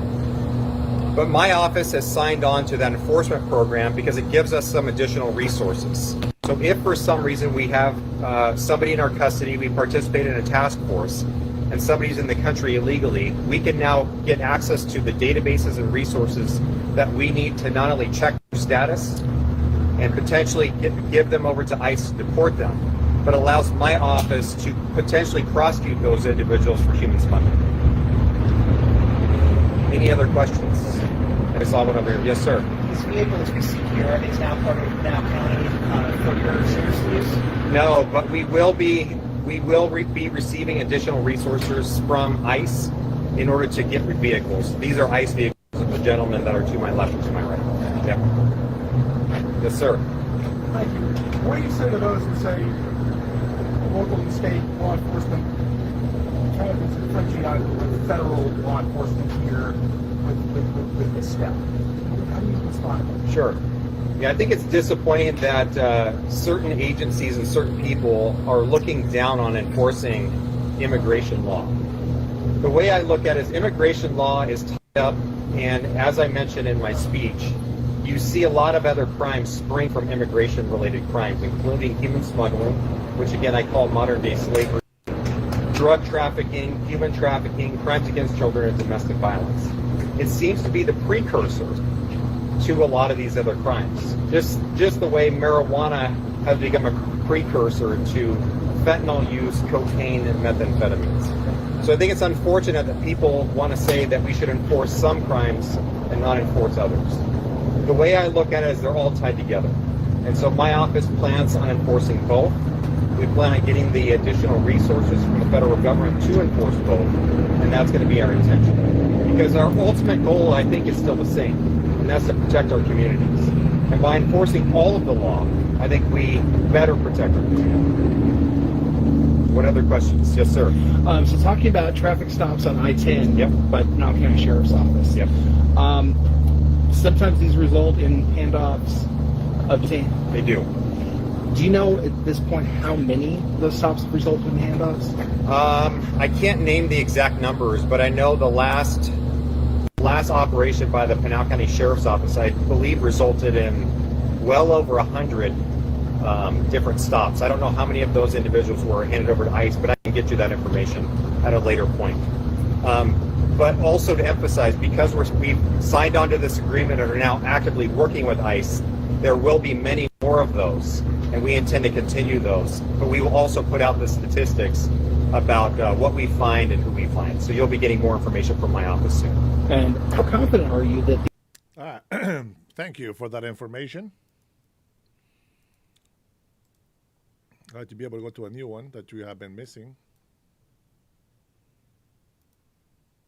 So we're just going to keep on keeping on, no matter what, in the sense of voting, in the sense of freedom of speech, and living for God, family, and country. All right. So anyway, I really didn't prepare any of those words. I just know that that's on my heart, and whether it's eloquently delivered or not, I don't care. I do know this. I love you guys. I'm glad you're watching here on Right Side Broadcasting Network. I've met a number of you out there at the rallies, and you hear Elton John in the background right now. Again, this reminds me of so much of the rally coverage that we've done here on Right Side Broadcasting Network. And you want to be a purveyor of truth. I will not take talking points, whether that's on social media. I just won't, from anybody. And especially if you're sticking to truth, right? You can't go wrong if you stick to common sense truth. All right, let's listen to Elton. Let's check out some of the crowd right now. This is live in Mount Pocono, Pennsylvania. We see a ton of people in here, and it's good to see fellow... We don't care about that. Let's see. Let's talk about some of these people outside. 6 degrees with a wind chill of about 17. And I think the low is 6 degrees. So let's show you guys down there in the south what this looks like. This is called snow. This is what we see here on the ground in Mount Pocono. So, all right, again, thanks so much for streaming in. Let's take a walk and take a look at some of the live pictures here, give you a little bit of a vantage point of what we see right now. Let's look to the left a little bit. You can see the front of the crowd there. They've been there since about 12 o'clock, all the way at the front of the door. This is the Mount Airy Pocono Resort here, the casino resort. And if we look all the way to the right, you'll see that the lines are growing by the minute as we have, I think, about a 2,000 seat capacity inside. We will be heading inside as well in about an hour or so from now. But we're going to walk here a little bit, and then we'll go over some of the news that we've been, tracking and following here at the network, and go over some of that as we see just a number of people, maybe some of the dignitaries or special guests arriving as well. But let's take a walk a little bit here and check out the back of the line. Then we'll do some interviews as we always do at Right Side Broadcasting Network. Again, great to be with the people of Pennsylvania. Of course, this is the Commonwealth of Pennsylvania. A lot of times people say it's the Keystone State. Well, whatever you want to call it, it is the state where, of course, Philadelphia, just about, I think it's 2 hours from here, where it all started. It's that freedom we talk about all the time. God, family, country, freedom, truth, justice, and the American way. So great to be in a place of such history as well in Philadelphia. And speaking of a little bit of Right Side Broadcasting Network history, my first ever event live was at Wilkes-Barre, Scranton, Pennsylvania, which is about 45 to an hour from this location. That was on September 3rd, 2022.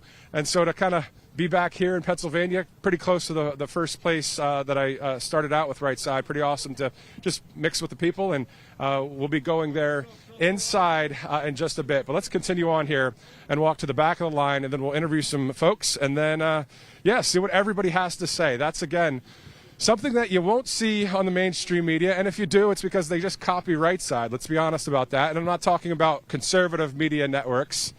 I'm just talking about legacy media, that kind of thing. Of course, shout out to all conservative media, conservative podcasters, social influencers, everybody that's on the right side of history. What's going on, everybody? How you guys doing? I'm well. How are you? I'm all right. I got to go to the guy with the beard and the hat and the Yingling sweatshirt here. First of all, how are you doing, sir? I'm okay. How are you today? I'm pretty good. Now, it's not a rally in the sense of, a campaign rally. It's a speech by the president. What are you expecting to hear from the president today? I think all good things. I support Mr. Trump ever since he's been in office. I just wanted to come down. I'm from Honesdale, Pennsylvania, so I just figured I'd take a drive down this afternoon just to give my support to Mr. Trump. Awesome. And then talk to us about 2026 in the sense of what you would like to see from the Trump administration. A lot of people have a lot of thoughts about what's going on right now, and they want to see more of something, or are you happy with the way things are right now? I'm happy with the way things are going. I also spent some time up in Canada, so I'd like to see, honestly, something dealt with Canada. I mean, it's kind of, Canada itself, honestly, is kind of gone off the rails a little bit, like with the Liberals and stuff like that, and even in the Trudeau administration. Now that Carney's in here, he's kind of like, and like I said, I get to see both worlds. Up there, it's just complete mayhem, to be all honest. I'd like to see a deal a little bit, but, I know Mr. Trump's going to pull through for us. What industry are you in? I do work for Cintas, so back in the, textiles and uniforms and stuff like that. So, and then I come back down this way and do some tree work and stuff. Well, you know your stuff. I mean, saying Carney, of course, the prime minister. I thought he was going to say the Trudeau administration and say that's it. No, he's not in office. He's out there dating who? Katy Perry or whoever these days? Yes, he is. Woohoo! All right. Anyway, let's move on. Nice to meet you, man. Hey, nice to meet you. Have a great day. You too. You too. Thanks, guys. Thank you so much. All right. He said stay warm, so he's definitely got a Canadian flow there. What's going on, everybody? How's everybody doing? Good to see you. What is this jacket? What is this all about? Rise Up Kings. Let's go. It's a man organization for men in Dallas, Texas, and it's a group of men that just are looking out for marriages, looking out for young men. There's 4 pillars. The one is faith, family, finances, and fitness. And we get some of those right, guys. Guys, if we get those 4 pillars in life right, we got a lot going for ourselves. And we break down in one of them, we still got 3 going on. We're still going to be okay. Make a difference. And that's exactly what we talk about a lot at the network: God, family, country, freedom, common sense. Tyler, thank you for that information. Well, this is not something that I was going to share, but I want to point something out to you guys. The election down in Honduras, just so you guys know, the election down in Honduras as president, this is important because the stupid Democrats are involved in this as well. The guy in the blue, let me see if I can enlarge this for you. Sorry, I had a phone call coming in. Just so you can see it. The guy in the blue is the representative that President Donald Trump supports. And the guy in red is the same guy that worked with the current president and her husband, which is an ex-president of the Socialist Communist Party in Honduras. Now, we didn't know they were communists until we actually found out that they were friends with Nicolas Maduro, the communist from Venezuela, the one that killed some of his opponents, imprisoned the others, and is trying to get to the ones hiding from him. Okay? The president's brother and cousin were dealing drugs. And they frame the Honduras president that just got pardoned. They frame him to kick him out of power so that they can take over. This is what communists do. They don't like to have competition on the other party, okay? Now, the guy in red was a guy that I was supporting at first until I started doing some digging. And just like I used to support Democrats, now I support Republicans in office.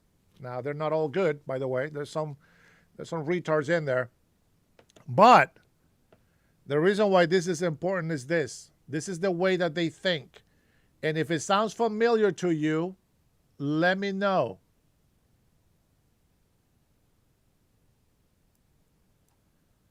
Do you remember when CNN, all the legacy media, remember how they were saying Kamala has won, right? Kamala was going to win, and they were just so sure, 120%, that she was going to win and this and that, right? And, well, turns out that everybody showed up and voted for President Donald Trump. They couldn't cheat anymore. Too many people showed up. And President Donald Trump swept everything. Popular, everything.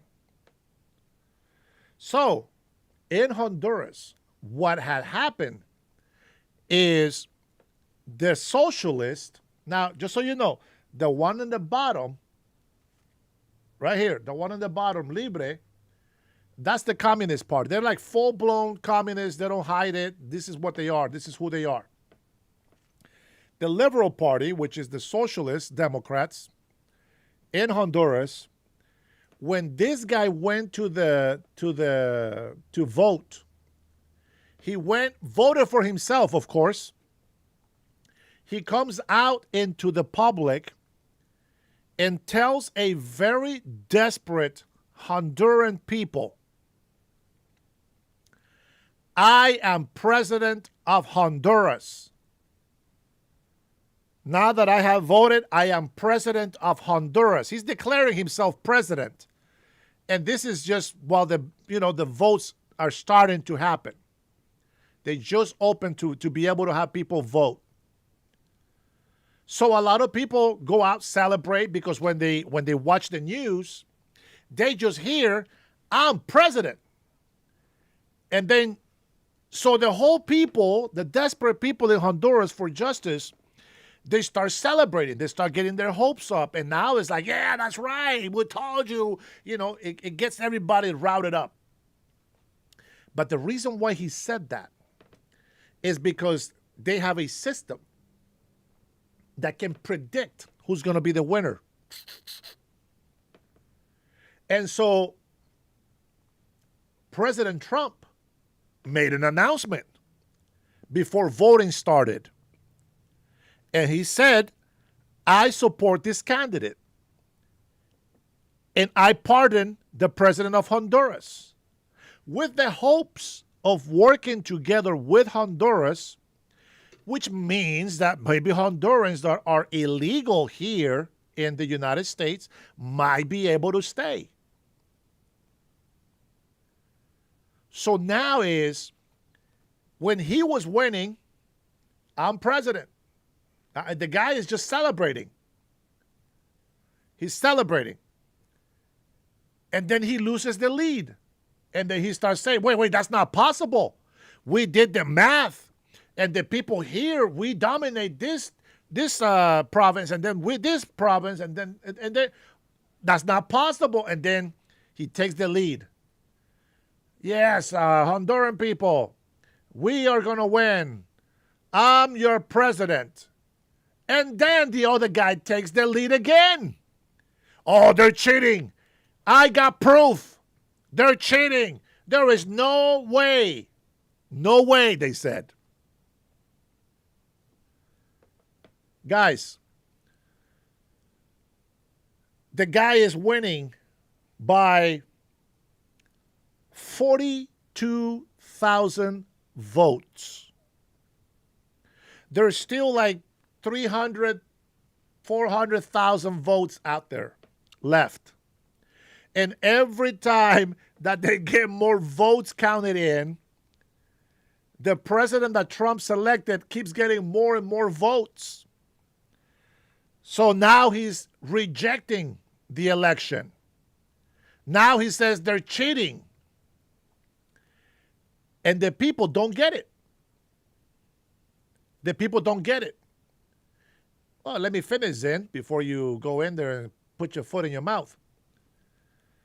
They did this new system, right? So people vote, but then they have to mark 3 papers. Well, more than 3, but it's 3 papers. And each paper represents a vote. Now the votes are like this. Okay, boom, I got this vote. Shows it to the cameras. Boom, 1. Second paper, same vote. Shows it to the camera, places it, grabs the third one, same vote, puts it on the third, and they separate it according to the parties that are doing the election, okay? Now, the vote is still being counted, as the main vote, but they have the papers that represents each one of the candidates, meaning that as the votes are being counted, each one of the political people that are running, each one of these politics, they are getting the vote count. So if one says, oh, they cheated, well, the other 2 have the same amount of votes. So there is no way. But the problem is that he's coming in with some crazy idea saying that he has proof, but everybody's following the voting, the vote counts, etc. Like there is actual supervisors with cameras watching every moment. And the guy is still winning. More votes are being counted, and the guy just keeps getting farther and farther and farther in the lead. So for him to say that he won at the beginning of the election on his first vote, he should have never done that. To me, now I don't believe him. He has no word. And then, when he was winning, no problem. But 3 times, he changed leads. When he was winning, everything is good. All the proof that he said that he had that they were cheating, it disappeared because he went ahead by 16,000 points. And the people said, all you need is 16,000 points to win. Well, now the opposite. His opposite, Trump's chosen one, is up ahead by 40,000 plus votes. And all you got to do is be 16,000 votes ahead. The guy is sweating bullets. He knows he's going to lose. And I think it's going to be a good thing for Hondurans. I think it can be a good thing for the United States of America. I would love to be the ambassador. I would love to.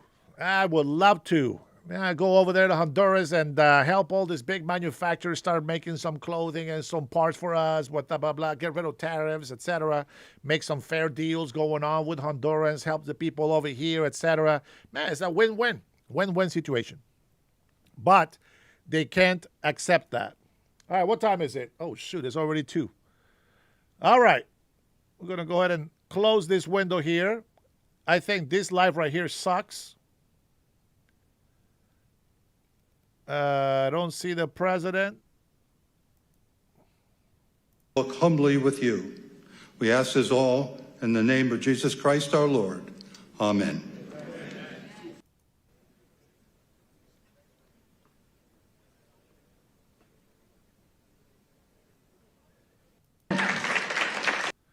Boring. Is President Trump supposed to be there? We'll probably leave it for later. I will come back later this afternoon, I think. Yeah, sorry, Honduras is right, bro. You got my boat. Derek, let's go. We need a made in Honduras trend. Let's go. No more made in China. I'm gonna tell you, man. If you go to Walmart, I encourage you to take a look at them tags. Check out the underwear you're buying. Made in Honduras, baby. Made in Honduras. All right.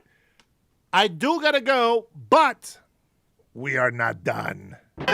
We need our fix of Karens and Juanitos being deported. Everybody, welcome to the Crime Chef. The moment you all have been waiting for. Oh, man. I know you guys love this. Let's go. Guys, I'm sorry I had to put you through a lot of emotional damage with the J6 video. I have another one. The video that they played at the court. They just showed all the bad scenes of January 6th. And I can tell you, if you watch that video, oh, man, you can probably agree with them. So their faces, I can see the concern. So maybe some of the Democrats in the party might be just tricked, and they just don't know it. But that there's a horrible person in the Democratic Party, definitely. And I want to have them all be accountable for all the things that they have been doing against all of us, against President Donald Trump and his family, this whole BS of impeachment, etc. I want all the truth to come out to light. And watching the video and the explanation from Benny gives me hope that something is going to happen and we will soon see those things. Now, the only thing that concerns me right now is President Trump said that I think he said he was going to show the video of the boat. And now I think he's backtracking. I don't know what the hell that's about. But, whatever it is, Schumer and the rest of the swamp, they are always trying to find something to get Trump on, and they just can't get him. So, without further ado, let's go ahead and finish this first live with some Karens and Juanitos being deported. Today we witness a screaming Juanito unleashing vocals not heard since the Discovery Channel covered hyenas in mating season. Moments later, another Juanito is yanked out of his vehicle while a fully grown male Karen observes, confused yet deeply committed to being useless. I gotta be able to see, I gotta record this shit. But the real spectacle? A whistling mob of Karens circling ICE agents like prehistoric birds, including one whose voice suggests she smoked 10 packs a day for the last 500 years. So everyone, block the street! But balance is restored when a rioter foolishly assaults a federal agent and is immediately flattened by ICE with the grace and speed of a linebacker defending the homeland. Then, an escape attempt. A lone Juanito makes a run for it, but sadly, he does not make it far. And finally, in the fertile hunting grounds of Home Depot, a Juanito is captured as a crying Karen wails about face masks while he's gently escorted back to Mexico. Buckle up, nature is healing, ICE is winning, and the Karens are louder than ever. They're hurting him. They're hurting him. They're hurting him. He's hurting himself by resisting arrest. It's ice. It's ice.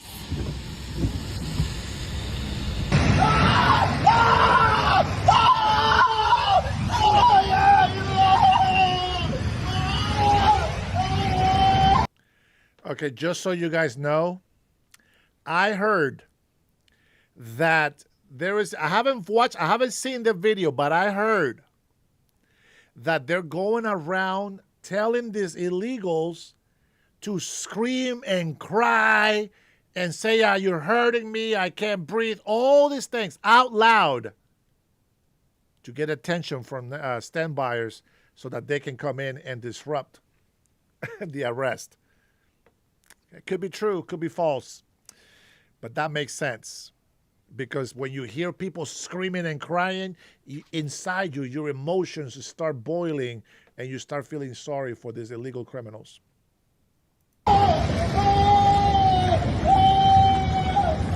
Hysterical Juanito is incapable of obeying lawful commands or of legally entering the country, and now I guess we're supposed to feel bad for him.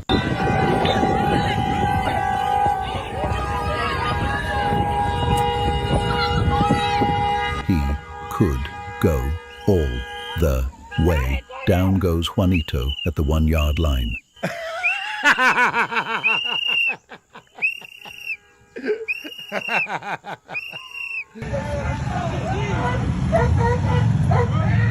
It's a black dude.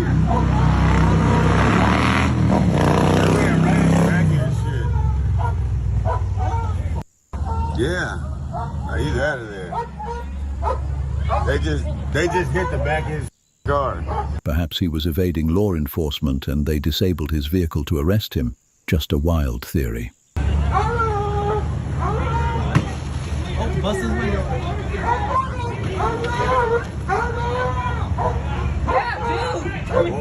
Oh, look, he won't even get out the f***ing car. Further resisting arrest and adding more charges. God damn. I gotta be able to see. I gotta record this shit.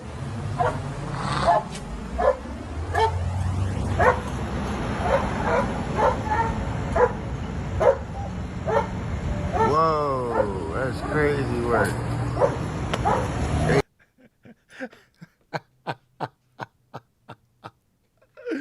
You guys are not gonna like this, but I think the black guy is happy. It's not him for once.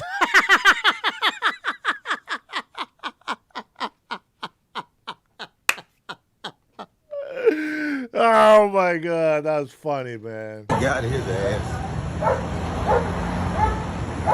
What the f is he doing? They can't get out. Have you talked to the owners of this building? So everyone, block the street. Block the street on both directions so they can't go in. They can't go out. She's clearly instructing everyone to obstruct the federal agents. Why is she not instantly arrested for this crime? No los dejes caer en tentación.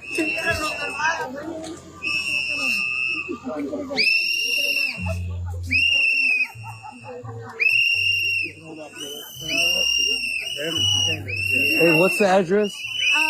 Va a ser 1663 Maple Lane en Elgin. He said, what's the address? Oh my God, bro. We got a runner, boys. No Juan shall be left behind. Every Juan that gets caught on camera will be featured on my channel, so you might as well subscribe now.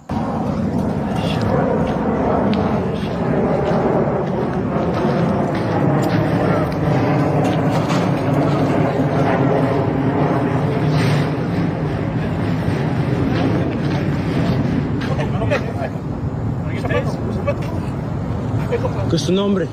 Llamen al número que está ahí, díganle que no. De la ven. Porfa.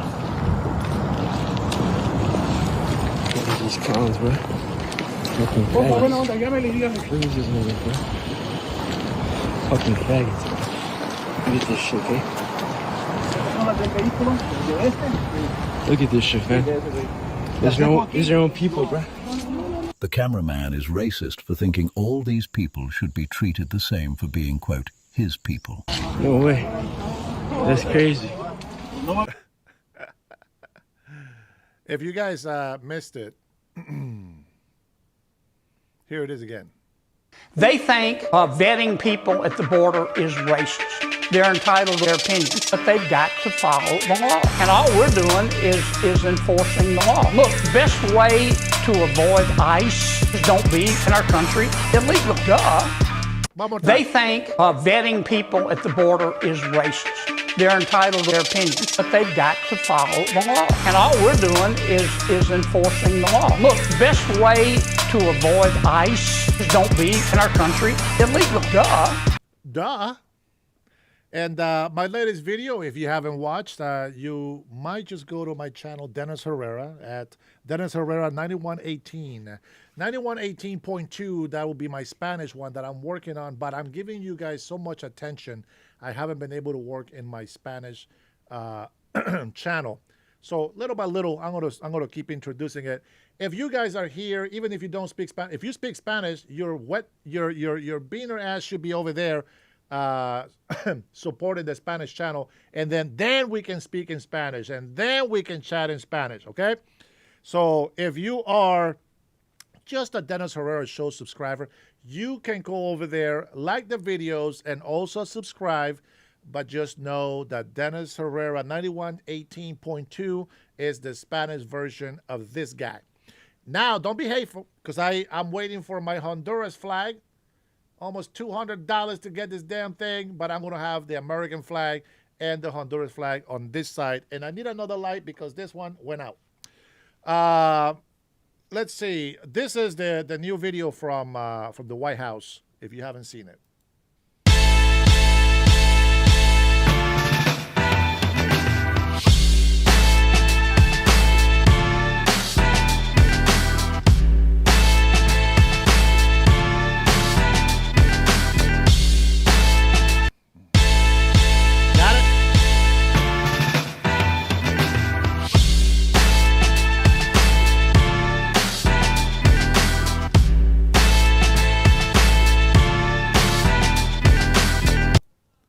Respect the law.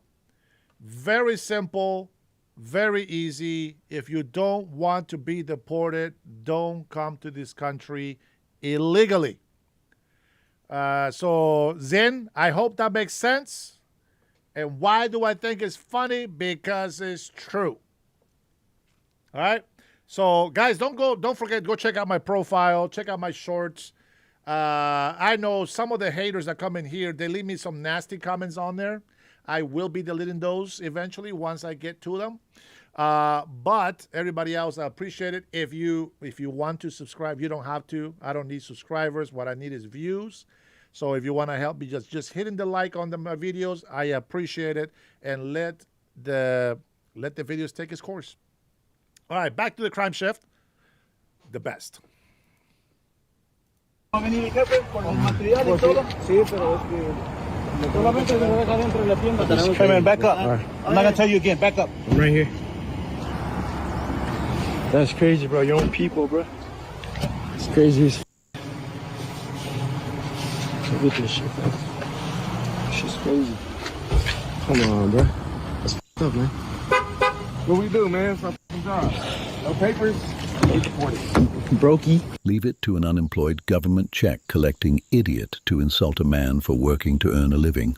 Hey, Crime Chef, I got a couple of those in my chat.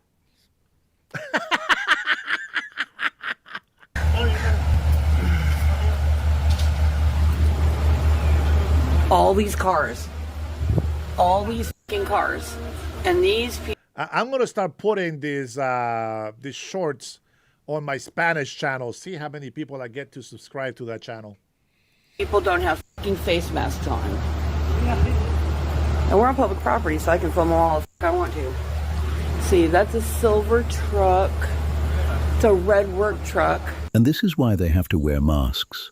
Psycho Karens are always doxing them and trying to get them hurt or worse. There you go. There you go. You got that? You see why they wear masks? Let me replay back. Let me replay back. Why do they wear masks? Idiot to insult a man for working to earn a living.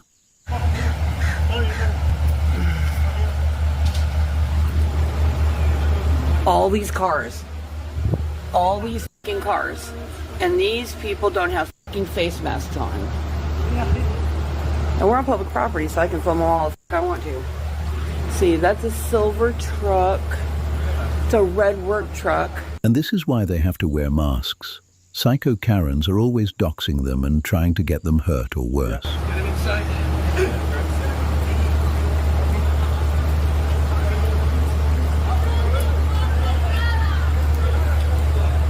And now they're going to stop the people who came to pick them up. That one has a plate. Oh, what does that say? BMW. And what do people think they're going to do with the plate? Anybody? What do people think that they're going to do with the plates? When they record the plates, what are they thinking? What are they going to do with it? Anybody on the chat? 0018. ICE vehicle. Does that truck have a plate? Yeah. What does it say?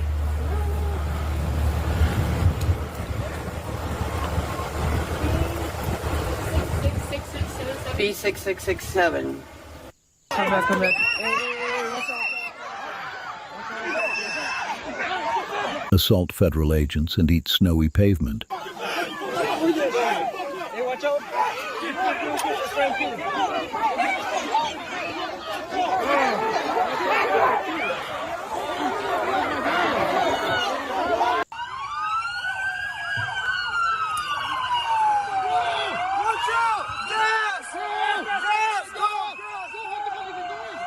That's how my wife sounds when we're trying to go to sleep.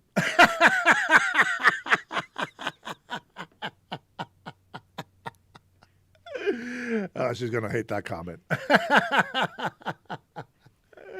She doesn't. I'm just joking.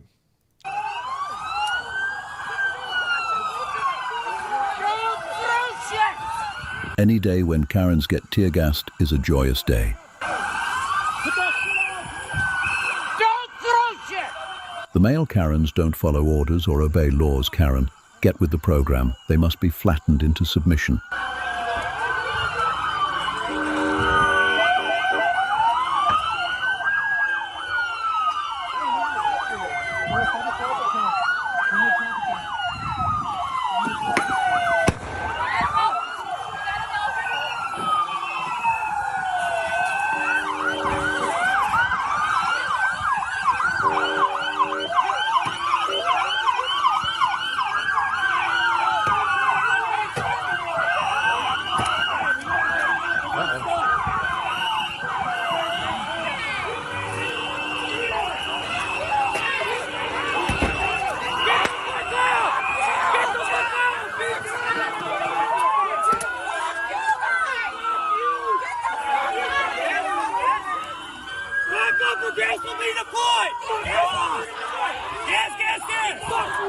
This has been a crazy Karen-packed day, but your expedition doesn't have to end here. I have an entire playlist dedicated to this, and I have a free email newsletter you can sign up for if you want to get a weekly update in case you missed any videos. Link in the comment section. I watch. That is our dose of our crime chef for today. Hopefully that was enough for you guys to endure. Guys, I know we did not as long as yesterday, but we still did our 5 hours live today. I want to say thank you to all of you who have stuck with me today. Thank you so much. I will come back later tonight after 5 p.m. Probably before. Depends on what time I pick up my wife. Got a couple of errands to run, but I will try to come back later tonight so that we can continue talking about the things that are happening in our country and sometimes maybe international. Who knows? I'll let you take that chat to the next level. But thank you so much for being respectful. Thank you so much for subscribing, for liking the video. You guys are awesome. Appreciate you. God bless you. God bless your family. God bless the USA. And sis, love you. Thank you for being in here. Guys, all of you guys, God bless you. Be good. We'll see you later.